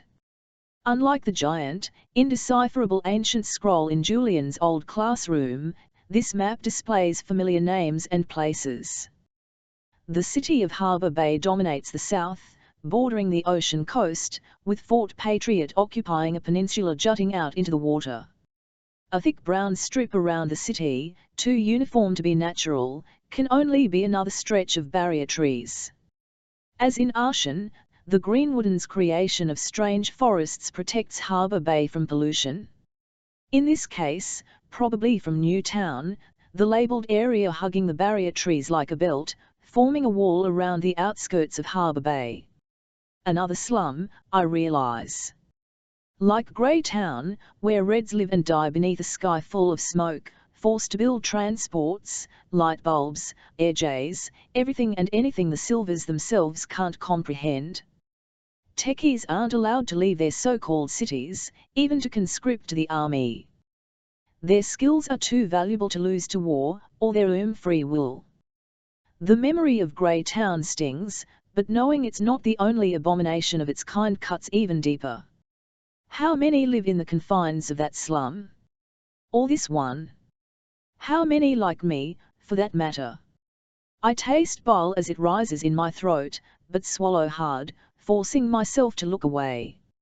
I search through the surrounding lands, mostly mill towns, the occasional small city, and dense forest dotted with a few dilapidated ruins. But 9-5 Field doesn't seem to be anywhere on the map. A secret probably, like anything to do with the Scarlet Guard. Cal notes my confusion and allows himself one last chuckle. Your friend wants me to land a Blackrun on a damn ruin, he finally says, tapping the map lightly. His finger lands on a dotted line, the symbol for one of the ancient, massive roads of long ago. I saw one once, when Shade and I got lost in the woods near the stilts. It was cracked by the ice of 1,000 winters and bleached white by centuries of sun, looking more like craggy rocks than an old thoroughfare. A few trees grew straight through it, forcing their way up through asphalt. The thought of landing an airjet on one turns my stomach. That's impossible, I stammer, imagining all the ways we could crash and die attempting to touch down on the old road. Cal nods in agreement, quickly taking the map from my hands. He spreads it wide, his fingers dancing along the different cities and rivers as he searches. With Mare, we don't need to touch down here. We can take our time, refuel the batteries whenever we need, and fly as long as we want, as far as we want. Then, with a shrug, or until the batteries stop holding a charge. Another bolt of panic streaks through me. And how long might that, he responds with a crooked grin. Blackruns went into use 2 years ago. At worst, this girl's got another 2 on her cells. Don't scare me like that, I grumble. 2 years, I think. We could circle the world in that time. See Prairie, Deraxes, Montfort, Sion, lands that are only names on a map. We could see them all. But that is a dream. I have a mission of my own, new bloods to protect, and a kingly score to settle. So then, where do we start? Farley asks. We'll let the list decide. You have it, don't you? I try my best not to sound afraid. If Julian's book of names was left back in Tuck, then this little jaunt will be over before it's even begun. Because I'm not going 1 inch farther without it. Killam responds instead, pulling the familiar notebook from inside his shirt. He tosses it my way, and I catch it deftly. It feels warm in my hands, still holding on to his heat. Lifted it from the colonel, he says, trying his best to sound casual. But pride bleeds through, small as it may be. His quarters. I wonder, remembering the austere bunker beneath the ocean. But Killam shakes his head. He's smarter than that. Kept it locked up in the barracks armory, with the key on his necklace. And you? With a satisfied smirk, he pulls on his collar, revealing the gold chain at his neck. I might not be as good a pickpocket as you, but Farley nods along. We were planning on stealing it eventually, but when they locked you up, we had to improvise. And quickly. Oh. So this is what my few hours in a cell paid for. You can trust me, Killam said before he tricked me into a cage. Now I realize he did it for the list, for the new bloods, and for me. Well done, I whisper. Killam pretends to shrug it off, but his grin gives away how pleased he truly is. Yes, well, I'll take that now if you don't mind, Farley says, her voice gentler than I've ever heard it. She doesn't wait for Keelan's response and reaches out to grab the chain in a quick, even motion. The gold glints in her hand but quickly disappears, tucked in a pocket. Her mouth twitches a little, the only indication of how affected she is by her father's necklace. No, it's not his. Not truly. The photograph in the colonel's quarters is proof of that. Her mother or her sister wore that chain, and for whatever reason, she isn't wearing it now. When she raises her head again, the fivitch is gone, her gruff manner returned. "Well, Lightning Girl, who's closest to 9-5, she asks, jutting her chin at the book. "We're not landing at 9-5, Cal says, firm but commanding. On this, I have to agree with him. Quiet until now, Shade groans in his seat. He's no longer pale, but vaguely green. It's almost comical, he can handle teleporting just fine, but it seems flying does him in. 9-5 isn't a ruin, he says, trying his very best not to be sick. Have you forgotten Ursi already? Cal exhales slowly, rubbing his chin with a hand. There's the beginning of a beard, a dark shadow across his jaw and cheeks. Yut. Farley nods slowly and smiles. And you couldn't just say that outright. I curse at her, wiping the self-important grin right off her face. You know there's no extra points for being dramatic, Diana. Every second you waste feeling smug could mean another dead new blood. And every second you waste questioning me, Caerleon, and Shade on everything down to the air you breathe does the same thing, Lightning Girl, she says, closing the distance between us. She towers over me, but I don't feel small. With the cold confidence forged by Lady Blonos and the Silver Court, I meet her gaze without a hint of a shiver. Give me reason to trust you and I will. A lie. After a moment, she shakes her head and backs away, giving me enough space to breathe. 9-5 was a ruin, she explains. And to anyone curious enough to visit, it just looks like a stretch of abandoned road. 1 mile of asphalt that hasn't broken apart yet. She starts pointing to other ruined roads on the map. It's not the only one. A varied network webs the map, always hidden in the ancient ruins, but close to the smaller towns and villages. Protection, she calls them, because security is minimal, and the Reds of the countryside are more inclined to look the other way. Perhaps less so now, with the measures in place, but certainly before the king decided to take away even more of their children. The Blackrun and the Snapdragon are the first jets we've stolen, but more will come, she adds with a quiet pride. I wouldn't be sure of that, Cal replies. He's not being hostile, just pragmatic. After they were taken from Delphi, it'll be even harder to get into a base, let alone a cockpit. Again, Farley smiles, completely convinced of her hard-won secrets. In Norta, yes. But the airfields of Piedmont are woefully underguarded. Piedmont? Cal and I breathe in surprised unison. The allied nation to the south is far away, farther even than the Lakelands. It should be well beyond the reach of Scarlet Guard operatives. Smuggling from that region is easy to believe, I've seen the crates with my own eyes, but outright infiltration? It seems impossible. Farley doesn't seem to think so. The Piedmont princes are utterly convinced that the Scarlet Guard is a Norton problem.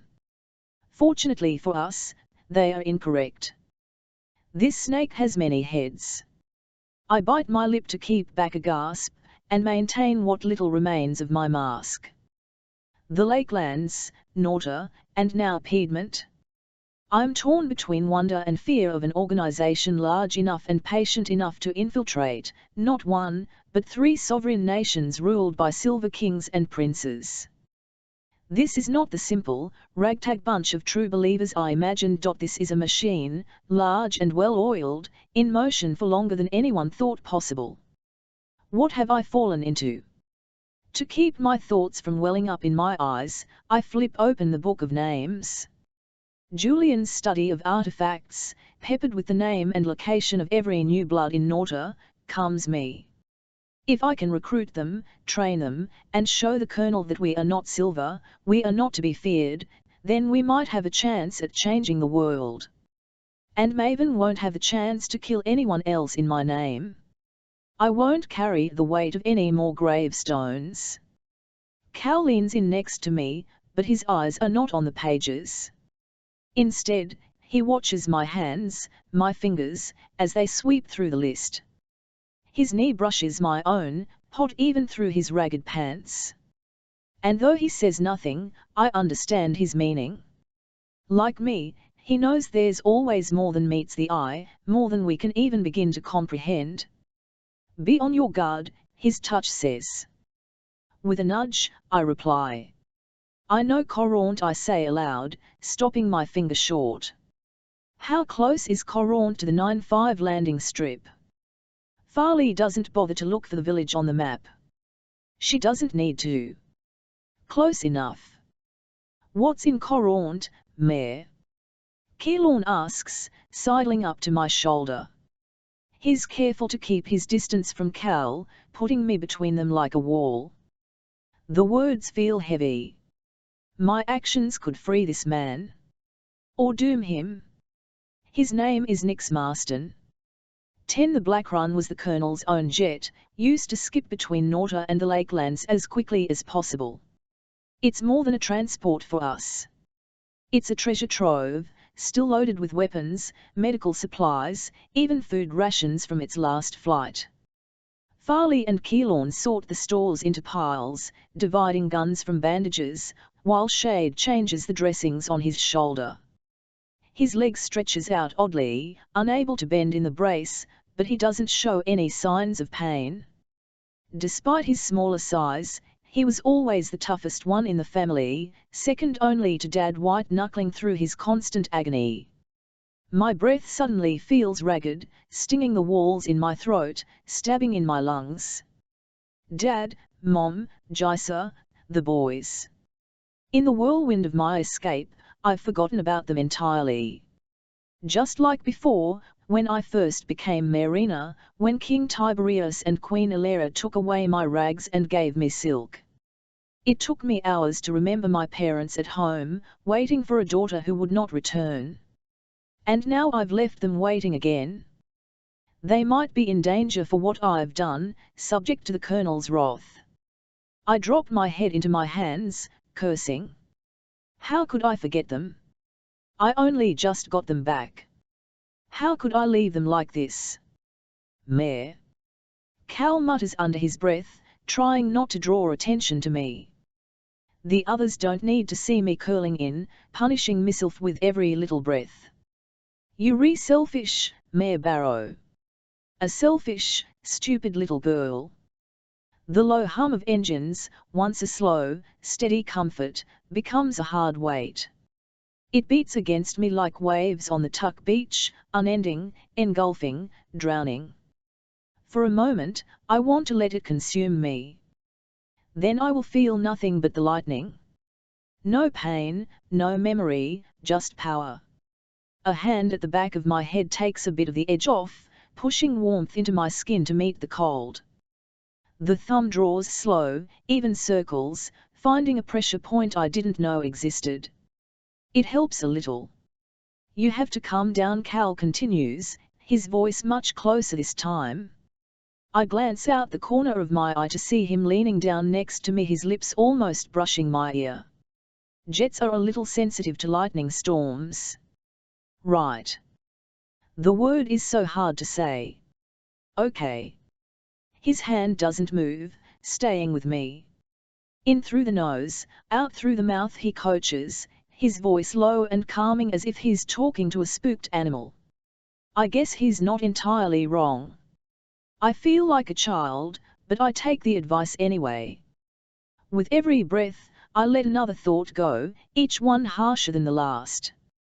You forgot them. In. You killed people. Out. You let others chase. In. You are alone. Out. The last one isn't true. Cal is proof of that, as are Keylorn, Shade, and Farley. But I can't shake the feeling that, while they stand with me, there's no one beside me. Even with an army at my back, I am still alone. Maybe the new bloods will change that. Maybe not. Either way, I have to find out. Slowly, I sit back up, and Cal's hand follows. He draws away after a long moment, when he's sure I don't need him anymore.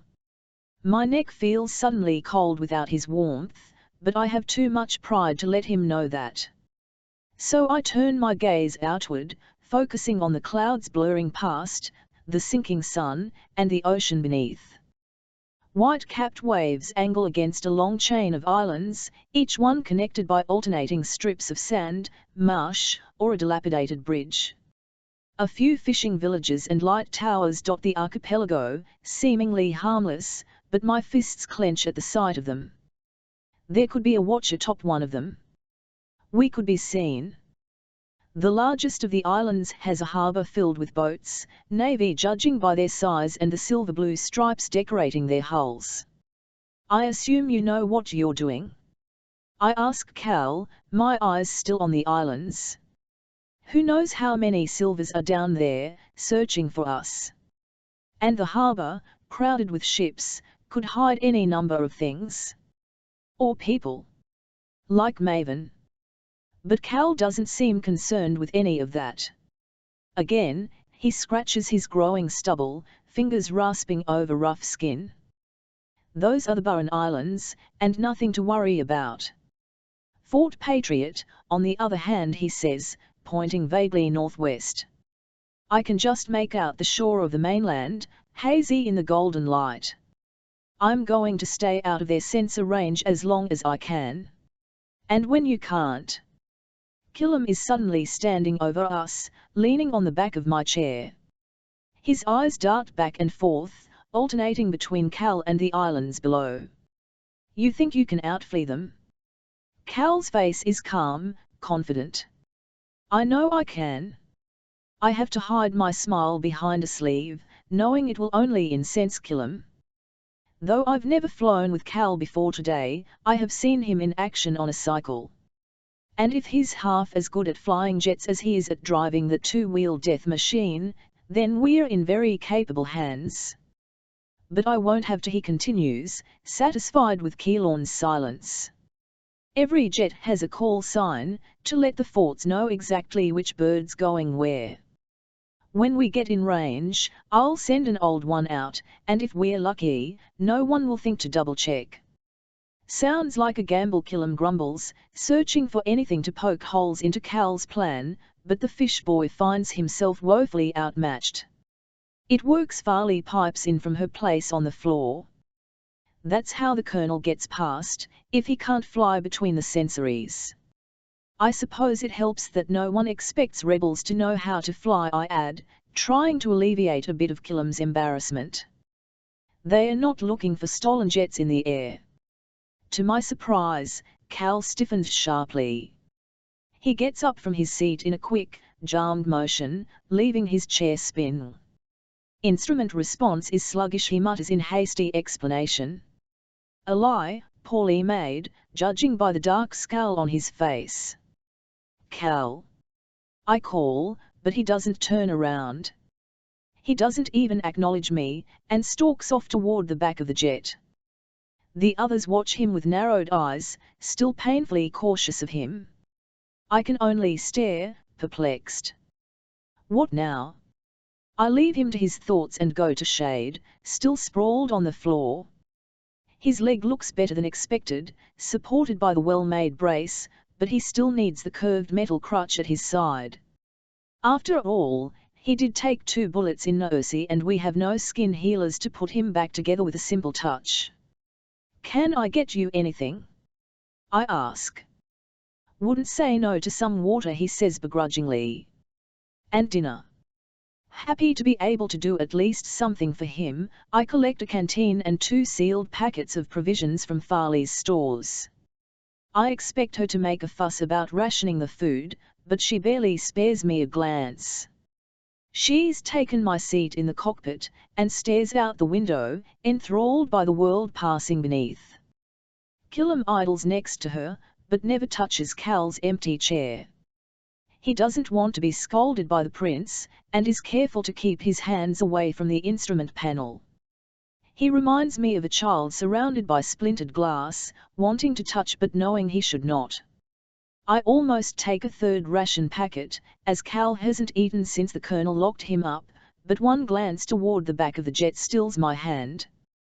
Cal stands alone, fiddling with an open panel, putting on a show of fixing something that isn't broken. He quickly zips himself into one of the uniforms stored away on board, a black and silver flight suit. The tattered clothes of the arena and execution puddle at his feet. He looks more like himself, a prince of fire, a warrior born. If not for the distinctive walls of the Black Run, I would think us back in a palace, dancing around each other like moths around a candle. There's a badge emblazoned over his heart, a black and red emblem flanked by a pair of silver wings. Even from this distance, I recognize the dark points, twisted into the image of flame. The burning crown. That was his father's, his grandfather's, his birthright. Instead, the crown was taken in the worst way, paid for with his father's blood and his brother's soul.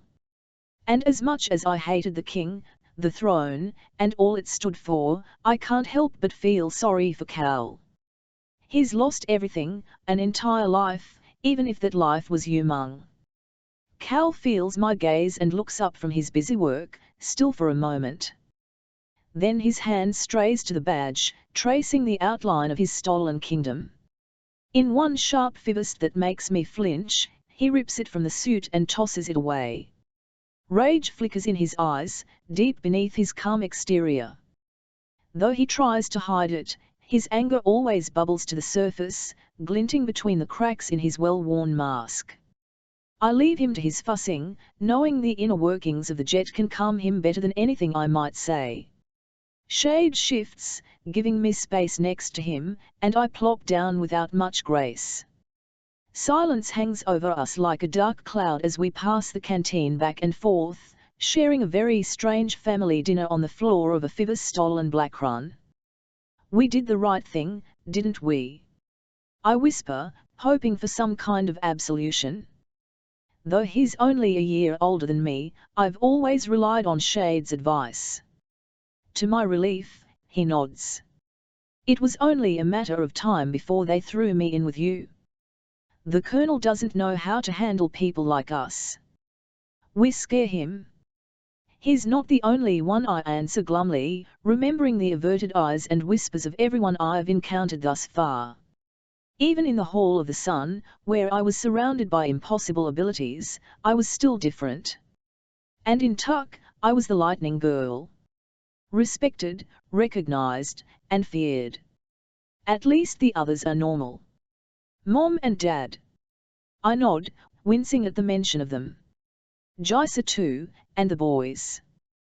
They are true red, so he won't do anything to them. It sounds like a question. Shade takes a thoughtful bite of his rations, a flaky, dry bar of compacted oats. It leaves crumbs all over him. If they'd helped us, it'd be a different story. But they didn't know anything about our escape, so I wouldn't worry. Leaving the way we did, his breath catches, as does mine. It was better for them. Dad would have helped otherwise, Mom too. At least Bree and Trammy are loyal enough to the cause to escape any suspicion. Not to mention, neither of them is bright enough to pull something like this off. He pauses, thoughtful. I doubt even the Lakelanders would like throwing an old woman, a cripple, and little Jaisa in a cell. Good, I reply, relieved ever so slightly. Feeling better, I brush the flakes of his ration bar off his shirt. I don't like it when you call them normal, he adds, catching my wrist. His voice is suddenly low. There's nothing wrong with us. We're different, yes, but not you wrong. And certainly not better. We are anything but normal, I want to tell him, but Shade's stern words kill the thought. You're right, Shade, I say with a nod, hoping he won't see through my feeble lie. You always are. He laughs and finishes his dinner in a massive bite. Can I get that in writing?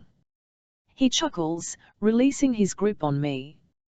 His smile is so familiar I begin to ache. I feign a smile, for his benefit, but Cal's heavy steps quickly wipe it away. He strides past us, stepping clean over Shade's extended leg, his eyes fixed on the cockpit.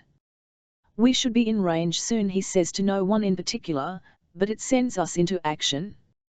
Killam scrambles away from the cockpit, as if shooed away like a little boy. Cal ignores him completely. His focus is on the air jet, and nothing else. For now, at least, their animosity takes a back seat to the obstacles ahead. I'd buckle in, Cal adds over his shoulder, catching my eye as he sinks into his own seat. He fastens his safety belts with detached precision, tightening each one with quick, hard tugs. At his side, Farley does the same, silently claiming my chair for the time being. Not that I mind. Watching the jet take off was terrifying. Elle can only imagine what landing looks like. Shade is proud, but not stupid, and lets me help him to his feet. Keylorn takes Shade's other side, and together we make quick work of getting him standing. Once he's up, Shade maneuvers himself easily, getting buckled into his seat with a crutch under one arm. I take the seat next to him, with Killam on my other side. This time, my friend buckles himself in tightly, and grips his restraints in grim anticipation. I focus on my own belts, feeling strangely safe when they tighten against me. You just strapped yourself to a hurtling piece of metal. It's Hugh, but, at least for the next few minutes, life and death depend solely on the pilot. I'm just along for the ride. In the cockpit, Cal busies himself with a dozen switches and levers, preparing the jet for whatever comes next. He squints, averting his eyes from the sunset and its blaze of light. It sets his silhouette on fire, illuminating him with red and orange fingers that could be his own flames. I'm reminded of Nercy, the bowl of bones, even our training matches, when Cal ceased to be a prince and became an inferno. Back then I was shocked, surprised every time he revealed his brutal self, but no longer. I can never forget what burns beneath his skin, the rage that fuels him, and how strong they both are. Anyone can betray anyone, and Cal is no exception. A touch at my ear makes me jump in my seat, jolting against my restraints. I turn to see Killam's hand hanging in midair and his face quirked in an amused smile. You still have them, he says, gesturing to my head. Yes, Keylorn, I still have ears. I want to bite back. But then I realize what he's talking about. 4 stones, pink, red, deep purple, and green, my earrings. The first 3 are from my brothers, part of a single set split between Jaisa and me. They were bittersweet gifts, given when they conscripted into the army and left our family, perhaps for good. The last one is from Keylorn, given on the edge of doom, before the Scarlet Guard attacked Arshan, before the betrayal that still haunts us all. The earrings were with me through everything, from Bree's conscription to Maven's treachery, and each stone feels heavy with memory. Killam's gaze lingers on the green earring, the one that matches his eyes. The sight of it softens him, wearing down the hard edge he's gained over the last few months. Of course, I reply. These will be with me to my grave. Let's keep the grave talk to a minimum, especially at the moment, Killam mutters, eyeing his restraints again. From this angle, I get a closer look at his bruised face. One black eye from the Colonel, one purpling cheek from me. Sorry about that, I say, apologizing for both my words and the injury. You've given me worse. Killam laughs, smiling. He's not you, Mung. The harsh, grating hiss of radio static shatters the peaceful moment. I turn to see Cal leaning forward, one hand on the steering instrument, the other clutching the radio mouthpiece. Fort Patriot Control, this is BR-18-72. Origin Delphi, destination Fort Lancaster. His calm, flat tone echoes down the jet. Nothing about his voice sounds amiss or even slightly interesting. Hopefully Fort Patriot agrees. He repeats the call sign twice more, even sounding bored by the time he finishes. But his body is all nerves and he chews his lip worriedly, waiting for a response. The seconds seem to stretch into hours as we listen, hearing nothing but the hiss of static on the other end of the radio. Next to me, Killam tightens his belts, preparing for the worst. I quietly do the same. When the radio crackles, heralding a response, my hands clutch the edge of my seat. I might have faith in Cal's flying abilities, but that doesn't mean I want to see them put to the test outrunning an attack squadron. Received, BR-18-72 astern, authoritative voice finally replies. Next call-in will be camcorder control. Received. Cal exhales slowly, unable to stop a grin from spreading. Received, Patriot control. But before I can relax, the radio continues hissing, making Cal's jaw clench. His hands stray to the steering instrument, fingers tightening around each prong with steady focus. That action alone is enough to frighten us all, even Farley. In the chair next to him, she watches with wide eyes and parted lips, as if she can taste the words to come. Shade does the same, staring at the radio on the panel, his crutch tucked close. Storms over Lancashire, proceed with caution, the voice says after a long, heart-pounding moment. It's bored, dutiful, and completely uninterested in us. Received. This time, Cal's head drops, his eyes half shut in relief. I can barely stop myself from doing the same. Received, he repeats into the radio. The hiss of static dies with a satisfying click, signaling the end of the transmission. That's it. We're beyond suspicion. No one speaks until Cal does, turning over his shoulder to flash a crooked grin. No sweat, he says, before carefully wiping away the thin sheen on his forehead. I can't help but laugh aloud at the sight, a fire prince, sweating. Cal doesn't seem to mind. In fact, his grin widens before he turns back to the controls. Even Farley allows herself the ghost of a smile and Keelan shakes his head, disentangling his hand from mine. Well done, Your Highness, Shade says, and while Killam uses the title like a curse, it sounds entirely respectful in my brother's mouth. I suppose that's why the prince smiles, shaking his head. My name is Cal, and that's all. Killam scoffs deep in his throat, low enough for only me to hear, and I dig an elbow into his ribs. Would it kill you to be a little polite? He angles away from me, avoiding yet another bruise. I'm not willing to risk it, he whispers back. And then, louder, to Cal, I take it we don't call in at camcorder, Your Highness. This time I bring my heel down on his foot, earning a satisfying yelp.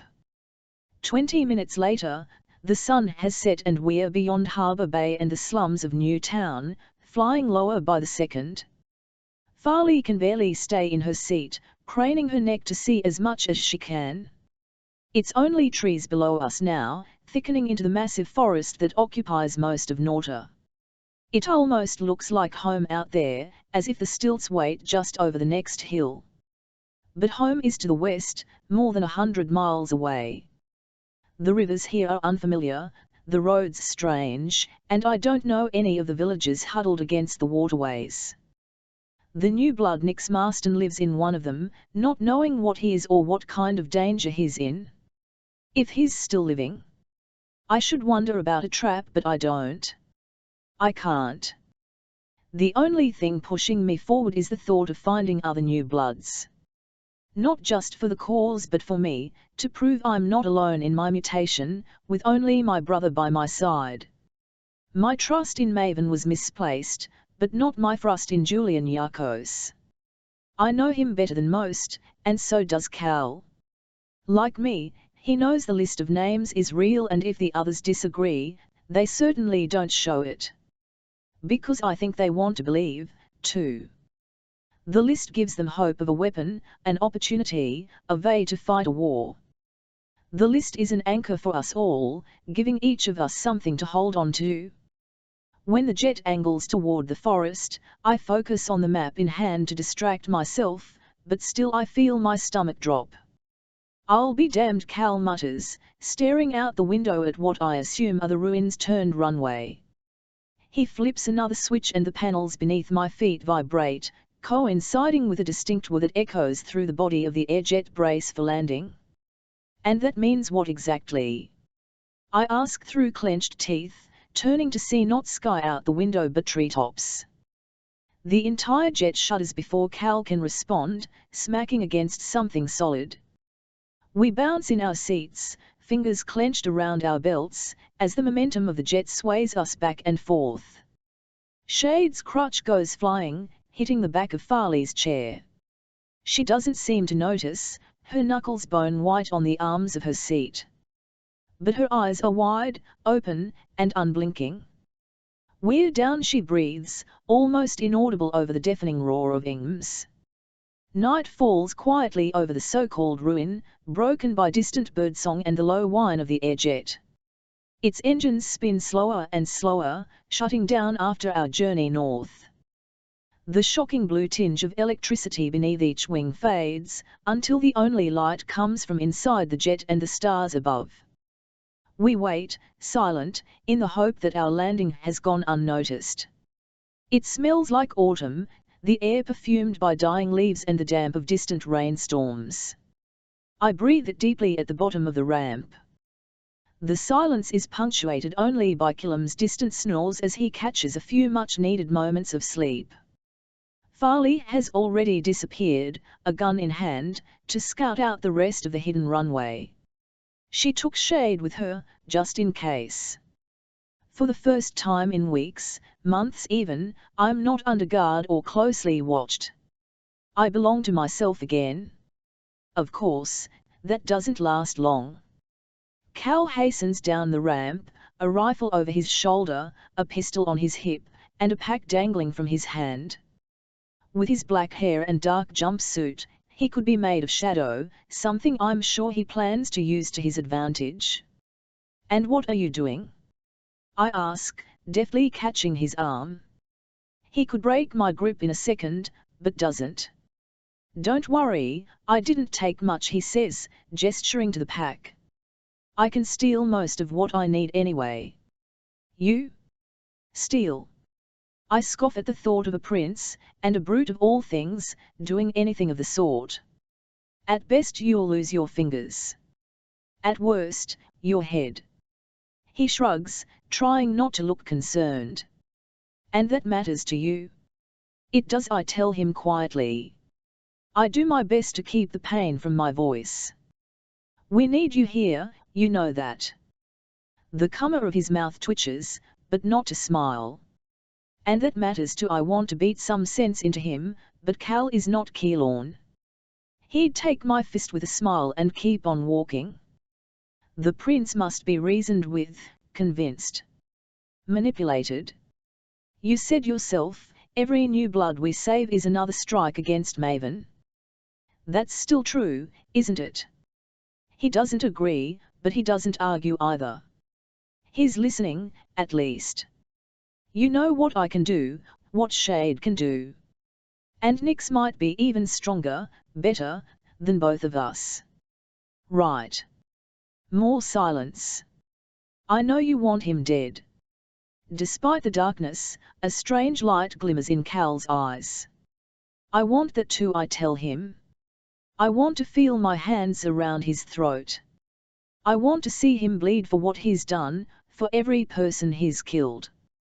It feels so good to say it out loud, to admit what scares me most of all, to the only person who understands. I want to hurt him in the worst way. I want to make his bones sing with lightning, until he can't even scream. I want to destroy the monster that Maven is now.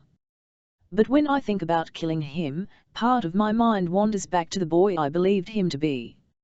I keep telling myself he wasn't real. The Maven I knew and cared for was a fantasy, tailored specifically for me. Illyria twisted her son into a person I would love, and she did her job so well.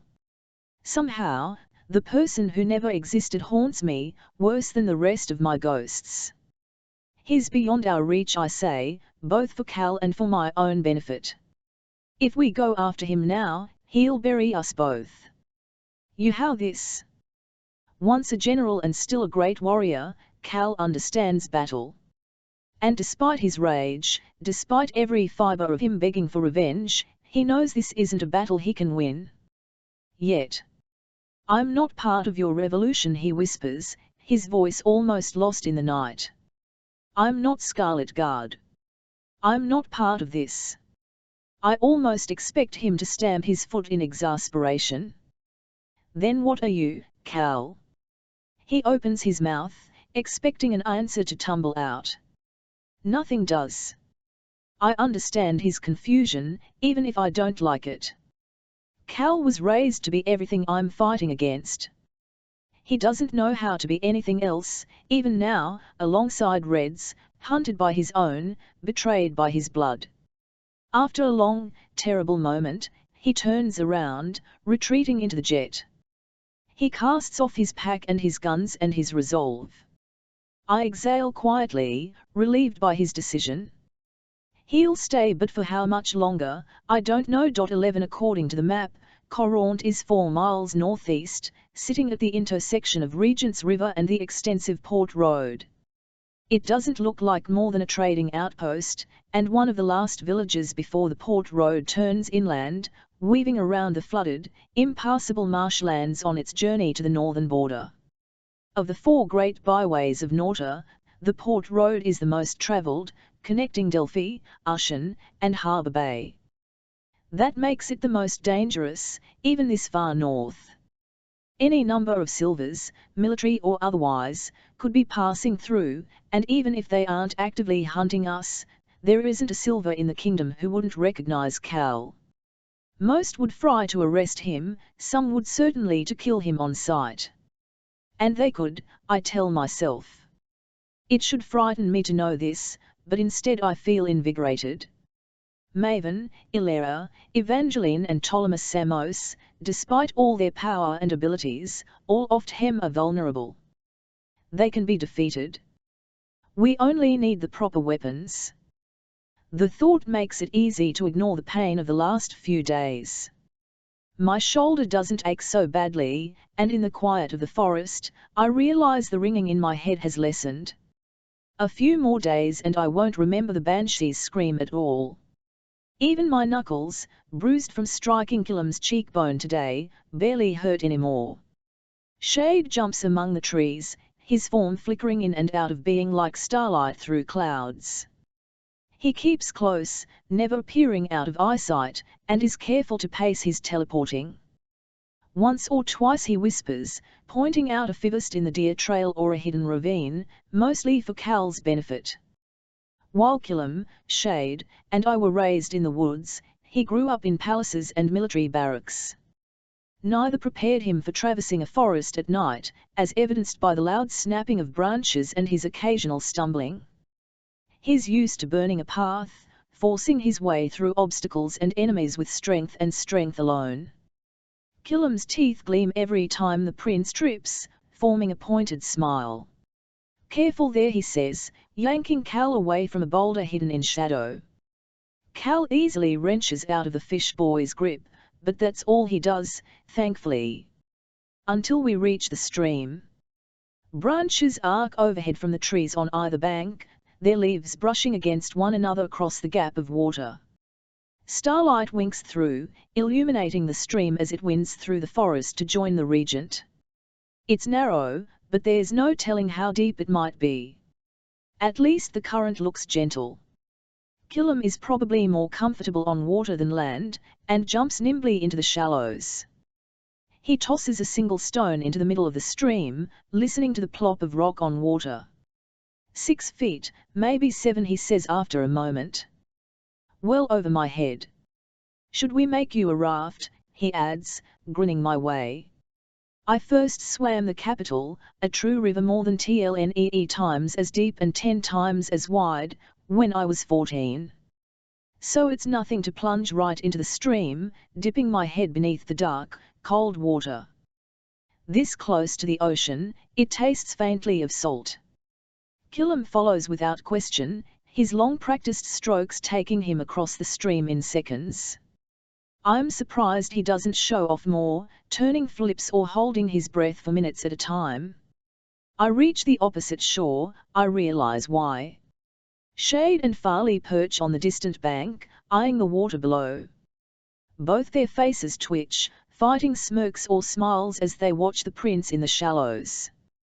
The stream breaks neatly around Cal's ankles, gentle as a mother's touch, but his face goes pale in the moonlight.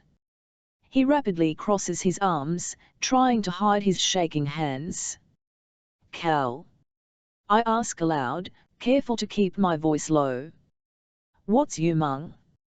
Already lounging against a tree trunk, Keelorn snorts in the darkness.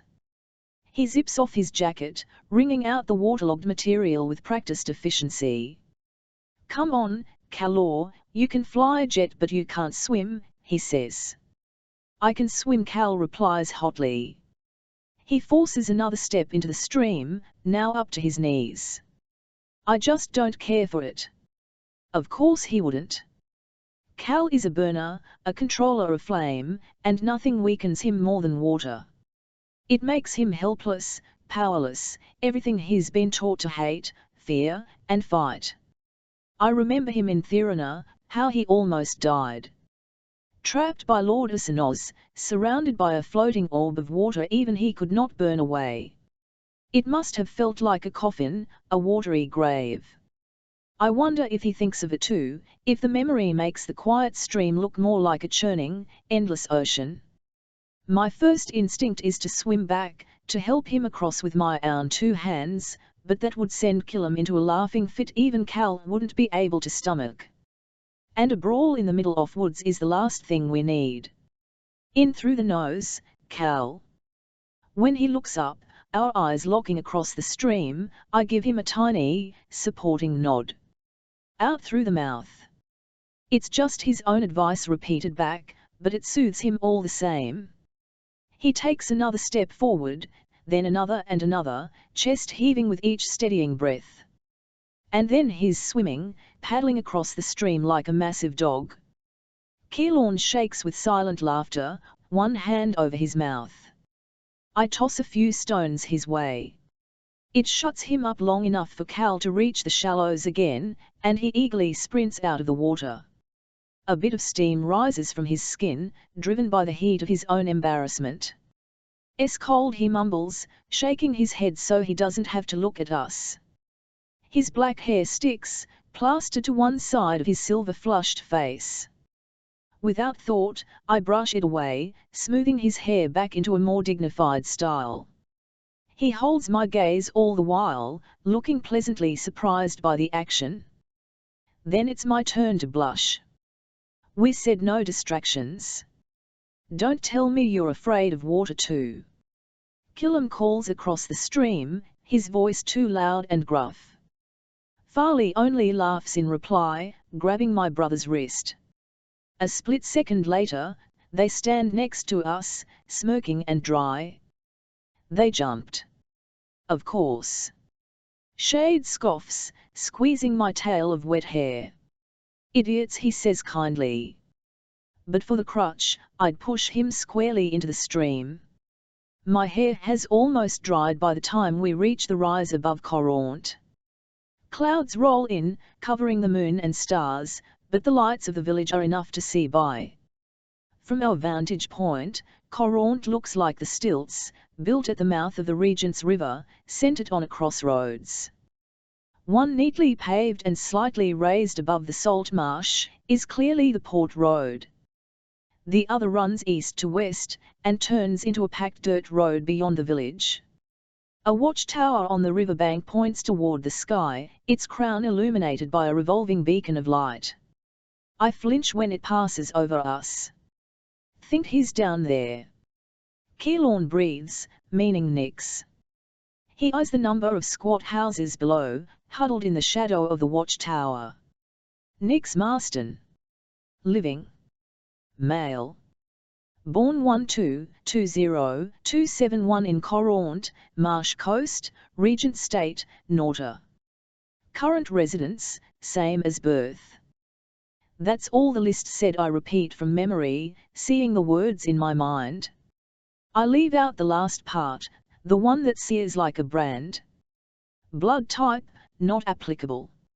Gene mutation, strain unknown. It follows every name on the list, including my own. It's the marker Julian said he used to find these people in the blood base, matching my blood to theirs. Now it's up to me to use that information, and hope that I'm not too late. I squint against the darkness, trying to see through the night. Fortunately the Regent looks quiet, a black and calm river, and the roads are empty. Even the ocean looks still as glass. Curfew is in full effect, as commanded by the wretched measures still in place. No Navy ships that I can see. And no traffic on the port road.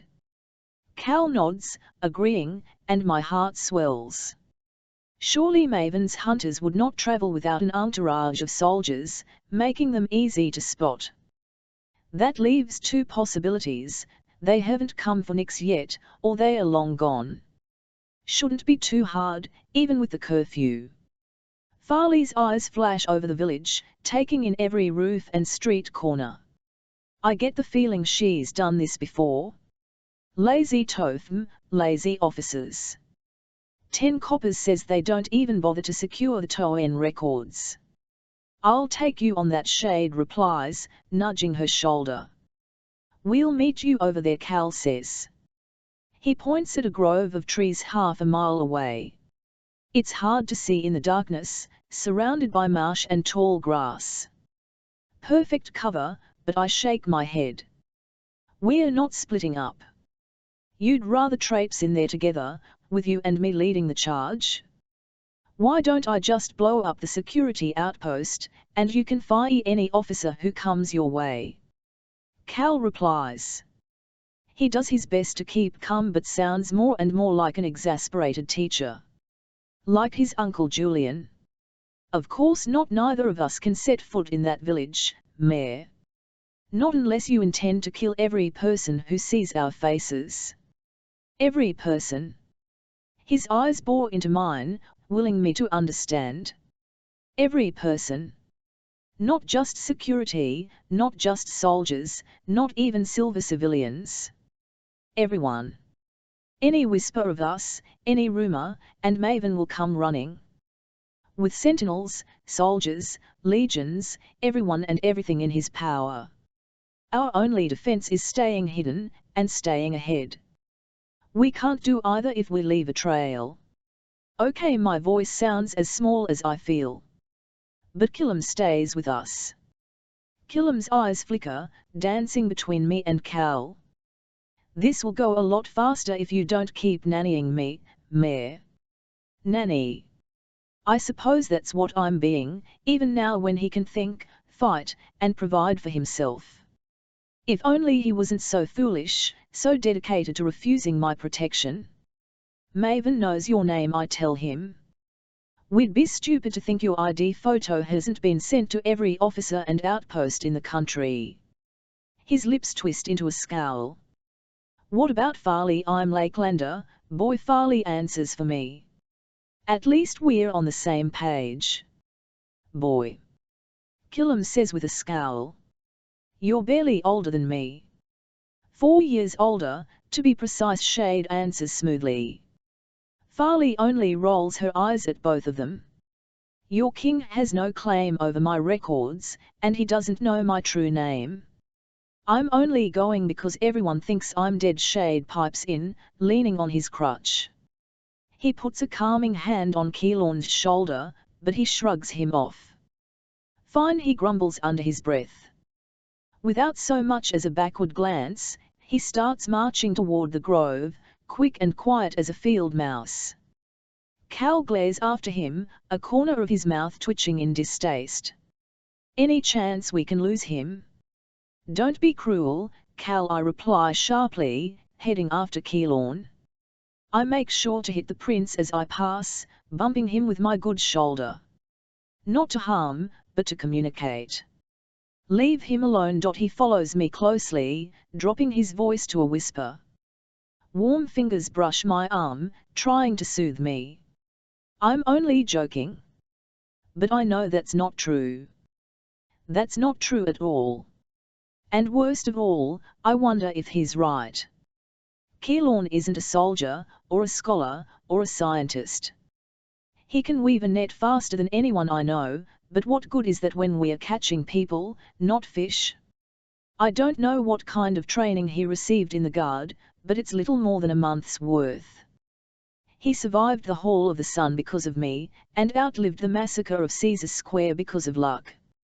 With no ability, little training, and less sense, how can he do anything but slow us down? I saved him from conscription, but not for this. Not for another war.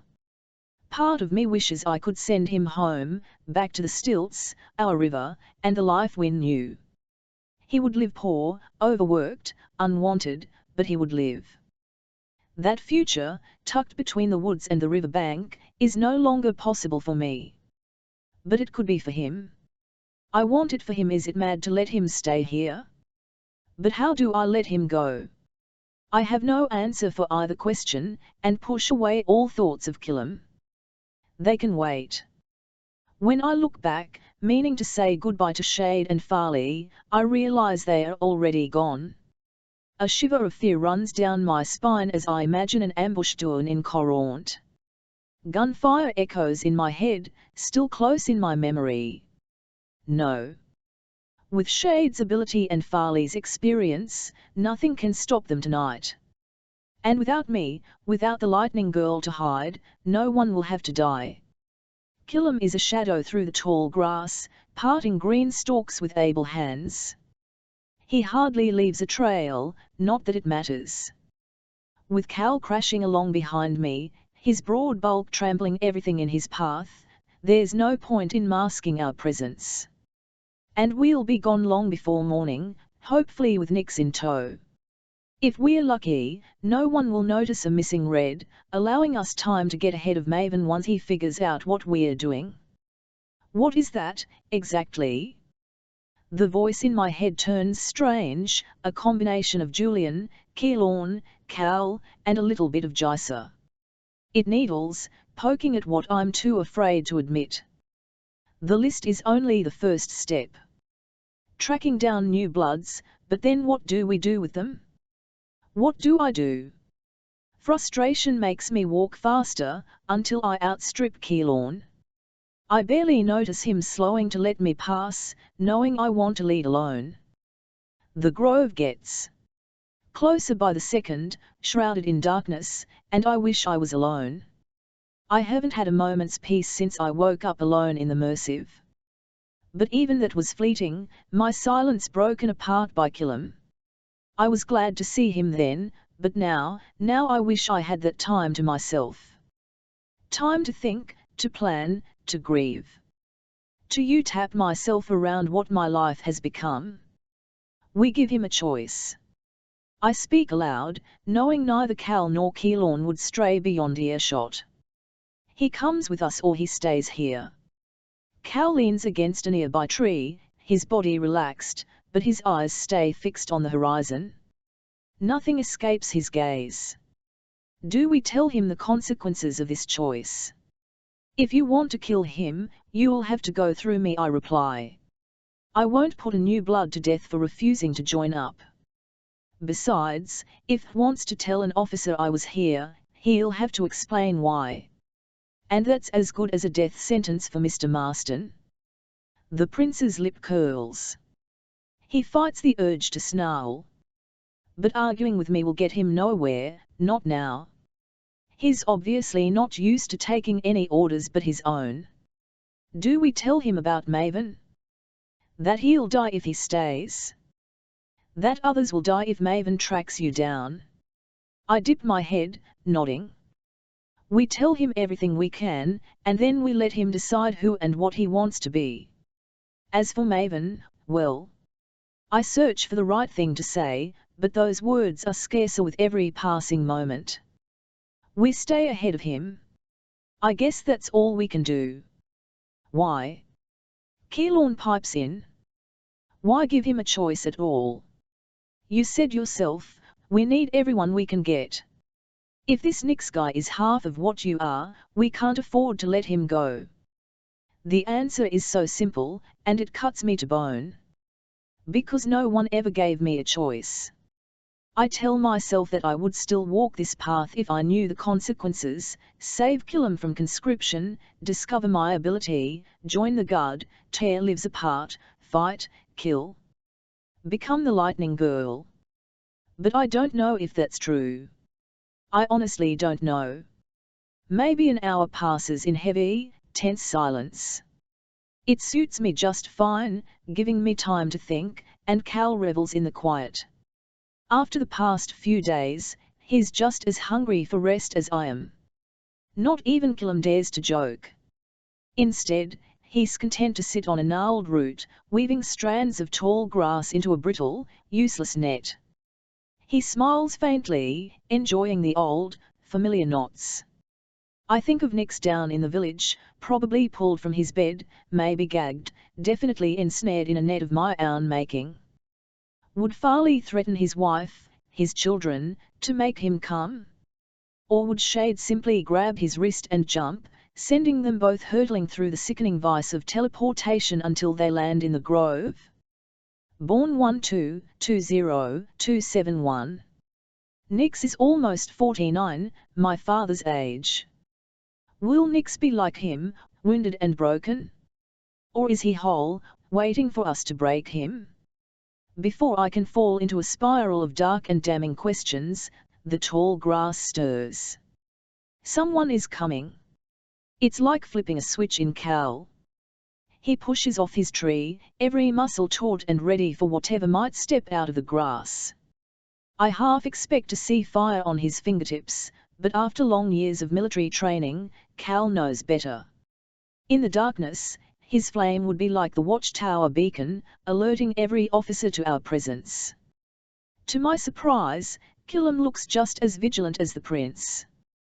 He drops his grass net, crushing it underfoot as he stands. He even pulls a hidden dagger from his boot, a sharp, thick little blade he once used to gut fish. The sight of it sets my teeth on edge.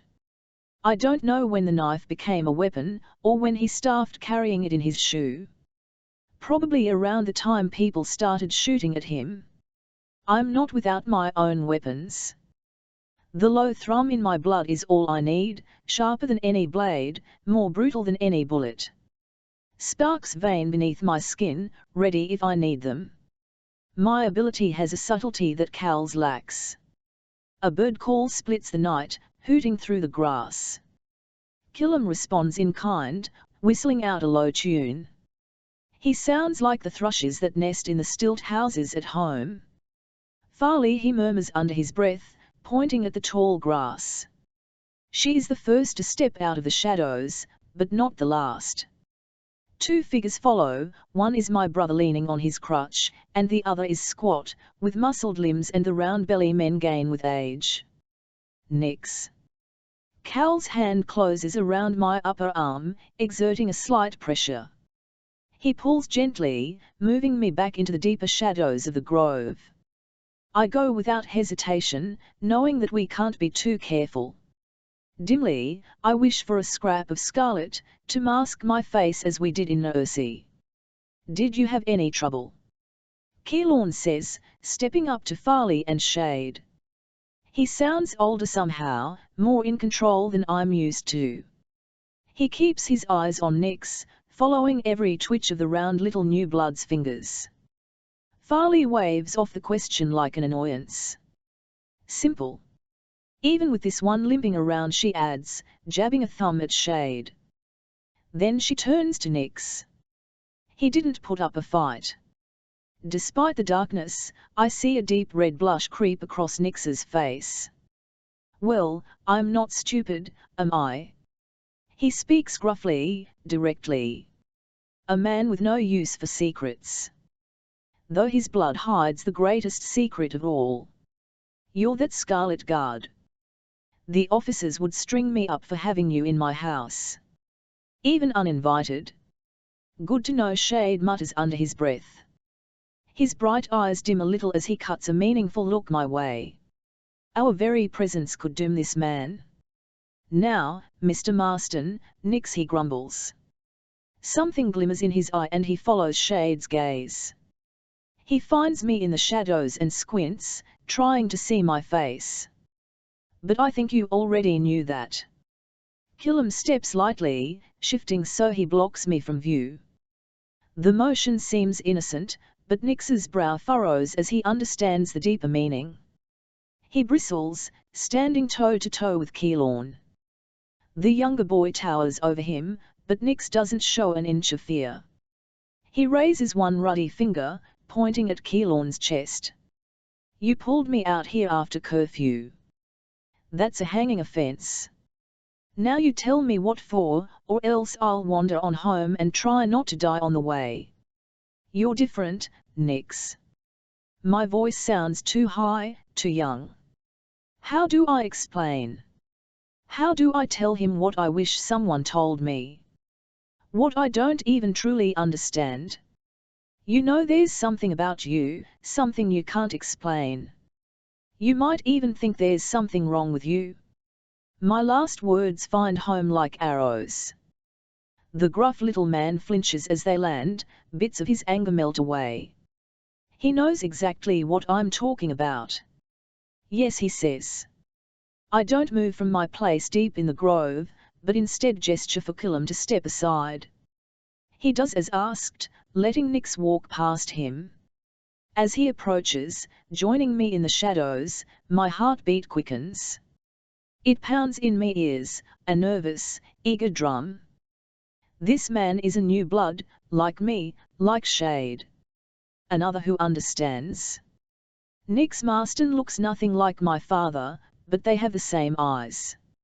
Not in colour, not in shape, but still, they are the same. They share the hollow look that speaks of emptiness, a lost time cannot heal. To my horror, Nix's hurt runs deeper even than Dad's, a man who can barely breathe, let alone walk. I see it in the droop of his shoulders, in the neglect of his grey hair and clothing. Were I still a thief, a rat, I wouldn't bother to steal from this man. He has nothing left to give. He returns my stare, eyes flickering over my face and body. They widen when he realizes who I am. The lighting girl. But when he recognizes Cal at my shoulder, his shock quickly gives way to rage. For an almost 50-year-old man, Nix is surprisingly fast. In the shadows, I barely see him drop a shoulder and charge, catching Cal around the middle. Though he's half the prince's size, he takes him down like a bull, smashing them both into a sturdy tree trunk. It cracks loudly beneath the blow, shaking from roots to branches. After half a heartbeat, I realize that I should probably step in. Cal is Cal, but we have no idea who Nix is, or what he can do. Nix gets in one bruising punch, hitting Cal's jaw so hard I fear it might be broken, before I manage to get my arms around his neck. Don't make me, Nix, I rumble in his ear. Don't make me. Do your worst, Nix spits back, trying to elbow me off. But I hold firm, squeezing his neck. The flesh feels rock hard beneath my touch. Very well. I push enough power through me to stun Nix into submission. The jolt should set his hair on end. My purple sparks hit his skin, and I expect him to drop back, maybe shake a little, and come to his senses. But he doesn't seem to feel my lightning at all. It only annoys him, like a fly would a horse. I shock him again, stronger this time, and again, nothing. In my surprise, he manages to throw me off and I land hard, my back against a tree. Cal does better, dodging and catching as many punches as he can. But he hisses in pain at the contact, even the blows that glance off his an. Finally the flame maker bracelet at his wrist sparks, forming a fireball in his shand.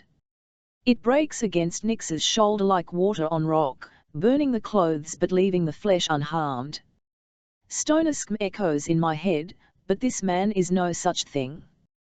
His skin is still ruddy and smooth, not grey or stony. It is simply impenetrable. Stop this! I growl, trying to keep my voice low. But the scuffle, or should I say butchery, continues on. Silver blood pours from Cal's mouth, staining Nix's knuckles black in the shadows. Killam and Farley rush past me, their hurried footsteps pounding in time. I don't know how much use they'll be against this human teching ball, and I hold out a hand to stop them. But Shade reaches Nix before they do, jumping into position behind him. He grabs Nix by the neck, like I did, and then they are both gone. They appear 10 feet away a split second later, and Nix falls to the ground, his face vaguely green. He tries to get up, but Shade braces his crutch against his neck, pinning him. "Move and I'll do it again," he says, his eyes alive and dangerous. Nix raises one silver-stained hand in surrender. The other clutches his stomach, still flipping from the surprise and sensation of being squeezed through thin air. I know it all too well. "Enough," he pants. A sheen of sweat glints across his forehead, betraying the exhaustion setting in. Impenetrable, but not unstoppable. Killam plops back down on his root, snatching up the remnants of his net. He smiles to himself, almost laughing at the sight of Cal beaten and bleeding. "I like this one," he says. "I like him very much." I fight to my feet, ignoring the old aches setting off across my bones. "The prince is with us, Nix.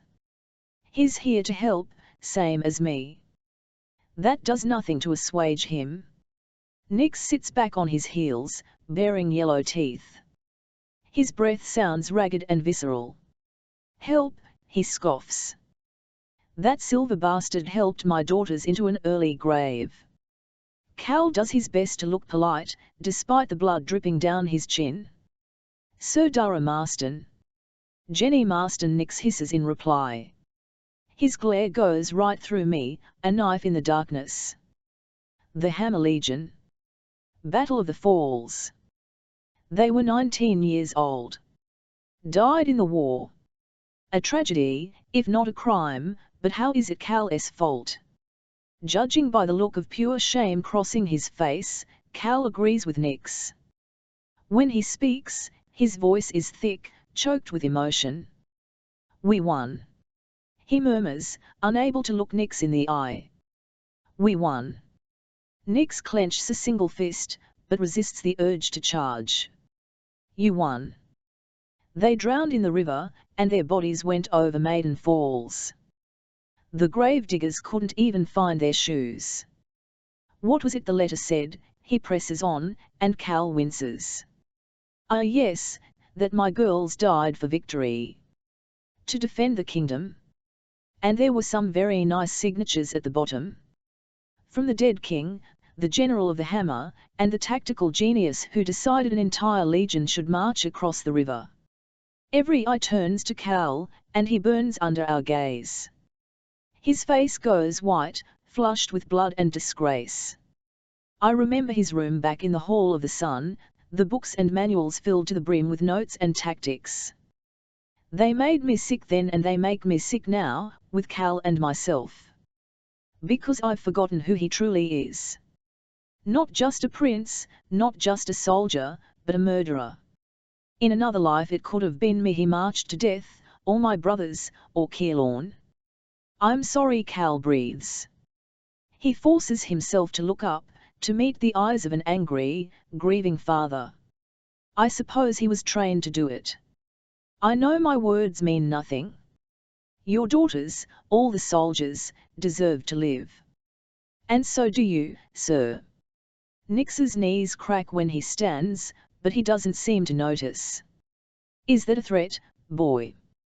"A warning," Cal replies, shaking his head. "You're like Mare, like Shade." He gestures to us in turn. "Different. What we call a new blood. Red and silver." "Don't you ever call me silver," Nix says TLN off gritted teeth.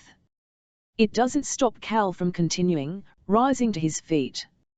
"My brother will be hunting people like you." He plans to kill you all, and pretend you never existed. He plans to erase you from history. Something sticks in Nix's throat and confusion clouds his eyes. He glances to me, looking for support. There are others. Many others, Nix. This time when I touch his skin, I have no intention of shocking him. Girls, boys, old and young. All over the country, waiting to be found. And when you find them, us. What then? I open my mouth to answer, but nothing comes out. I haven't thought that far ahead. Farley steps forward when I can't, extending a hand. She holds a red scarf, ragged but clean. The Scarlet Guard will protect them, hide them, and train them if they want to be trained. I almost balk at her words, thinking back to the Colonel. The last thing he seems to want is new bloods around, but Farley sounds so sure, so convincing. Like always, I'm sure she has something else up her sleeve, something I shouldn't question. Yet.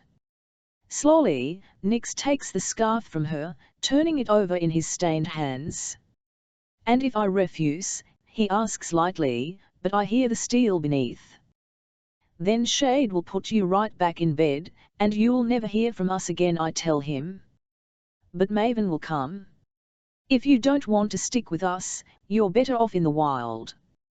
His grip tightens on the scarlet fabric. Not much of a choice. But you do have a choice. I hope he knows I mean it. I hope it for my own sake, for my own soul. You can choose to stay, or come. You know better than anyone how much has been lost, but you can help us regain something too. Nix is quiet for a long while after that. He paces, scarf in hand, occasionally glancing through the branches at the watchtower beacon. It revolves 3 times before he speaks again. My girls are dead, my wife's dead, and I'm sick of the marsh stink, he says, stopping in front of me. I'm with you. Then he glares over my shoulder, and I don't need to turn around to know he's looking at Cal. Just keep that one far away from me.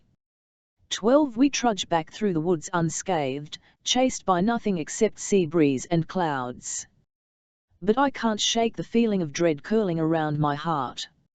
Even though Nix almost split Cal's skull, recruiting him seemed easy. Too easy. And if I've learned anything over the past 17 years, over the past month, it's that nothing is easy. Everything has a price. If Nix is not a trap, then he is certainly a danger. Anyone can betray anyone. So even though he reminds me of Dad, even though he's little more than a grey beard and grief, even though he's like me, I close my heart to the man from Coraunt. I have saved him from Maven, told him what he was, and let him make his choice. Now I must carry on, to do the same for another and another and another. All that matters is the next name. The starlight illuminates the woods enough for a quick glance, and I thumb through the now familiar pages of Julian's list. There are few in the area, clustered around the city of Harbour Bay. 2 are listed in the city proper, and 1 in the New Tomb slum. How we'll get to any of them, I'm not sure. The city will surely be walled like Arshan and Somerton, while the restrictions on techie slums are even worse than the measures. Then I remember, walls and restrictions don't apply to Shade. Luckily, he's walking better by the hour, and shouldn't need the crutch after a few more days. Then we'll be unstoppable. Then we might even win. The thought thrills and confuses me in equal measure. What will a world like that look like? I can only imagine where I'll be. At home maybe, certainly with my family, somewhere in the woods where I can hear a river. With Killam nearby, of course. But Cal? I don't know where he'll choose to be, in the end. In the darkness of night, it's easy to let your mind wander. I'm used to forests and don't really need to focus to keep from tripping on roots and leaves. So I dream as I walk, thinking of what might be. An army of new bloods. Farley leading the Scarlet Guard. A proper red uprising, from the choke trenches to the alleys of Grey Town. Cal always said that all-out war was not worth the cost, that the loss of red and silver life would be too great. I hope he's right. I hope Maven will see what we are, what we can do, and know he cannot win. Even he is not a fool. Even he knows when he is beaten. At least, I hope he does. Because as far as I can tell, Maven has never been defeated. Not when it really counts. Cal won their father, his soldiers, but Maven won the crown. Maven won every battle that truly mattered. And given time, he would have won me too. I see him in every shadow of every tree, a ghost standing tall against the rainstorm in the bowl of bones. Water streams between the points of his iron crown, into his eyes and mouth, into his collar, into the icy abyss that is his wasted heart. It goes red in color, turning from water to my blood. He opens his mouth to taste it, and the teeth Utlin are sharp, gleamed razors of white bone. I blink him away, blotting out the memory of the traitor prince. Farley murmurs in the darkness, detailing the true purpose of the guard. Nix is a smart man, but like everyone else beneath the rule of the Burning Crown, he has been fed lies. Terrorism, anarchy, bloodlust, those are the words the broadcasts use when describing the guard. They show the children dead in the sun shooting, the flooded wreckage of the Arshan Bridge, everything to convince the country of our supposed evil. All the while, the real enemy sits on his TLN1 and smiles. What about her? Nix whispers, tossing a flint-eyed glance in my direction. Is it true she seduced the prince into killing the king? Nix's question cuts like a blade, so wounding I expect to see a knife sticking out of my chest. But my own pains can wait. Ahead of me, Cal stills, his broad shoulders rising and falling, an indication of deep, steadying breaths. I put a hand to his arm, hoping to calm him as he calms me. His skin flames beneath my fingers, almost too hot to touch. No, it isn't, I tell Nix, pushing all the steel I can into my voice. That's not what happened at all. So the king's head rolled off on its own, then? He chuckles, expecting a rise of laughter. But even Killam has the good sense to stay quiet. He doesn't even smile. He understands the pain of dead fathers. It was Maven, Killam growls, surprising us all. The look in his eyes is pure fire. Maven and his mother, the Queen. She can control your mind. And his voice falters, not wanting to continue. The king's death was so horrible, even for a man we hated. And Nix prods, chancing a few steps toward Cal. I stop him with one daggered glare, and thankfully, he holds a few feet away. But his face pulls into a sneer, eager to see the prince in pain. I know he has his reasons to torture Cal, but that doesn't mean I have to let him. Keep walking, I murmur, so low only Cal can hear. Instead, he turns, his muscles taut beneath my touch. They feel like hot waves rolling on a solid sea. Ilera made me do it, Marston. His bronze eyes meet Nix's, daring him to take another step. She twisted her way into my head, controlling my body. But she let my mind stay. She let me watch as my arms took his sword, as I separated his head from his shoulders. And then she told the world it's what I wanted all along.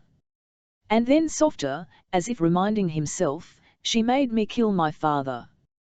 Some of Nix's malice dies away, enough to reveal the man beneath. I saw the pictures, he mumbles, as if in apology. They were everywhere, on every screen in Toen. I thought, it looked, Cal's eyes flicker, out to the trees. But he's not looking at the leaves. His gaze is in the past, to something more painful. She killed my UUE mother as well. And she'll kill all of us if we'll let her.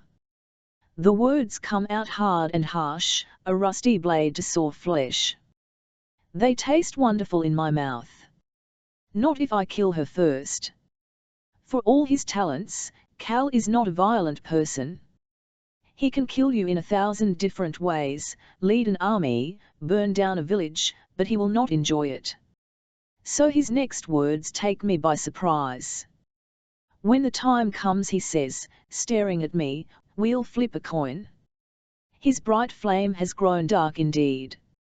When we emerge from the forest, a brief shudder of fear runs through me. What if the Black Run's gone? What if we were tracked? What if, but the airjet is exactly where we left it. It's nearly invisible in the darkness, blending into the grey-black runway. I resist the urge to sprint into its safety, and force myself to keep pace next to Cal. Not too close, though. No distractions. Keep your eyes open, Cal mutters, a small but firm warning as we approach. He doesn't take his eyes off the jet, watching for any indication of a trap. I do the same, glaring at the back ramp still lowered against the runway, open to the night air. It looks clear to me, but shadows gather in the belly of the Black Run, pitch dark and impossible to see through from this distance. It took a great amount of energy and focus to power on the entire jet, but the light bulbs within are another story. Even from 10 yards away, it's easy to reach out to their wiring, spark up their charges, and illuminate the inside of the jet with a bright and sudden glow. Nothing moves inside, but the others react, surprised by the burst of light. Farley even frees her pistol from the holster strapped to her leg. It's just me, I tell her with a wave of my hand. The jet's empty. My pace quickens. I'm eager to be inside, cocooned by the growing charge of electricity that strengthens with my every step.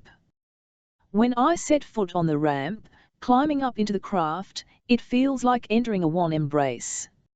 I run a hand along the wall, tracing the outline of a metal panel as I pass by. More of my power flows, bleeding out from the light bulbs, running along electrical pathways into the massive cell batteries beneath my feet and fixed under each wing. They hum in perfect unison, sending out their own energy, switching on what I haven't. The Black Run comes to life. Nix gasps behind me, in awe of the massive, metal jet. He's probably never seen one this close, let alone stepped inside one. I turn around, expecting to find him staring at the seats or the cockpit, but his eyes are firmly fixed on me. He flushes and ducks his head in what could be a shaky bow. Before I can tell him exactly how much that annoys me, he shuffles to a seat, puzzling over the safety belts. Do I get a helmet? He asks the silence. If we are going to be crashing through the air, I want a helmet. Laughing, Killam takes a seat next to Nix and buckles them both in with quick, agile fingers. Nix, I think you're the only one here who doesn't need one. They chuckle together, sharing crooked smiles. If not for me, for the Scarlet Guard, Killam would have probably turned out just like Nix. A battered old man, with nothing left to give but his bones. Now I hope he gets the chance to grow old, to have aching knees and a grey beard of his own. If only Killam would let me protect him. If only he didn't insist on throwing himself in front of every bullet that comes his way. So she really is the Lightning Girl. And this one's a... He gestures across the jet, to Shade, searching for a word to describe his ability.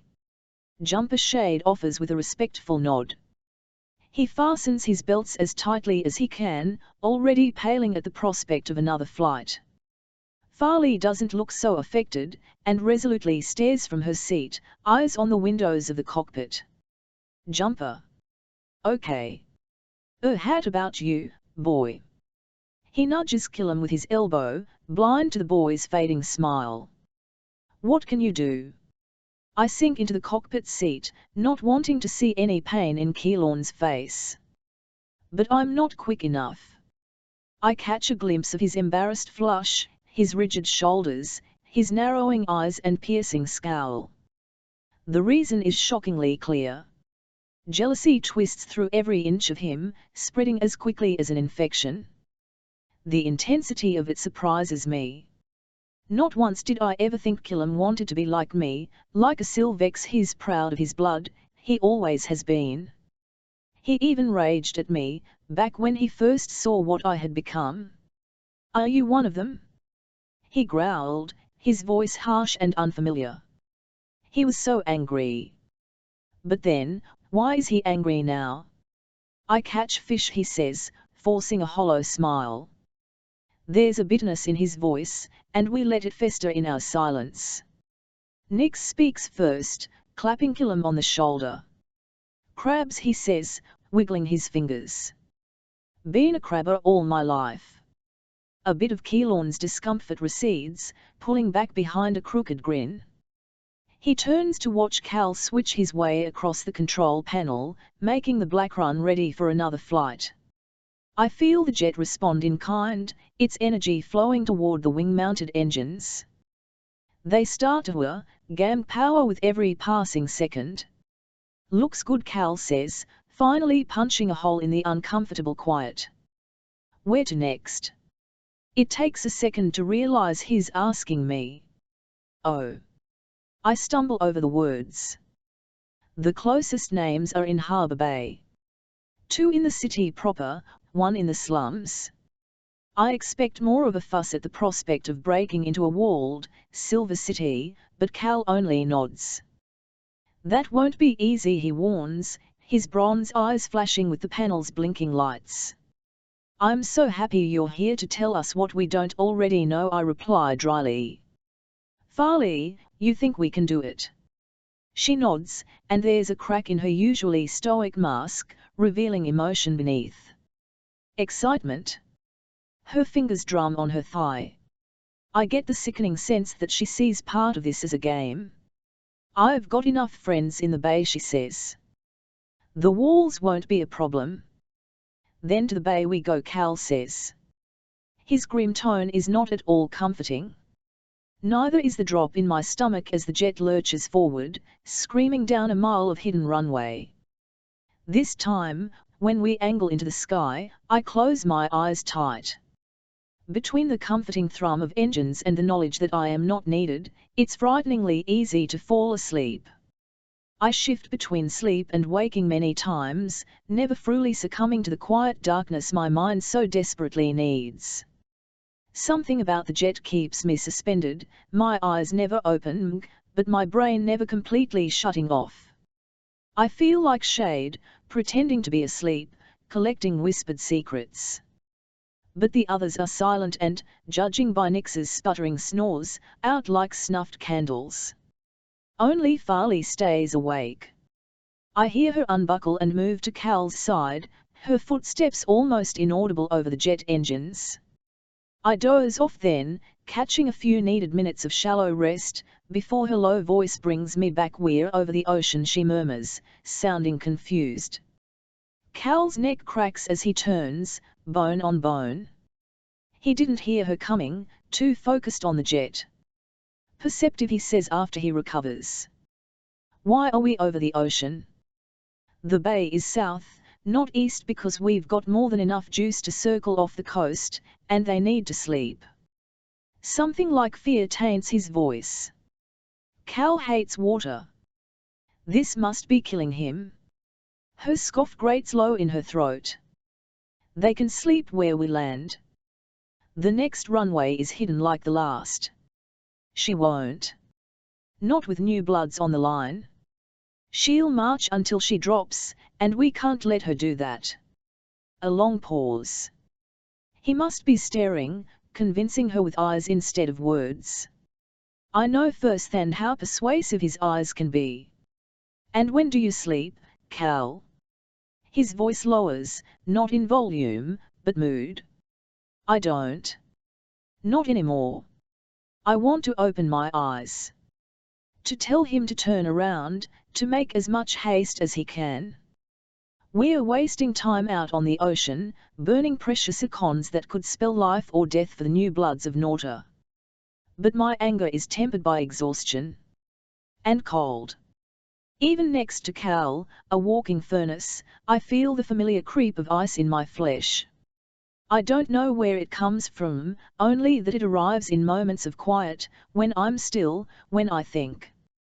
When I remember all I've done, and what has been done to me. The ice sits where my heart should be, threatening to split me open. My arms curl around my chest, trying to stop the pain. It works a little, letting warmth back into me. But where the ice melts, it leaves only emptiness. An abyss. And I don't know how to fill it back up. But I will heal. I must. I'm Sony, he murmurs, almost too low to hear. Still enough to keep me from drifting away. But his words aren't meant for me. Something jostles my arm. Farley, as she moves closer to hear him. For what I did to you. Before. In the hall of the Sunday. His voice almost breaks. Cal carries ice of his own. The memory of frozen blood, of Farley's torture in the cells of the palace. She refused to betray her own, and Cal made her scream for it. I don't expect you to accept any kind of apology, and you shouldn't I accept, she says, curt but sincere. I made mistakes that night as well. We all did. Even though my eyes are closed, I know she's looking at me.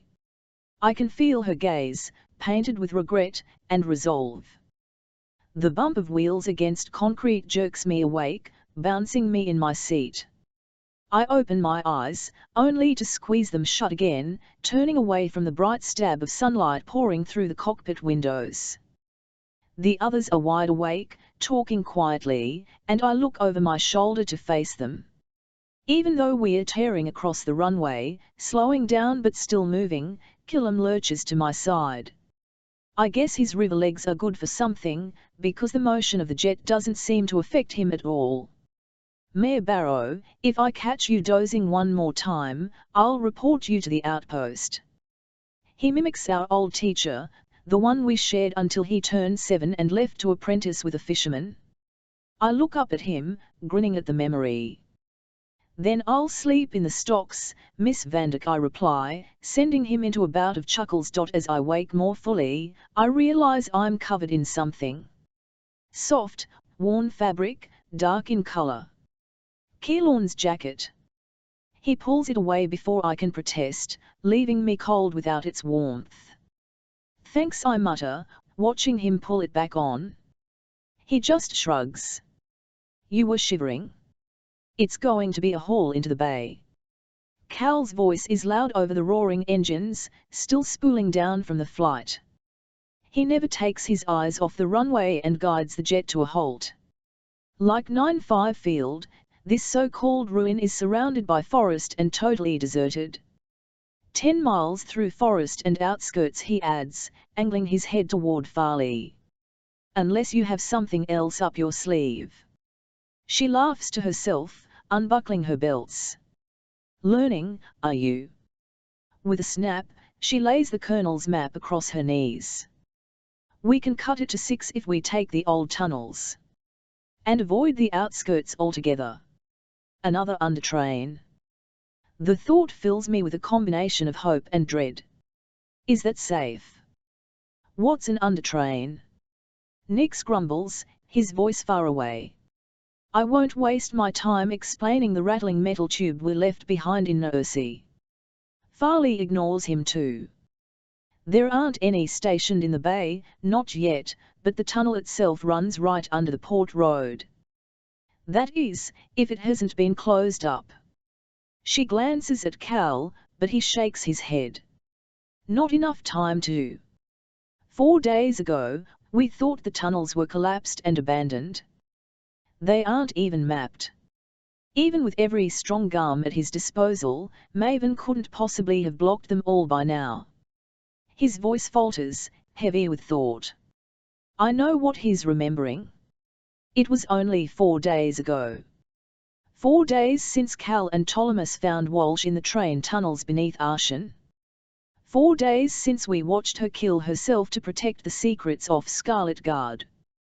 To distract myself from the memory of Walsh's glassy, dead eyes, I stretch out of my seat, bend and flex my muscles. Let's get moving, I say, and it sounds more like a command than I would like. I've memorized the next batch of names. Ada Wallace. Born 6/1/290 in Harbour Bay, Beacon, Regent State, Nauta. Current residence, same as birth. And the other, also listed in Harbour Bay, Walt Vergalt. Born 1/20/302. He shares a birthday with Keylorn, identical down to the year.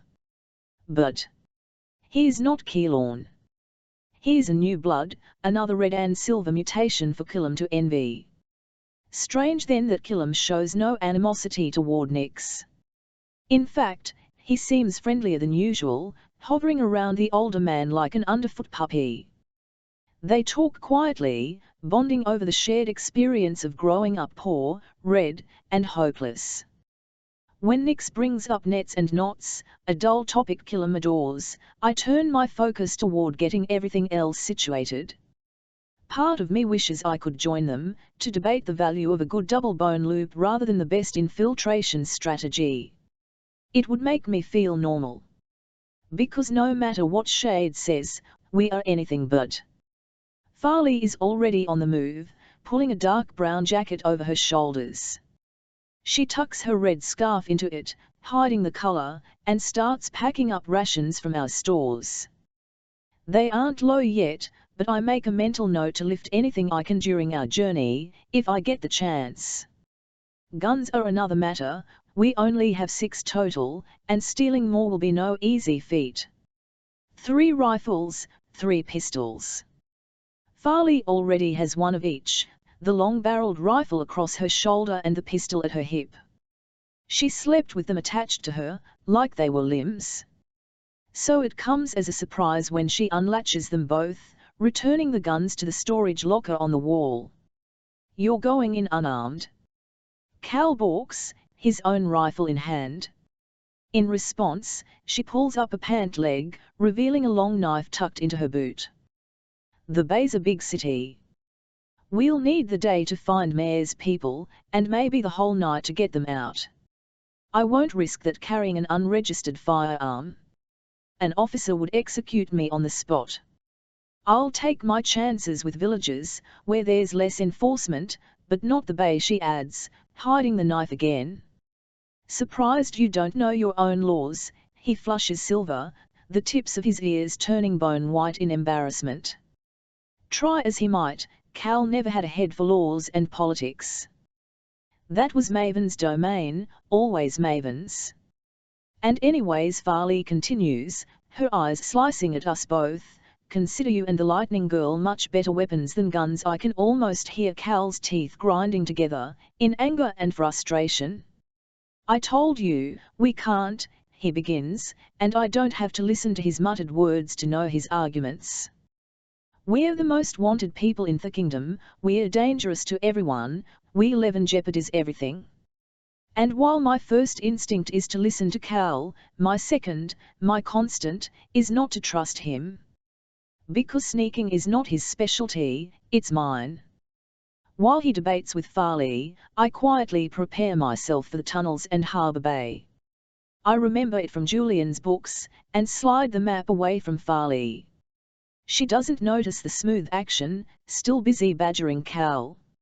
Shade joins, intervening on her behalf, and the jabbering 3 leave me to sit silently and plan. The Colonel's map of Harbour Bay is newer than the one Julian showed me, and more detailed. Just as Arshan was built around the massive bridge the Scarlet Guard destroyed, Harbour Bay, naturally, centres on its famous, bowl-like harbour. Most of it is artificially built, forming a too-perfect curve of ocean against land.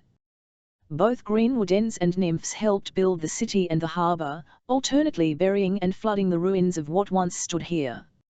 And dividing the ocean circle, jutting straight out into the water, is a straight roadway full of gates, army patrols, and choke points.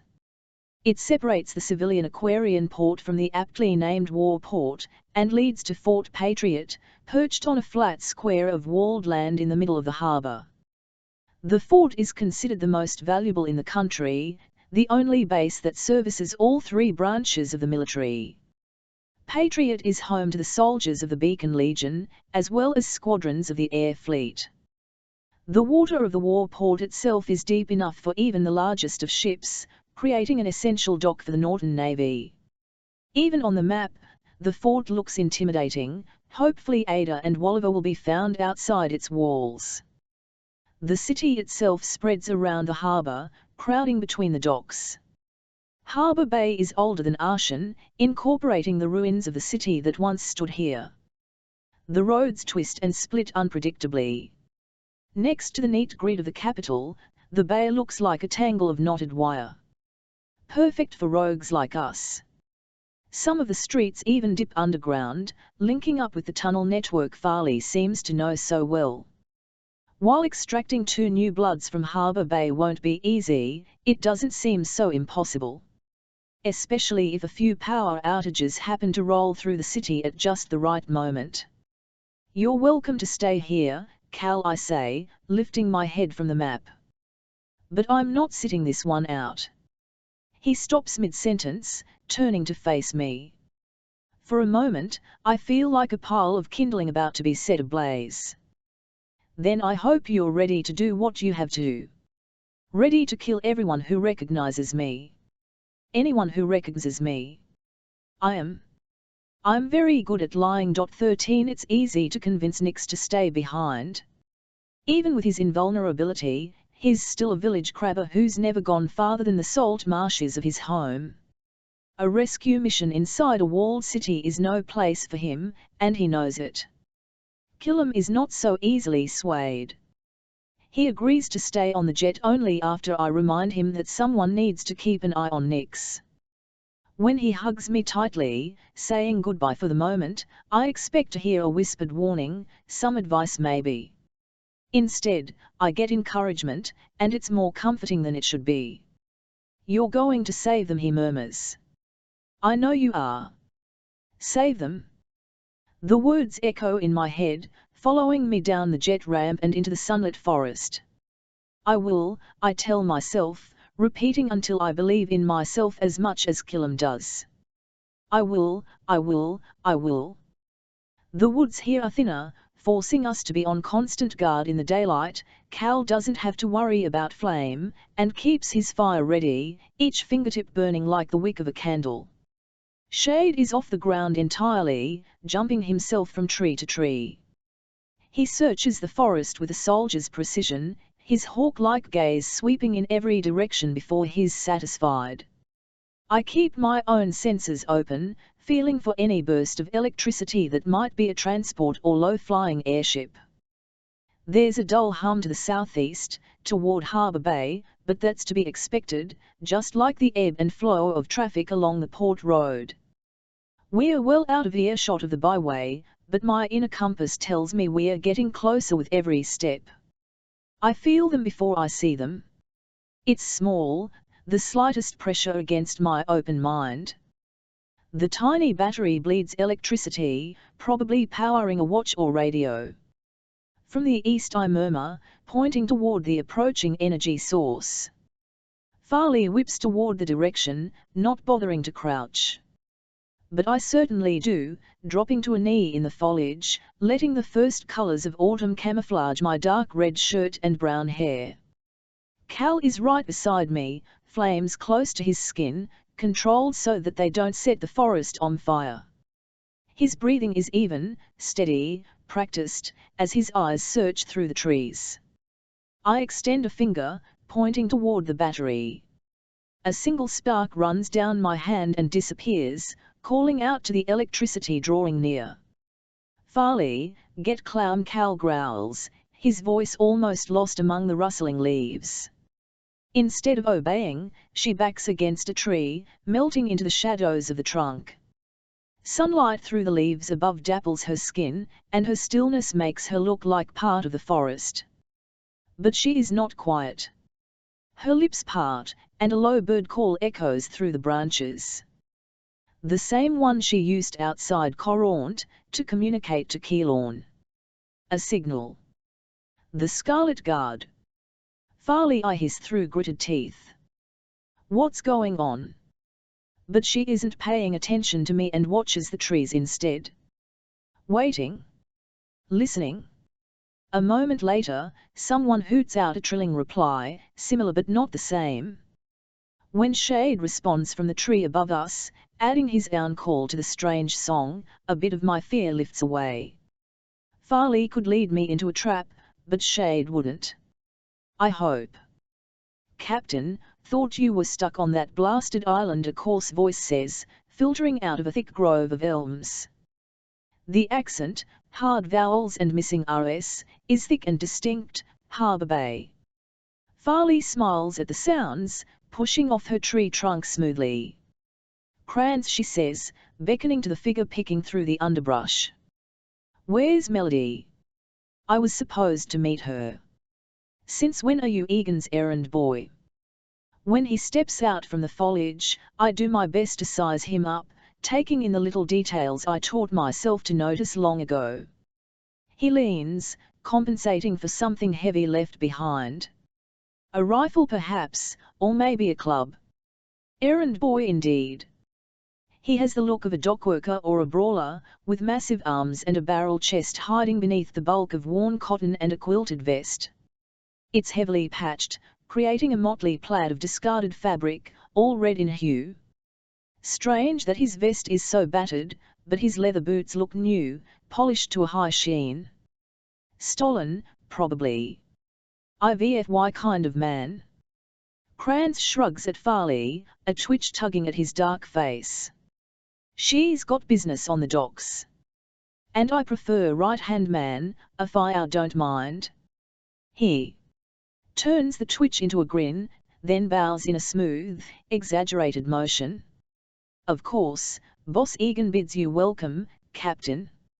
It's not Captain anymore, Farley mutters, frowning as she clasps his forearm in some version of a handshake.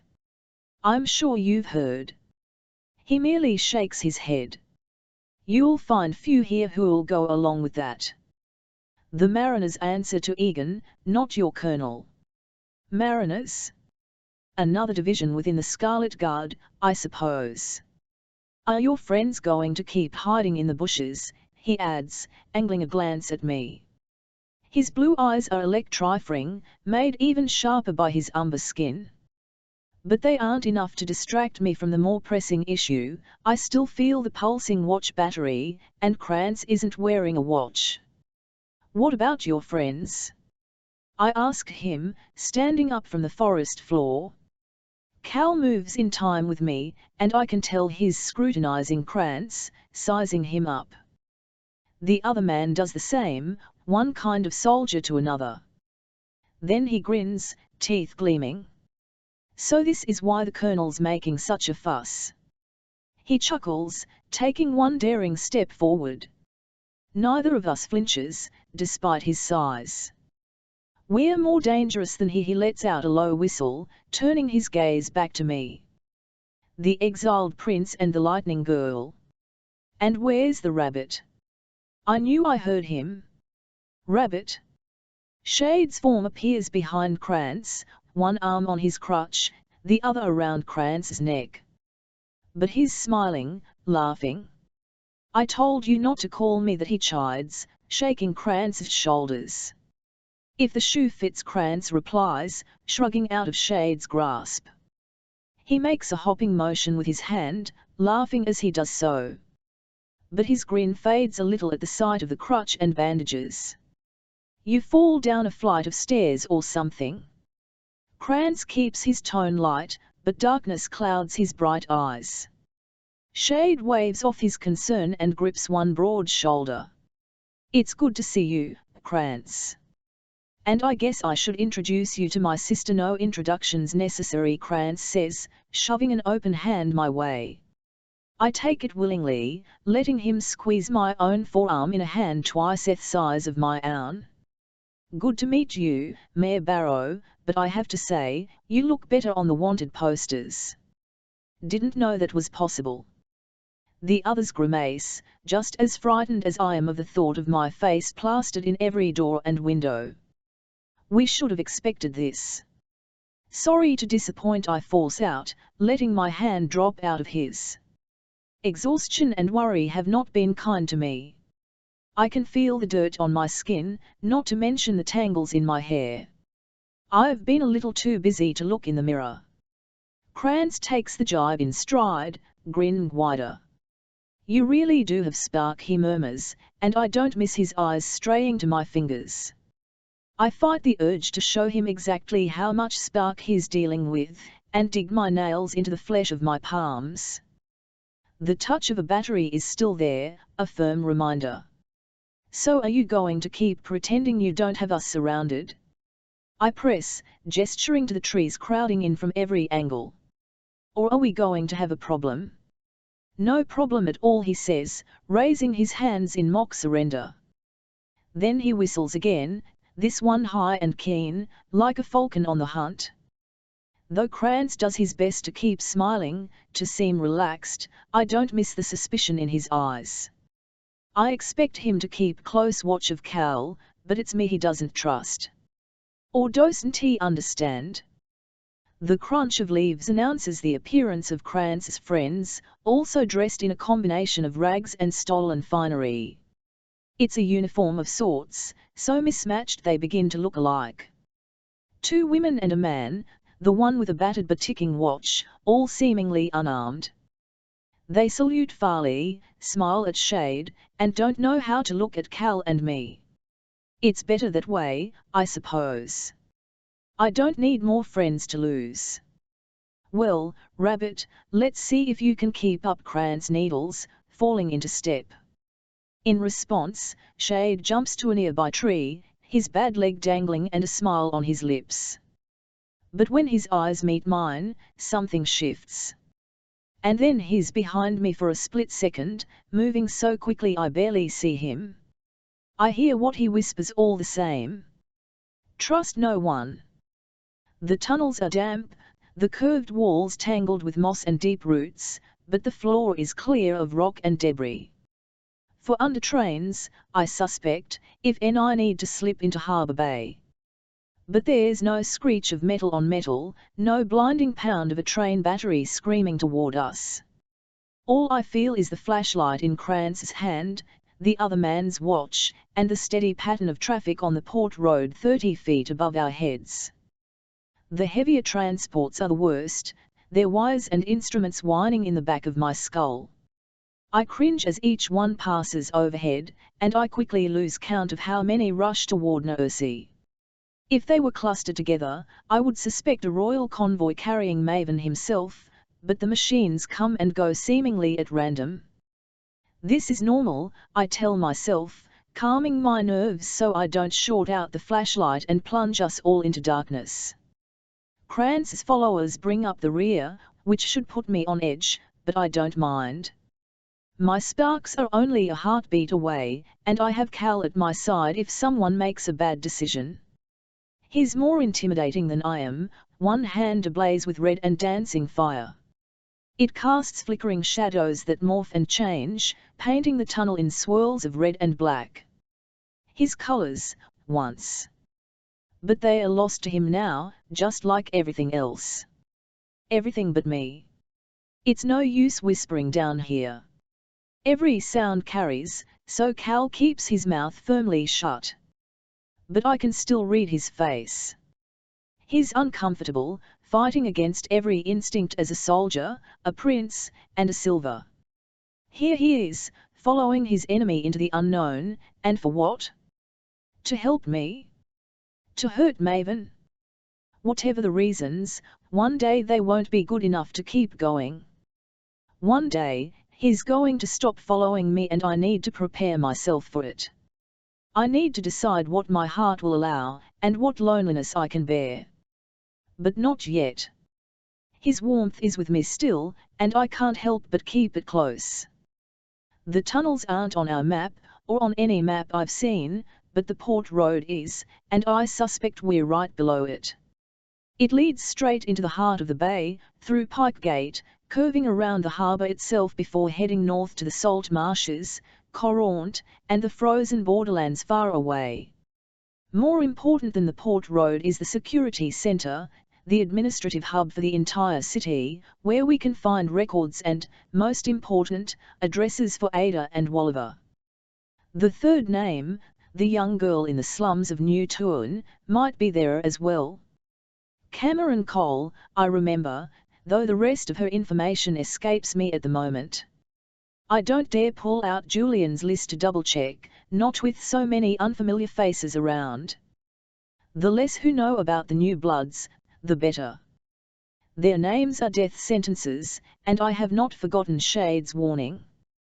With any luck, we'll have everything we need by nightfall, and be back to the Black Run by breakfast, with 3 more new bloods in tow.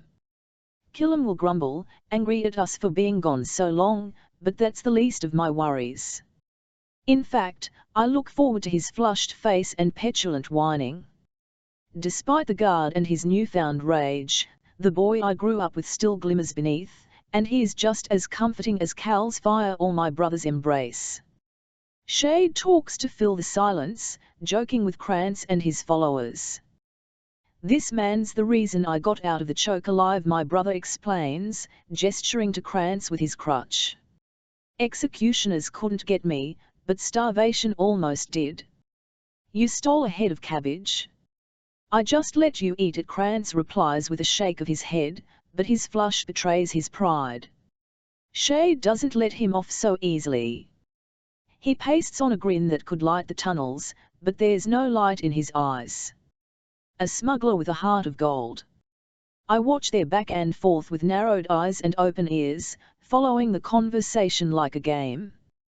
One compliments the other, recalling their journey back from the choke, eluding security and the legions alike. And while they might have formed a friendship in those weeks, it doesn't seem to exist anymore. Now, they are just men sharing memories and forced smiles, each one trying to figure out exactly what the other wants. I do the same, coming to my own conclusions. Krantz is a glorified thief, a profession I know well enough. The best part about thieves is you can trust them to do their worst. If our positions were reversed, and I was my old self escorting a fugitive into the stilts, would I turn them over for a few tetrarchs? For a few weeks of food or electricity rations? I remember hard winters well enough, cold and hungry days that seemed to have no end. Sicknesses with easy cures, but no money to buy the medicine. Even the bitter ache of simple want, to take something beautiful or useful simply because. I have done horrible things in such moments, stealing from people as desperate as I was. To survive. To keep Uzal alive. It's the justification I used back in the stilts, when I took coins from families with starving children. I don't doubt that Krantz would turn me over to Boss Egan if he could, because it's what I would do. Sell me to Maven for an exorbitant price. But luckily, Krantz is hopelessly outgunned.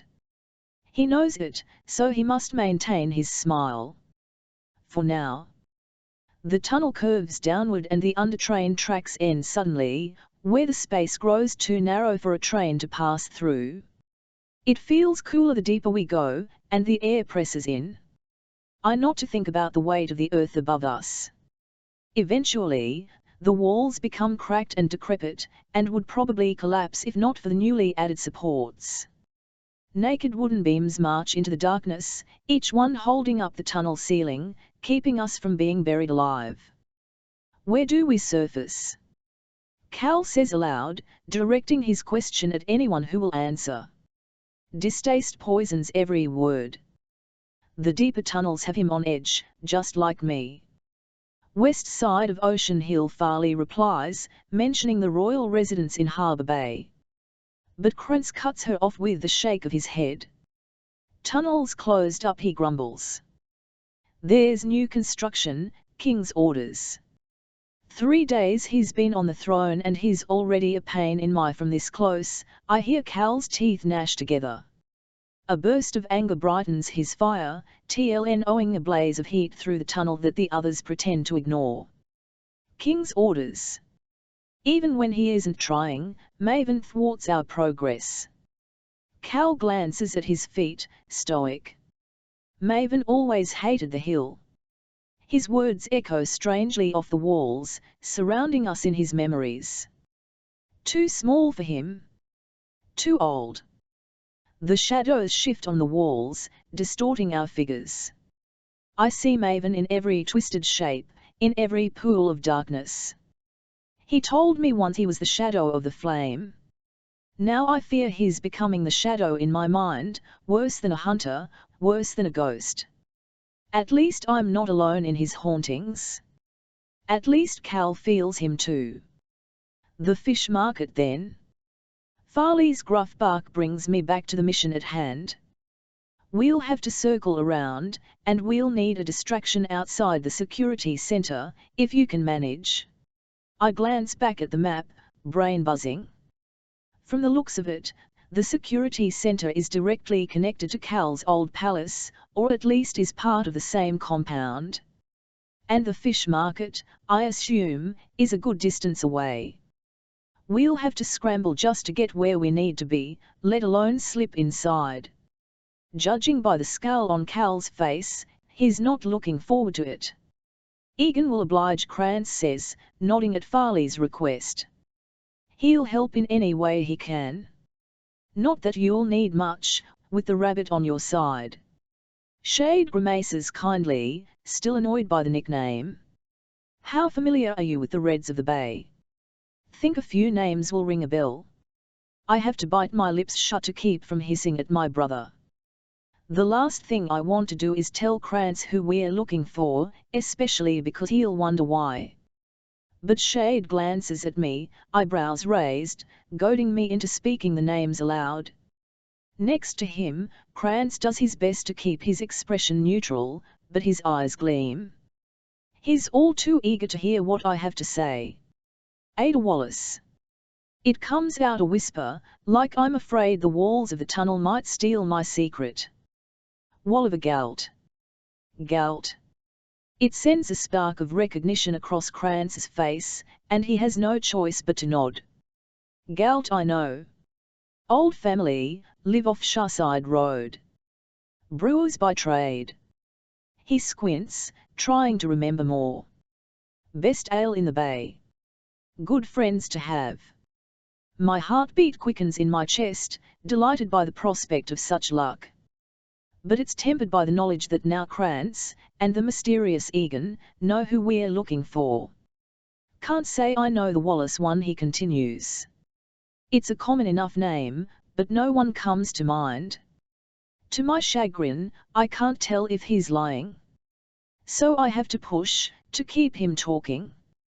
Perhaps Krantz will reveal something, or give me an excuse to convince him to do so. You called yourselves the Mariners? I ask, careful to keep my tone neutral. He flashes a GRM over his shoulder, then lifts a sleeve to reveal a tattoo on his forearm. A blue-black anchor, surrounded by red, swirling rope. Best smugglers in the beacon, he says proudly. You want it, we run it. And you serve the guard. That question makes his smile drop away and he rolls down his sleeve again. There's a shadow of a nod, but nothing more convincing than that. I take it Egan's another captain. I quicken my pace, until I'm almost stepping on Krantz's heels. His shoulders tighten at my closeness, and I don't miss it when the hairs on the back of his neck raise. And that makes you what? His lieutenant. We don't bother with titles, he replies, dodging my needling. But I'm just getting started. The others look on, confused by my behavior. Keylorn would understand. Better yet, he would play along. Forgive me, Krantz. The words come out sickly sweet. I sound like a court lady, not a sneak thief, and it rankles him. I'm simply curious about our brothers and sisters in the Bay. Tell me, what convinced you to join the cause? Hard silence. When I look back, Krantz's friends are just as quiet, their eyes almost black in the dim tunnel light. Was it Farley? Were you recruited? I press on, waiting for some sign of a break. Still he doesn't respond. And a tremor of fear rolls through me. What isn't he telling us? Or did you seek the guard out, like I did? Of course, I had a very good reason. I thought Shade was dead, you see, and I wanted vengeance. I joined up because I wanted to kill the people who killed my brother. Nothing, but Kranz's pace quickens. I've touched on something. Who did the silvers take from you? I expect Shade to scold me for my questions, but he stays quiet. His attention never wavers from Kranz's face, trying to see what the smuggler is hiding. Because he is certainly hiding something from us, and we're all beginning to feel it. Even Farley tenses up, though she seemed so friendly moments ago. She's realized something, seen something she didn't see before. Her hand strays into her jacket, closing around what can only be another hidden knife. And Cal never let his guard drop to begin with. His fire burns, a naked threat to split the darkness. Again I think of the tunnel. It starts to feel like a grave. Where is Melody?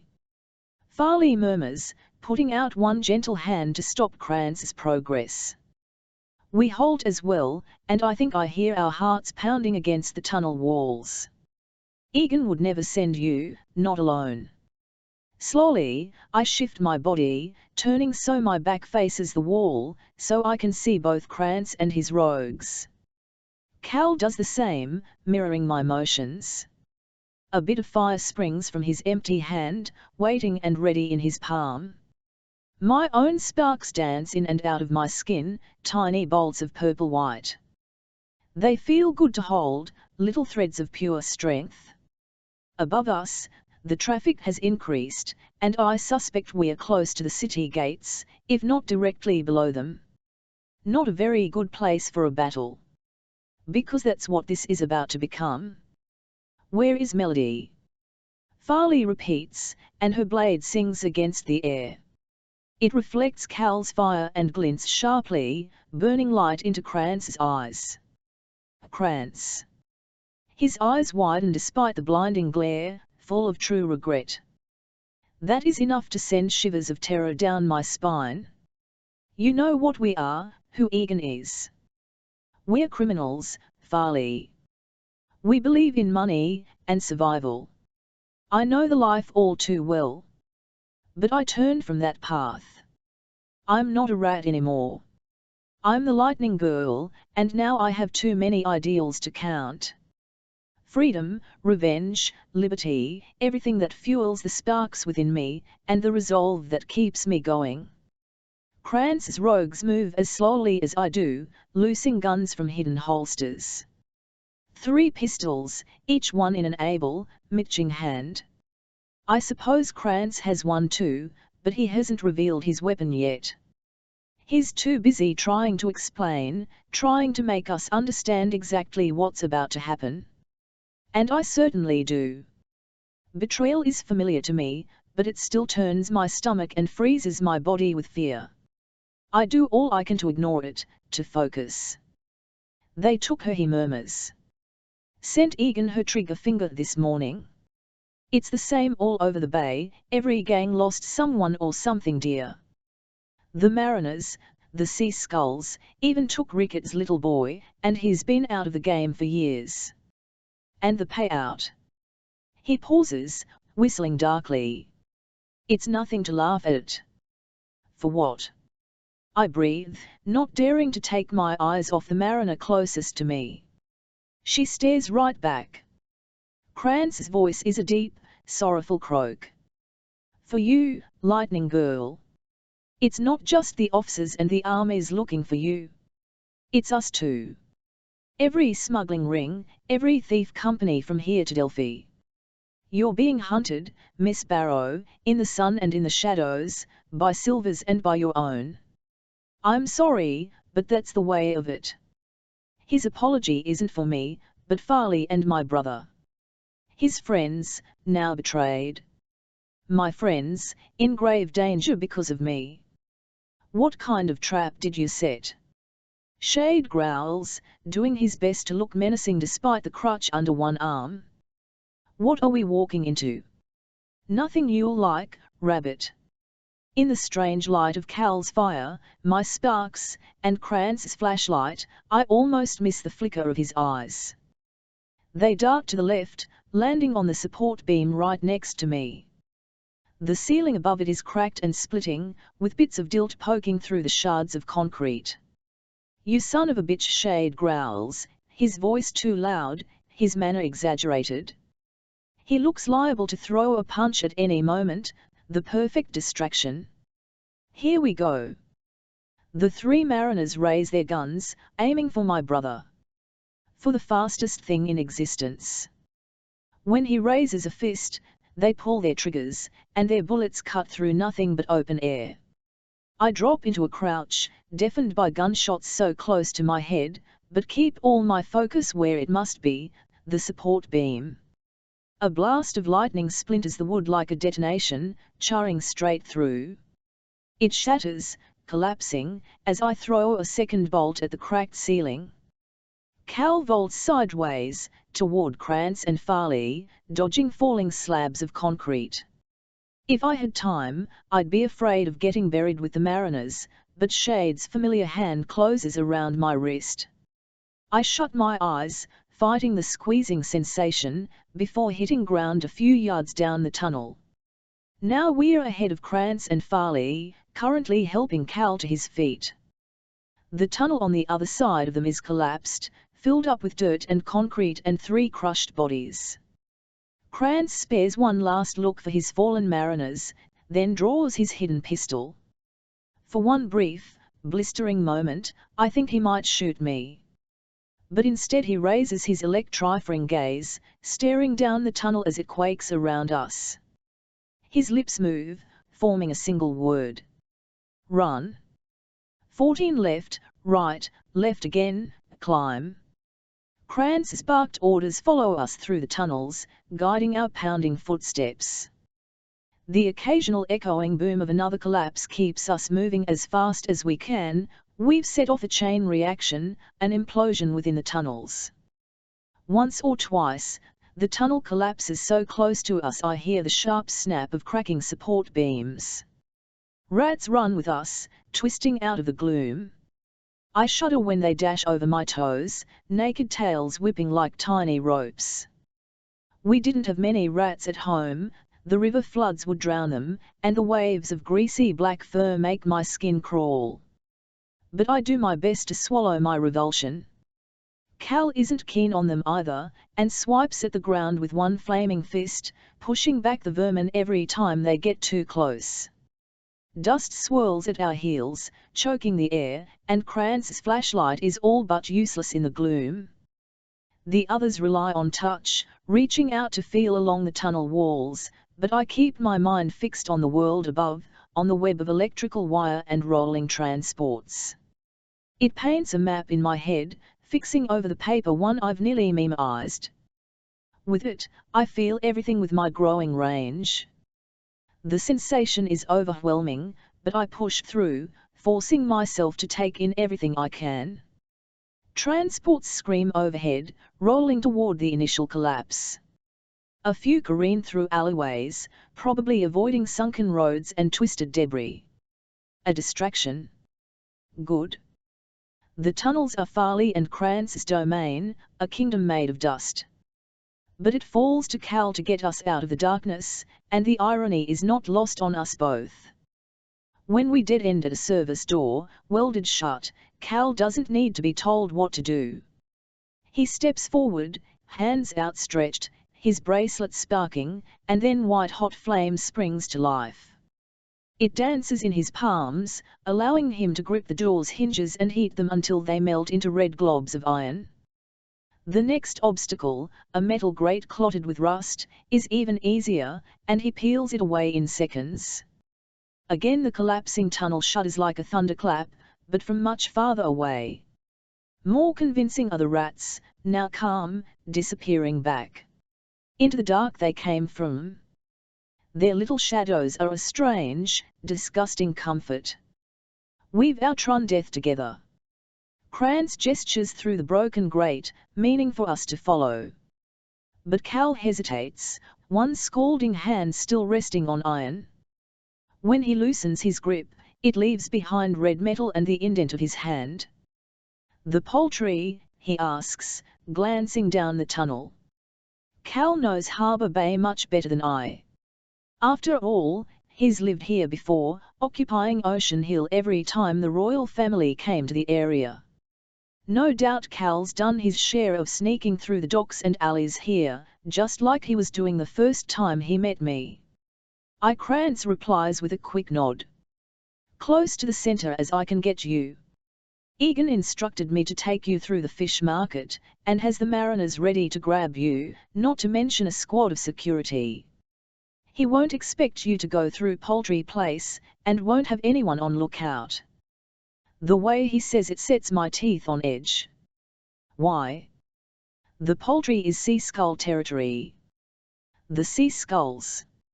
Another gang, likely branded with tattoos more foreboding than Krantz's anchor. If not for Maven's scheming, they might have helped a Red Sister, but instead, they've been turned into enemies almost as dangerous as any Silver Soldier.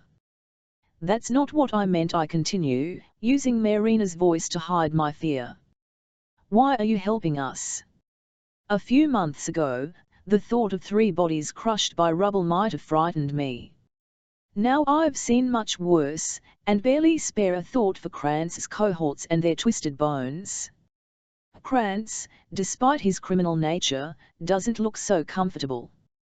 His eyes glare back into the darkness, after the mariners he helped kill. They were probably his friends. But there are friends I would trade, lives I would forsake, for my own victories. I've done it before. It isn't hard to let people die when their deaths gives life to something else. I'm not one for oaths, or red dawns, or any of the other nonsense your lot goes on about, he mumbles, one fist closing and clenching in rapid succession. Words don't impress me. But you're doing a hell of a lot more than talking. The way I see it, I can either betray my boss, or my blood. Blood. His teeth gleam in the dim light, flashing with every barbed word. Even rats want to get out of the gutter, Miss Barrow. Then he steps TLN off the grate, toward the surface that could kill us all. And I follow. I square my shoulders, turning to face the echoes and the end of the tunnel's safety. I've never been to Harbour Bay before, but the map and my electrical sense are enough. Together, they paint a picture of roads and wiring. I can feel the military transports rolling toward the fort, and the lights of the Poultry. What's more, a city is something I understand. Crowds, alleys, all the distractions of daily life, these are my kinds of camouflage. Poultry Place is another market, alive as Grand Garden in Somerton or the Square of the Stilts. But it is dirtier, more harried, free of silver overlords but choked with teeming red bodies and haggling shouts. A perfect place to hide. We emerge on the lowest level, a subterranean tangle of stalls crisscrossed by greasy canvas canopies.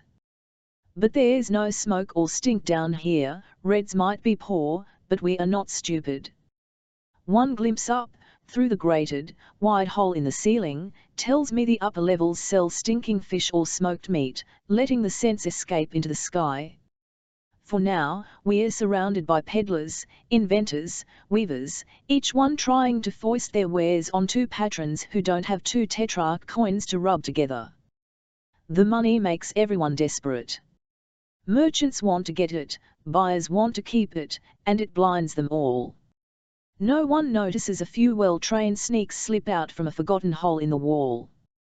I know I should feel afraid, but being surrounded by my own is strangely comforting.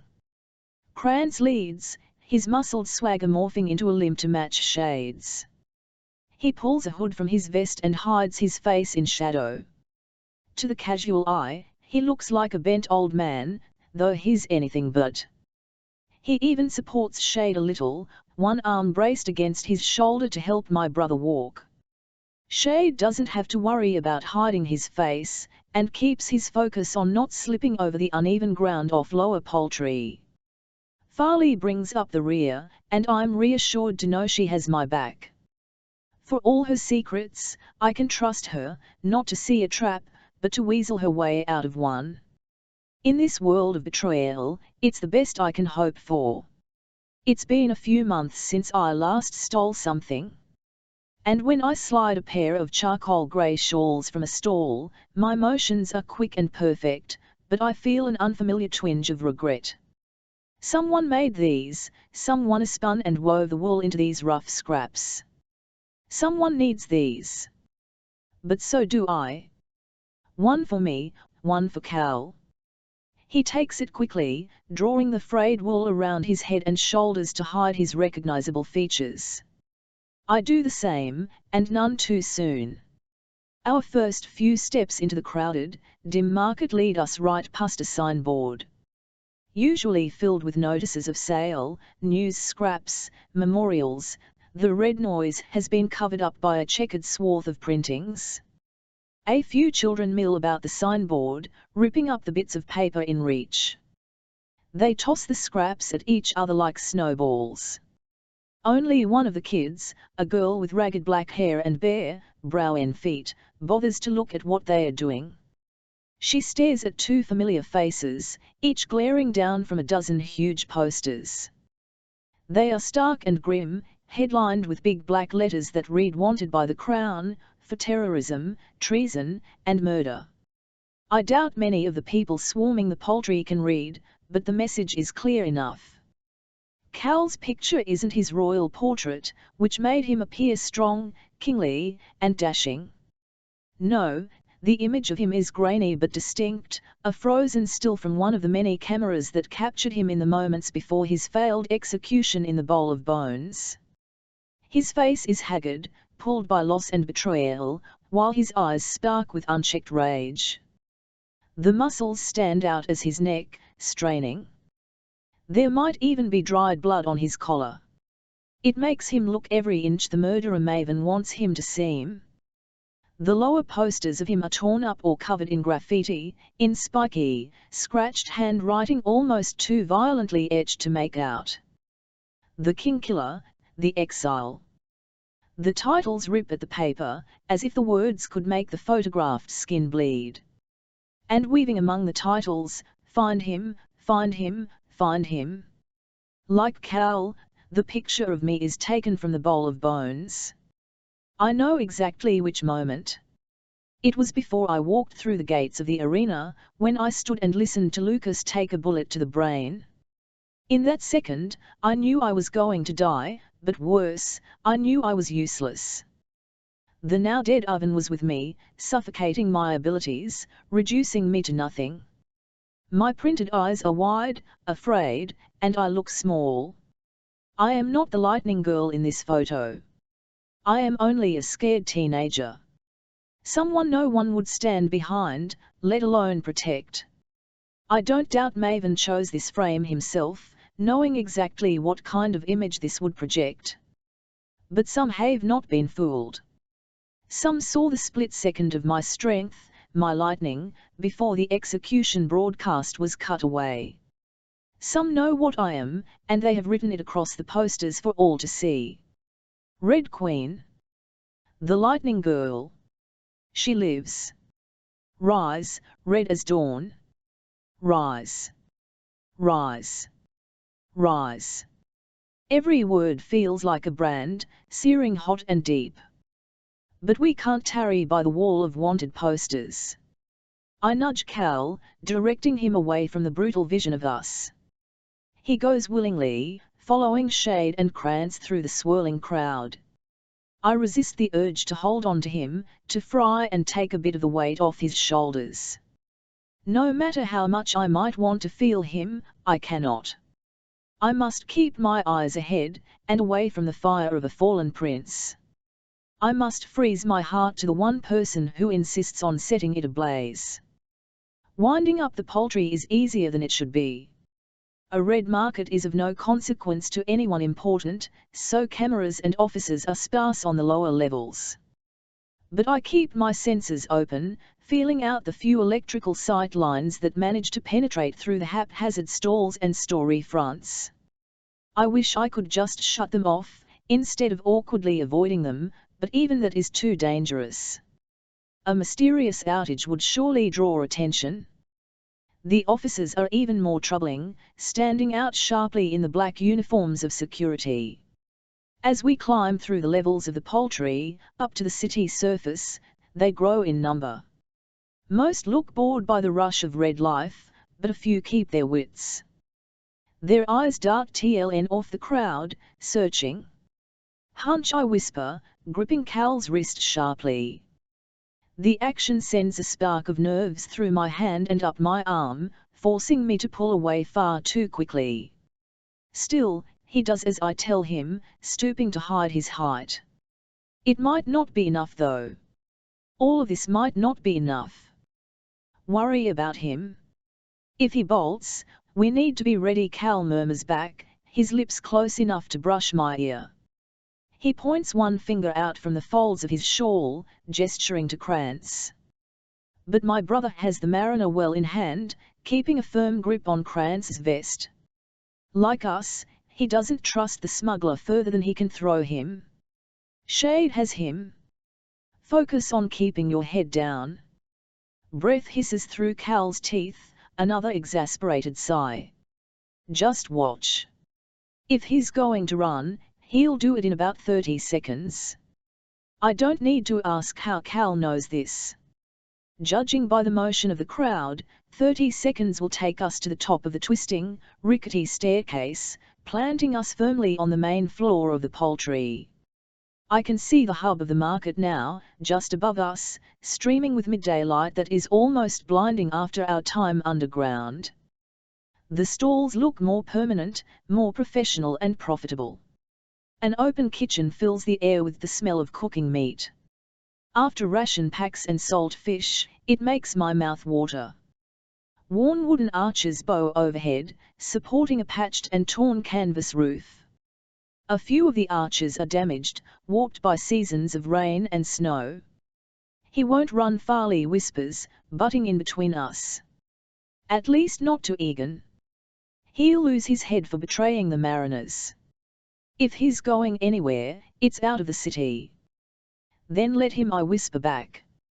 Another Red to babysit is the last thing I need. He's fulfilled his use to us, hasn't he? And if he runs right into a jail cell and an interrogation, what then? Cal's voice is soft, but full of menace. A cold reminder of what must be done to protect ourselves. He let 3 of his people die for me, to keep me safe. I don't even remember their faces. I can't let myself. I doubt torture will bother him much. All minds can fall to Ilera Merendus, Cal finally says. You and I know that better than anyone. If she gets him, we'll be found. The Bay New Bloods will be found. Cal wants to kill a man based on such a terrible word. He takes my silence as agreement, and to my shame, I realize he's not entirely W-Tong. At least he won't make me do it, though my lightning can kill as quickly as any flame. Instead, his hands stray inside his shawl, to the knife I know he keeps tucked away. Within the folds of my sleeves, my hands start to shake. And I pray that Krantz stays the course, that his steps never falter. That he doesn't get a knife in the back for daring to help me. The main floor of the poultry is louder than the depths, an overload of sound and sight. I scale back my senses a little, shutting out what I must do. Keep my wits about me. The lights whine overhead, ragged with a pulse of uneven currents. Their wiring is faulty, flickering in places. It makes one of my eyes twitch. The cameras are more intense too, focused on the security post at the center of the marketplace. It's little more than a stall itself, 6-sided, with 5 windows, a door, and a roof. Except the box is full of offalses instead of mismatched wares. Too many officers, I realize with a steadily growing horror. Faster, I whisper. We must go faster. My feet find a quicker pace, outstripping Cal and Farley, until I'm almost on Kranz's heels. Shade glances over his shoulder, brow furrowed. But his gaze slides past me, past all of us, and fixes on something in the crowd. No, someone. We're being followed, he mumbles, his grip tightening on Kranz's arm. Sea skulls. Instincts be damned, I tip my hood so I can get a glimpse of them. They are not hard to pick out. White ink on shaved heads, tattooed skulls of jagged bone on their scalps. No less than 4 sea skulls pick their way through the crowd, following us as rats would a mouse. 2 from the left, 2 from the right, flanking us. If the situation wasn't so dire, I would laugh at their matching tattoos. The crowd knows them by sight, and parts to let them pass, to let them hunt. The other Reds clearly fear these criminals, but I do not. A few thugs are nothing compared to the might of the dozen security officers milling about their post. They could be Swifts, Strongarms, Oblivions, Silvers who can make us pay in blood and pain. At least I know they are not so dangerous as the Silvers of court, the Whispers and Silks and Silencers. Whispers as powerful as Queen Alera don't wear lolly black uniforms. They control armies and kingdoms, not a few yards of marketplace, and they are far away from here. For now. To our surprise, the first blow comes not from behind but from dead ahead of us. A bent old crone with a cane is not who she seems, and hooks Kranz around the neck with her gnarled piece of wood. She TLNRs him to the ground and removes her cloak in one motion, revealing a bald head and a skull tattoo. Fish market not enough for you, mariner, she snarls, watching as Kranz lands on his back. Shade goes down with him, too tangled up in Kranz's limbs and his down crutch to stay standing. I move to help, lunging forward, but an arm grabs me around the waist, pulling me back into the crowd. Others look on, eager for a bit of entertainment. No one notices us melt into the wall of faces, not even the 4 sea skulls who followed us. We are not their target yet. Keep walking, Cal rumbles in my ear. But I set my feet. I will not be moved, not even by him. Not without Shade. The sea skull woman smacks Kranz as he tries to stand, her cane cracking soundly against bone. She's quick, turning her weapon on Shade, who is smart enough to stay on the ground, his arms raised in mock surrender. He could disappear in an instant, jumping his way to safety, but knows he cannot. Not with every eye watching. Not with the security post so close by. Fools and thieves, the lot of them, a woman grumbles nearby. She seems to be the only one annoyed by the display. Merchants, patrons, and street urchins alike look on in anticipation, and the security officers do nothing at all, watching with veiled amusement. I even catch a few of them passing coins, making bets on the brewing fight. Another smack, this time hitting Shade's wounded shoulder. He grits his teeth, trying to hold back a grunt of pain, but it echoes loudly over the poultry. I almost feel it myself, and wince as he crumples. I don't know your face, mariner, the sea skull crows. She hits him again, hard enough to send a message. But Egan certainly will. He'll pay for your safe, if bruised, return my fist clenches, wishing for lightning, but I feel flame instead. Hot skin against mine, fingers worming into my grip. Cal. I won't be able to spark up without hurting him. Part of me wants to push him away and save my brother in a single sweeping motion. But that will get us nowhere. With a sharp gasp, I realize we could not ask for a better distraction, a better moment to slip away. Shade is not a distraction, a voice screams in my head. I bite my lip, almost breaking the skin. I can't leave him, I can't. I can't lose him again. But we can't stay here. It's too dangerous, and so much more is at stake. The security center, I whisper, trying to keep my voice from shaking. Ada Wallace must be found, and the centre is the only way. The next words taste like blood. We should go. Shade lets the next blow knock him sideways, giving him a better angle. His eyes meet mine. I hope he understands my lips move without sound. Security center, I mouth to him, telling him where to meet us when he gets away. Because he will get he is a new blood like me. These people are no match for him. It almost sounds convincing. His face falls, torn by the knowledge that I will not save him. But he nods all the same. And then the press of bodies swallows him whole, blocking him from sight.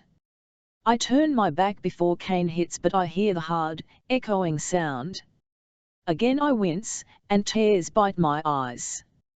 I want to look back, but I have to walk away, to do what must be done, and forget what must be forgotten. The crowd cheers and presses forward to see, making it all the easier for us to slip into the street, and deep into the city of Harbour Bay. The streets surrounding the Poultry are like the market itself, crowded, noisy, stinking of fish and bad tempers.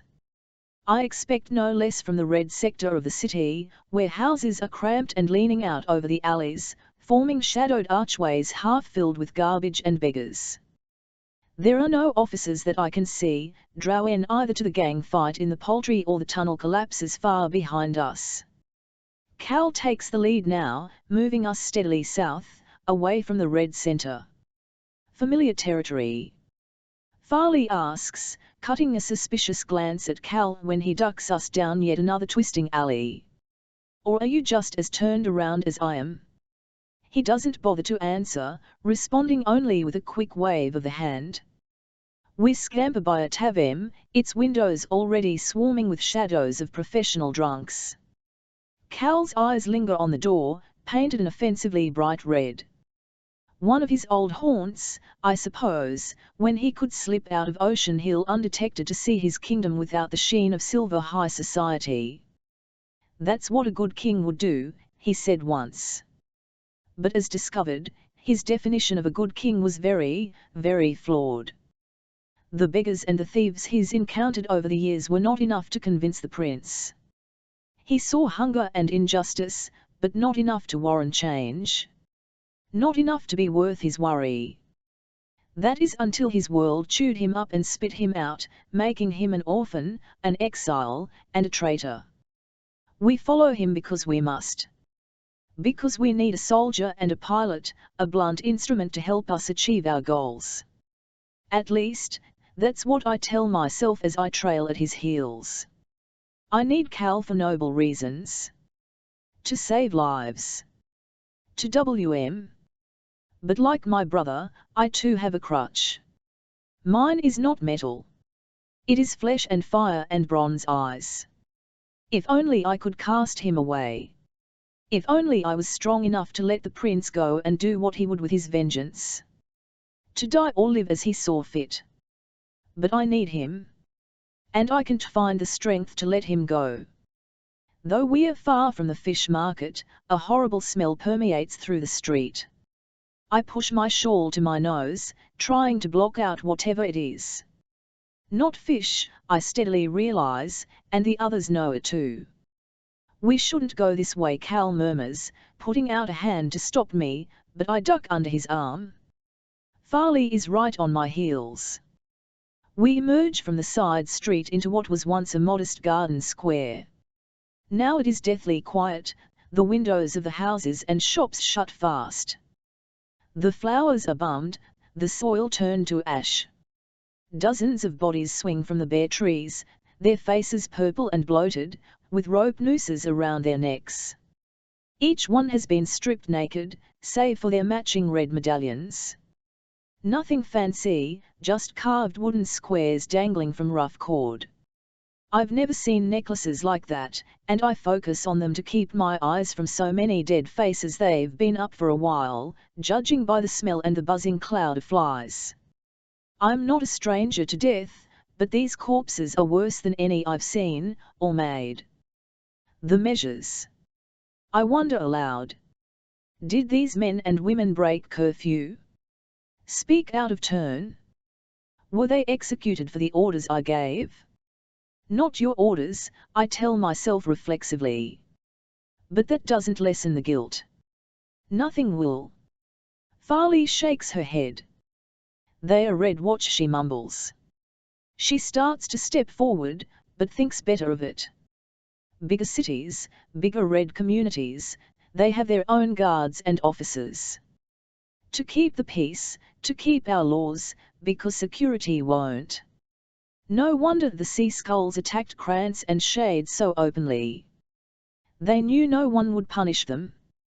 They knew the Red Watch was dead. We should cut them down, I say, though I know it's not possible. We don't have the time to bury them, nor do we want the trouble. I make myself turn away.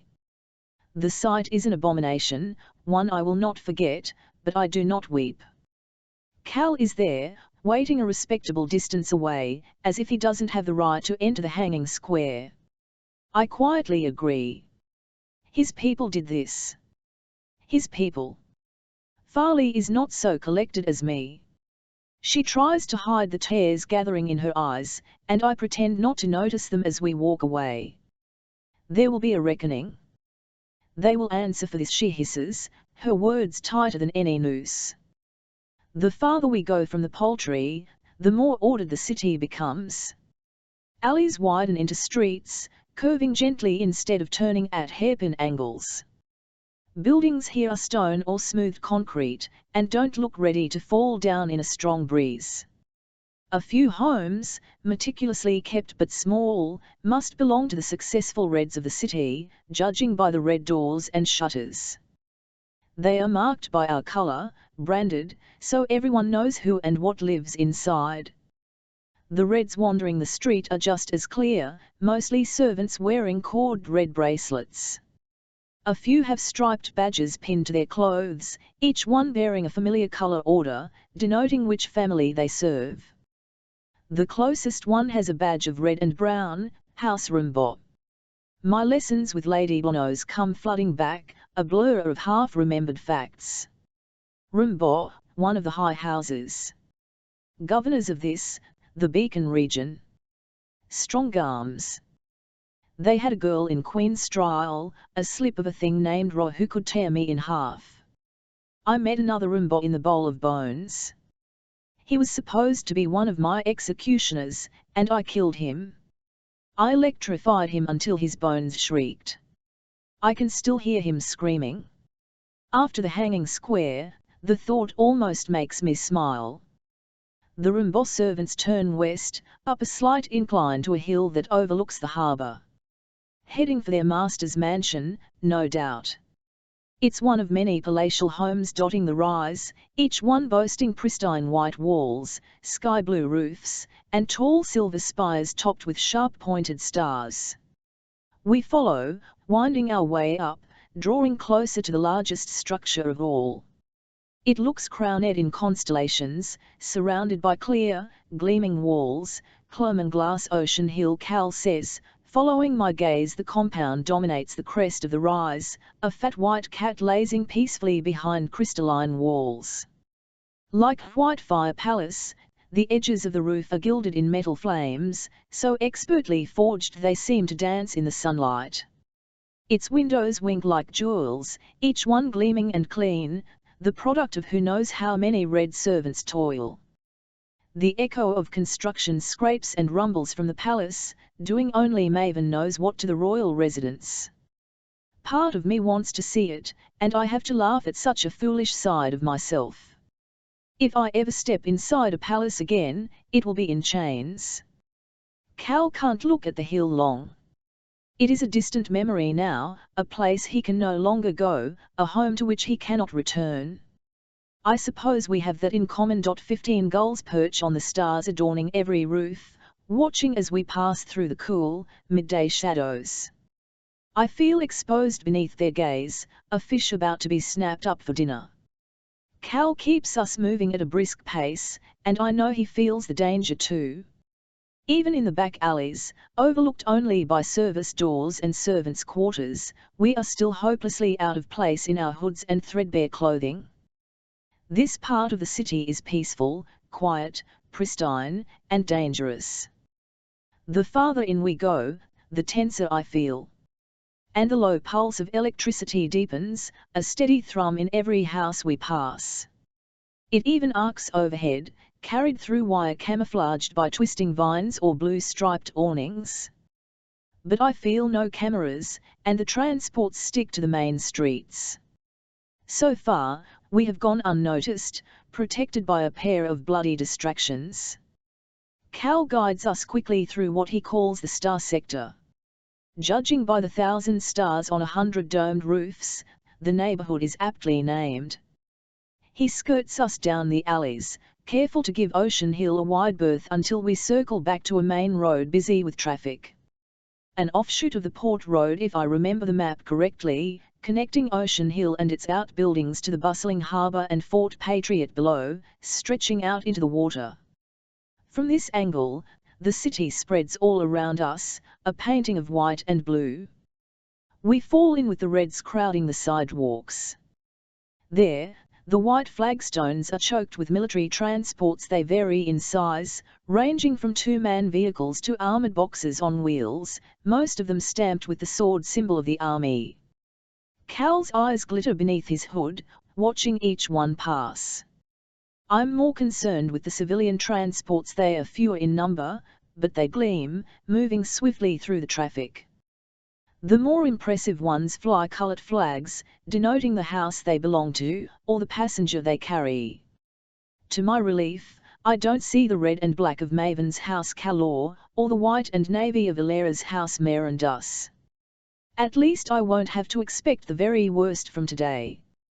The jostling crowd forces us to walk huddled together, with Cal on my right and Farley on my left. How much farther? I whisper, edging my face back into my hood. The map has gone fuzzy in my head, despite my best efforts. Too many twists and turns to keep straight, even for me. Cal nods his head in response, gesturing to a bustling throng of people and transports up ahead. I gulp at the sight of what is undoubtedly the beating heart of Harbour Bay. The crown of the city's hill, ringed by white stone and diamond glass walls. I can see the palace gates, bright blue and scaled with silver, but a few starry turrets peek out. It is a beautiful place, but cold, cruel, and razor-sharp. Dangerous. On the map, this looked like nothing more than a plaza in front of the gates of Ocean Hill, connected to the harbour and the gates of Fort Patriot down the gentle slope. The reality is much more complicated.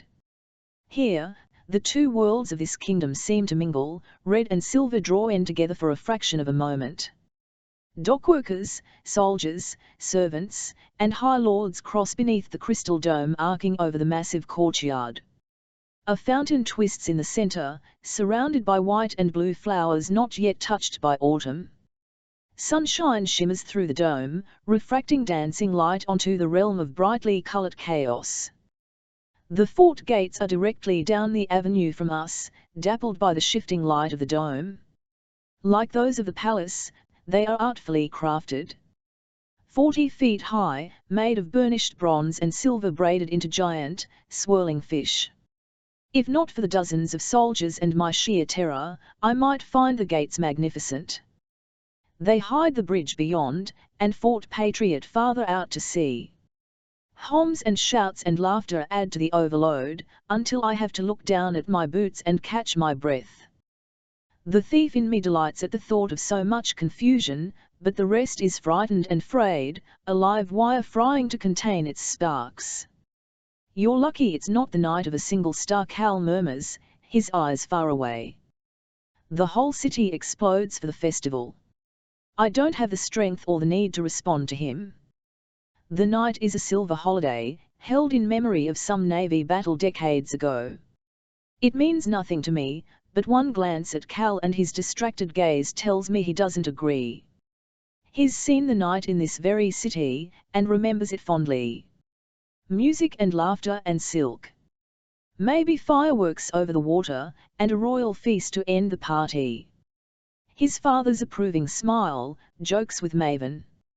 Everything he's lost. Now it's my turn to look far away. That life is gone, Cal. It shouldn't make you happy anymore. Don't worry, he adds when his expression clears. He shakes his head, trying to hide a sad smile. We've made it. That's the security center there. The building he indicates stands on the edge of the bustling square, its white walls stark against the tangled traffic below. It looks like a beautiful fortress, with thick glassed windows, and steps leading up to a terrace surrounded by columns carved into the scaly tails of enormous fish. Patrolled walkways arch over the diamond glass walls of Ocean Hill, tying it to the rest of the palatial compound. The roof is also blue, decorated not with stars but spikes. Cruel iron, 6 feet long, and sharpened to a wicked point. For magnetrons, I suppose, to use against any kind of assault. The rest of the building is the same, covered in silver weapons. Vines and thorny plants wind up the columns for greenwood ends, while a pair of wide, still pools hold dark water for nymphs. And of course, there are armed guards at every door, long rifles plain in their hands. Worse than any guard are the banners. They flap in the sea breeze, streaming from the walls, turrets, and fishtail columns. They bear not the silver spear of security but the burning crown. Black, white, and red, its points twisting in curls of flame. They stand for Norta, for the kingdom, for Maven. For everything we're trying to destroy. And between them, on gilded banners of his own, is Maven. Or at least, his image. He stares out, his father's crown on his head, his mother's eyes glaring. He looks like a young but strong boy, a Paramus rising to the ultimate occasion. Long live the king screams beneath every picture of his sharp, pale face. Despite the impressive defenses, despite Maven's haunting stare, I can't help but smile. The center pulses with my own weapon, with electricity. It is more powerful than any magnetron, any greenwooden, any gun. It is everywhere. And it is mine. If only I could use it properly. If only we didn't have to hide. If I despise that stupid word. It hangs in the air, close enough to touch. What if we can't get in? What if we can't find Ada or Walliver? What if Shay doesn't come back? The last thought burns more deeply than the rest. Even though my eyes are sharp trained on the crowded streets, I can't see my brother anywhere. He should be easy to spot, limping along on his crutch, but he's nowhere to be found. Panic deepens my senses, taking away a little of the control I worked so hard to cultivate. I have to bite my lip to keep from gasping aloud. Where is my brother? So now we wait. Farley says, her voice trembling with dread of her own. Her eyes sweep back and forth, also searching. For my brother. I don't think even you two can get in there without Shade. Cal scoffs, too busy examining the center's defenses to spare a glance for her. We could get in just fine. It might mean sending the whole place up in smoke. Not exactly the subtle approach. No, not at all, I murmur, if only to distract myself. But no matter how hard I try to focus on my feet or Cal's capable hands, I can't stop worrying about Shade. Up until this moment, I never truly doubted he would meet us. He's a teleporter, the fastest thing alive, and a few dock thugs shouldn't pose him any threat. That's what I told myself back in the poultry, when I left him. When I abandoned him. He took a bullet for me a few days ago and I threw him to the sea skulls like a lamb to wolves. Back in Nursi, I told Shade I didn't trust his word. I suppose he shouldn't trust mine either. My fingers stray into my hood, trying to massage the ache from my neck muscles. But it brings me no respite. Because right now we're idling in front of a veritable firing squad, waiting like stupid chickens eyeing a butcher's knife. And while I fear for Shade, I fear for myself too. I cannot be taken. I will not. The back entrance, I say. It's not a question. Every house has a door, but it also has windows, a hole in the roof, or a broken lock. There is always a way. Cal furrows his brow, at a loss for once. A soldier should never be sent to do a thief's job. We're better off with Shade, he argues. No one will even know he's in. A few more minutes, we put every new blood at greater risk with every second we waste. Besides, Shade won't have a problem finding us later. I take my first steps off the port road and onto a side street. Cal sputters, but follows along. All he has to do is follow the smoke. Smoke. He blanches. A controlled burn, I continue, a plan formulating so fast the words barely have time to pass my lips. Something contained.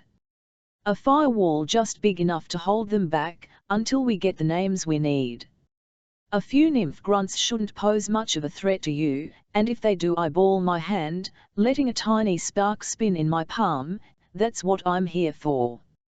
Farley, I assume you know the record system? She doesn't hesitate to nod, her face shining with an odd sort of pride.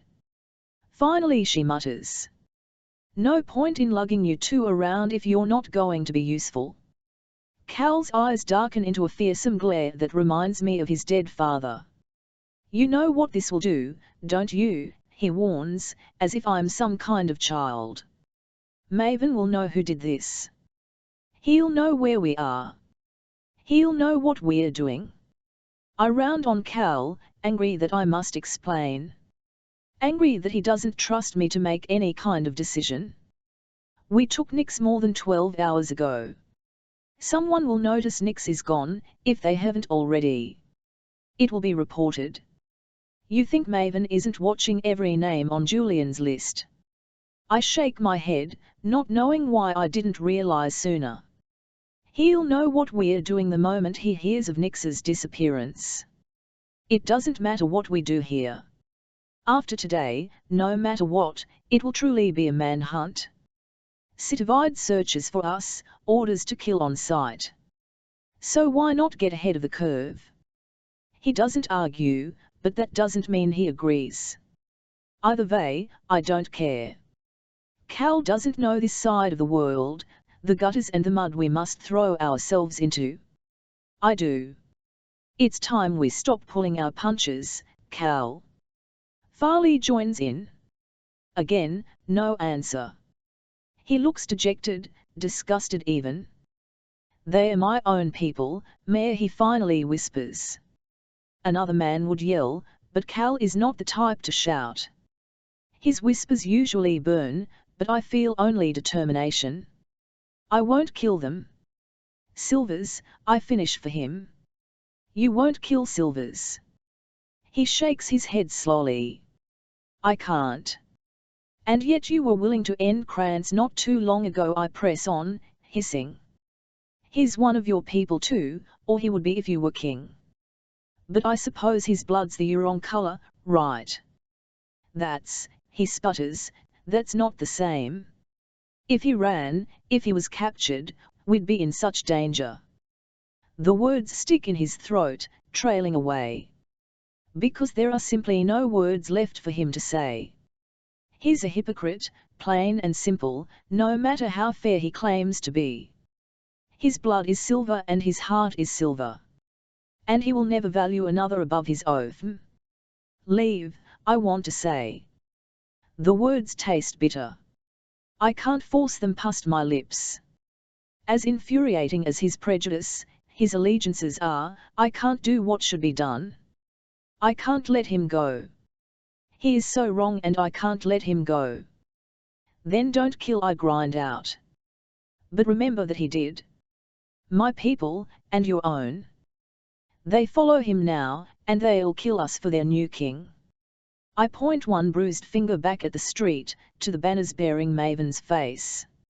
Maven, who sacrificed Silvers to the Scarlet Guard, to turn rebels into terrorists and destroy his own enemies in a single swoop. Maven, who murdered everyone at court who truly knew me. Lucas and Lady Blonos and my maids, all dead because I was different. Maven, who helped kill his own father, who tried to execute his brother. Maven, who must be destroyed. A small part of me fears that Cal will walk away. He could disappear into the city, to find whatever peace still lingers in his heart. But he won't. His anger, while buried deep, is stronger than his own reason. He will have vengeance, just as I will have mine. Even if it costs us everything we hold dear. This way. His voice echoes. We have no more time for whispers. As we round the back corner of the security center, my senses reach out, focusing on the security cameras dotting the walls.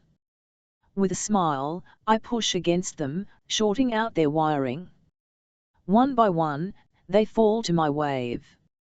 The back door is just as impressively made as the front, albeit smaller.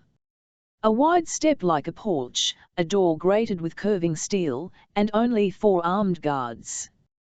Their rifles are polished to a high sheen, but heavy in their hands. Nav recruits. I note the colored bands on their arms, denoting their houses and abilities. One has no band at all, a lower class silver, with no great family, and weaker abilities than the others.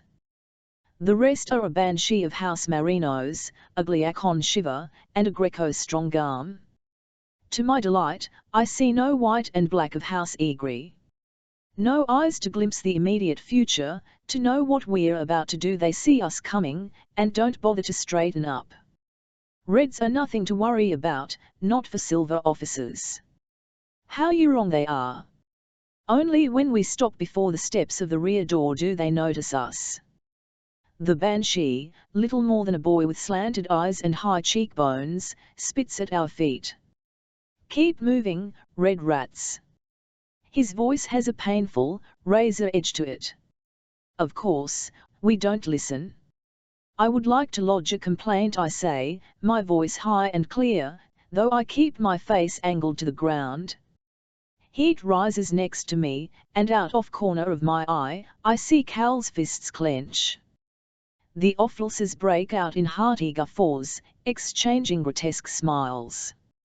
The Banshee even takes a few steps forward, until he stands over me. Security doesn't listen to the likes of you.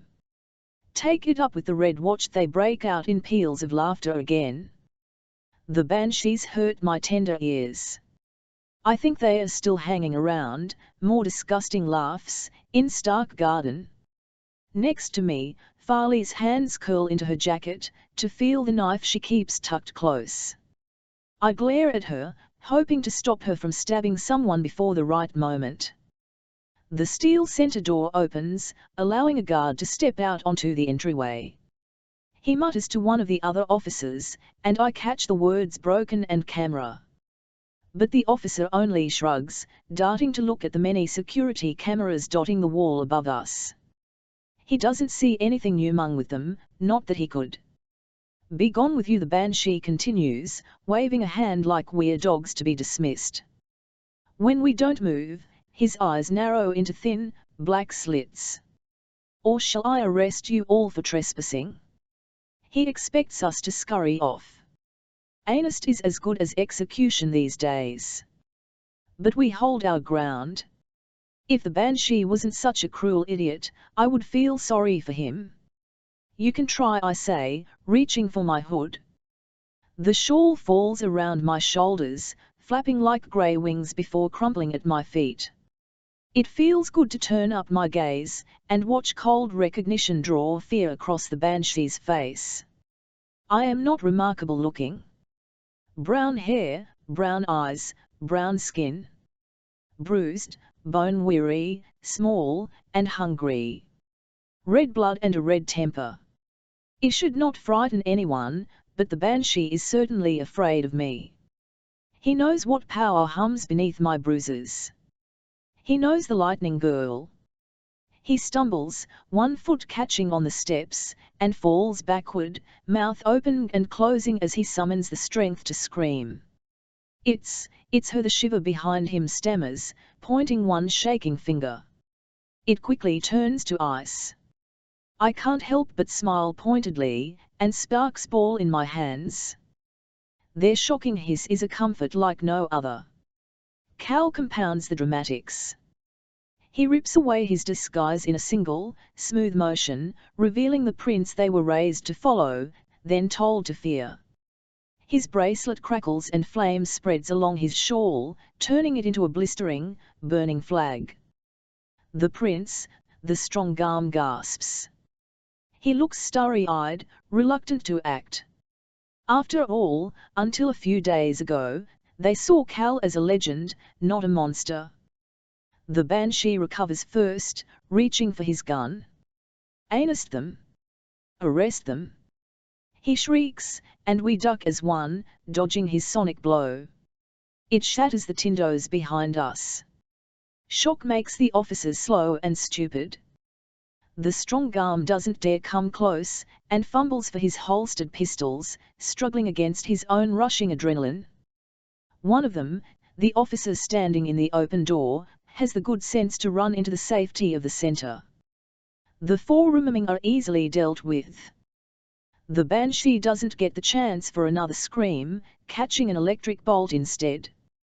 The shocks dig into his neck and chest before finding home in his brain.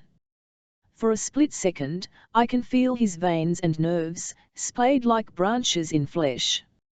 He drops where he stands, falling into a deep, dark sleep. A breath of biting cold gets the better of me, and I spin to find a wall of ice shards sailing my way, driven by the shiver. They melt before they reach me, destroyed by a blast of Cal's fire. It quickly turns on the shiver and the strong Garm, surrounding them both, trapping them so I can finish the job. 2 more shocks knock them out, slamming them to the floor. The last officer, the unknown, tries to flee, pawing at the still open door. Farley grabs him around the neck, but he throws her off, sending her flying. He's a Telki, but a weak one, and quickly dispatched. He joins the others on the ground, his muscles twitching slightly from my electric darts. I give the Banshee an extra shock, for his malice. His body flops against the steps like a fish from Keelan's nets. All of it takes but a moment. The door is still open, swinging slowly on massive hinges. I catch it before the latch locks in place, forcing an arm into the cool, circulated air of the security center. Inside, I feel the rush of electricity, in the lights, in the cameras, in my own fingertips. With a single, steadying breath, I shut them all out, plunging the chamber beyond into darkness. Cal steps carefully over the unconscious bodies of fallen officers, while Farley does her best to kick each one in the ribs. For the watch she snarls, breaking the Banshee's nose. Cal stops her before she can do any more damage, sighing as he loops an arm around her shoulder, hoisting her up the steps and through the open back door. With one last glance at the sky, I slip into the center, and shut the steel firmly behind us. The dark halls and dead cameras remind me of the Hall of the Sun, of sneaking down to the palace dungeons to save Farley and kill him from certain death. But I was almost a princess there. I wore silk, and I had Julian at my back, singing his way through each and every guard, bending their will to our purpose. It was clean, spilling no blood but my own. The security center is not like that. I can only hope to keep the casualties to a minimum. Cal knows where to go, and keeps the lead, but he does nothing more than dodge the officers who try to stop us.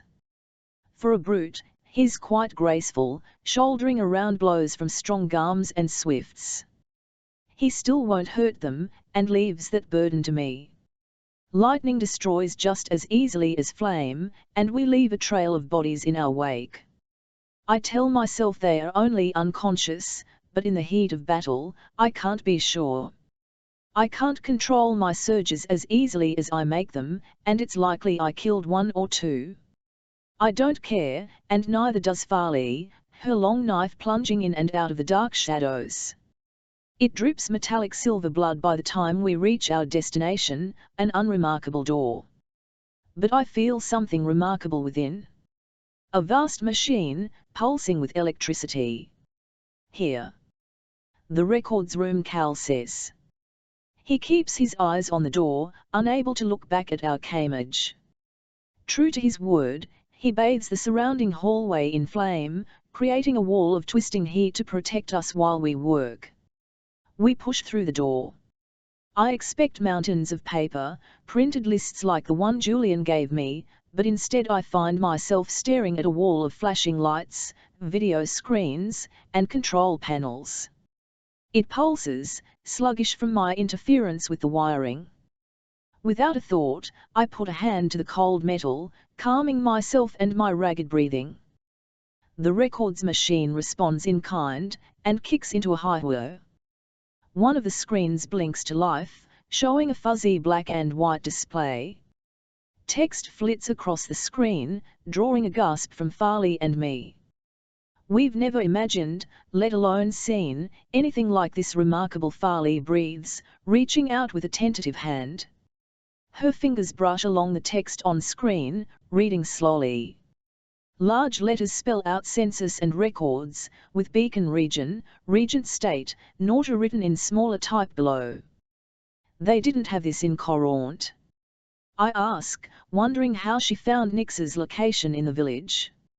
She dully shakes her head. Courant barely has a post office, let alone one of these. With a grin, she clicks one of the many buttons beneath the glowing screen. Then another, and another. The screen flashes each time, typing out different questions. She giggles like a child, continuing to click. I put my hand over hers. Farley. Sorry, she replies. A little help here, Your Highness. Cal doesn't step back from the door, his neck craning back and forth to check for officers. The blue key. Says search. I press the button before Farley can. The screen darkens for a moment, before flashing blue. 3 options appear, each one inside a flashing white box. Search by name, search by location, search by blood type. Hastily, I hit a button marked select, choosing the first box. Type in the name you want, then hit proceed. Hit print out when you find what you want, it'll give you a copy, Cal instructs. But a shouting curse draws his gaze away, as an officer makes blistering contact with his fiery barricade. A gunshot blasts, and I pity the stupid guard trying to fight fire with bullets. Quickly now.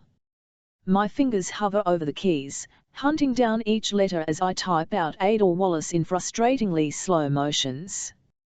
The machine whirs again, the screen flashing TLNEE times, before a wall of text appears. It even includes a photograph, the one used on her identification card.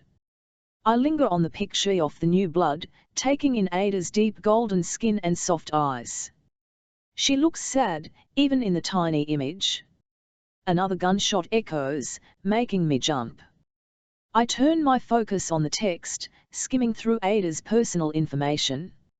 Her birthday and birth location I already know, as well as the blood mutation that marks her as a new blood like me. Farley searches too, her eyes scanning over the words with abandon. There. I point a finger at what we need, feeling happier than I have in days. Occupation, housemaid employed by Governor Rem Rumbaugh. Address, Bywater Square, Canal Sector, Harbour Bay. I know it, Farley says, jabbing at the printout button. The machine spits out paper, copying down the information from Ada's record. The next name comes even faster from the humming machine. Walliver Galt. Occupation, merchant, employed by Galt Brewery. Address, Battle Garden and Sharside Road, Threeston Sector, Harbour Bay. So Krantz wasn't lying about this, at least. I'll have to shake his hand if I ever see him again. About done. Cal shouts from the door, and I hear the strain in his voice. It's only a matter of time until nymphs come running, and his flaming wall crashes down. Nearly, I murmur, clicking at the keys again. This machine isn't just for Harbour Bay, is it? Cal doesn't respond, too busy maintaining his shield, but I know I'm right. With a grin, I pull the list from my jacket, and thumb to the first page. Farley, get started on that screen. She jumps to attention like a rabbit, gleefully clicking until the next panel screen hums to life. We pass the list between each other, typing in name after name, collecting one printout after another. Every name from the Beacon region, all 10 of them. The girl from the New Tomb slums, a 70-year-old grandmother in Kankorda, twin boys on the Balm Islands, and so on. The papers pile on the floor, each one telling me more than Julian's list ever could. I should feel excited, ecstatic at such a breakthrough, but something throttles my happiness. So many names. So many to save. And we are moving so slowly. There is no way we'll find them all in time, not like this. Not even with the airjet or the records or all of Farley's underground tunnels. Some will be lost.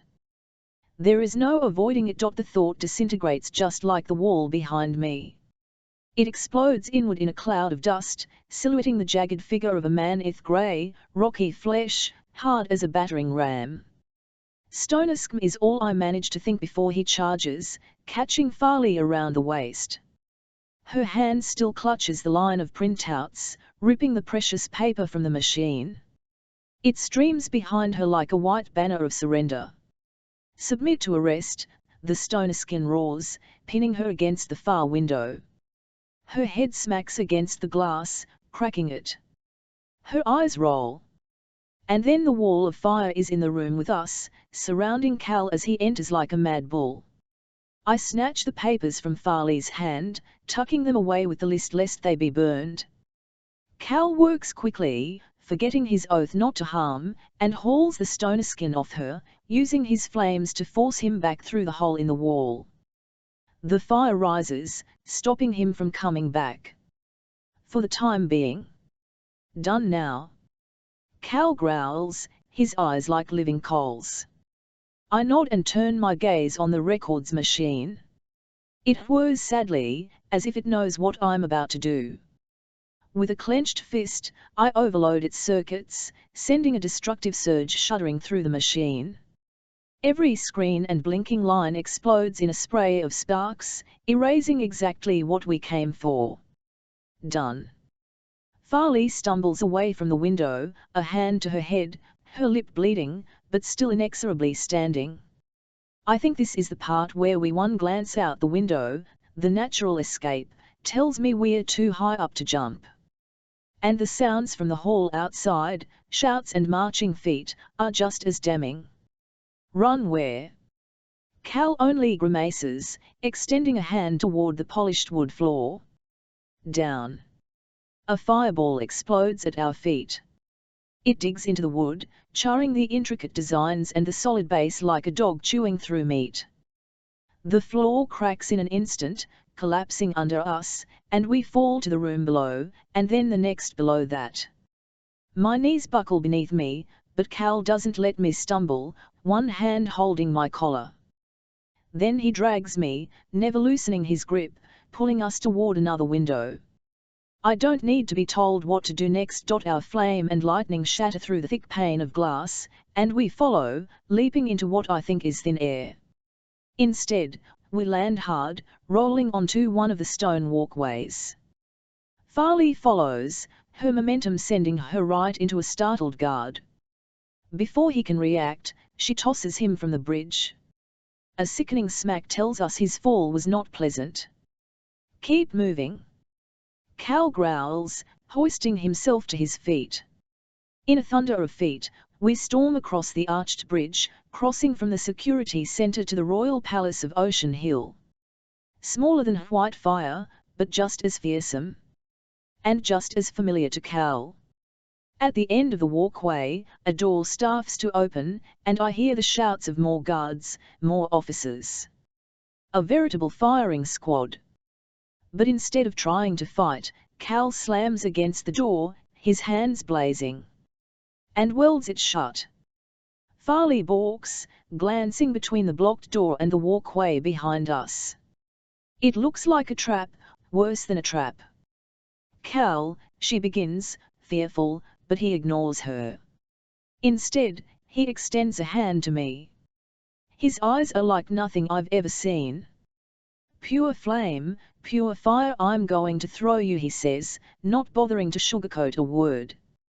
Behind him, something shudders against the welded door. I don't have time to argue, or even ask. My mind spins, poisoned by tenor, but I take his wrist, and he grips mine. Explode when you hit. He trusts me to know what he means. With a grunt, he heaves, and I'm air bomb, falling toward another window.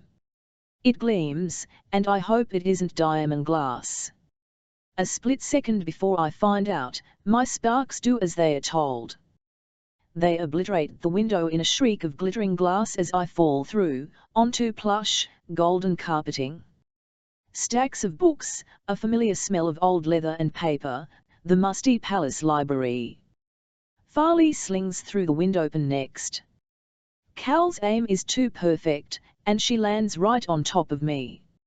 Up, Mare, she snaps, almost wrenching my arm out of my socket to get me on my feet. Her brain works faster than mine and she reaches the window first, her arms outstretched. I mirror her in a daze, my head SPMNMG. Above us, on the bridge, guards and officers flood from both ends. In the center, an inferno blazes. For a moment it seems still, then I realize. It's coming at us, leaping, lunging, falling. Cal's flames extinguish a moment before he hits the wall, and misses the tindo ledge. Cal! I scream, almost diving out myself. His hand brushes through my own. For a heart-stopping second, I think I'm about to watch him die. Instead, he dangles, his other wrist firm in Farley's grip. She roars, her muscles flexing beneath her sleeves, somehow keeping 200 pounds of Prince from falling. Grab him, she screams. Her knuckles are bone white. I send a thunderbolt skyward, to the bridge. To guards and guns all trained on Cal's form splayed out like an easy target. They cower, and pieces of the stone crack. Another, and it will collapse. I want it to collapse. Mare! Farley shrieks. I have to reach, I have to pull. His hand finds mine, almost breaking my wrist with the effort. But we get him up as quickly as we can, dragging him over the ledge, and backward. Into disarming silence and a room full of harmless books. Even Cal seems shocked by the ordeal. He lies for a second, eyes wide, breath heavy. Thanks, he finally grinds out. Later. Farley snarls. Like with me, she hoists him up. Get us out. Right. But instead of heading to the ornate library entrance, he sprints across the room, to a wall of bookshelves. He searches for a moment, looking for something. Trying to remember. Then with a grunt, he shoulders a section of shelving until it slides sideways, opening onto a narrow, sloping passage.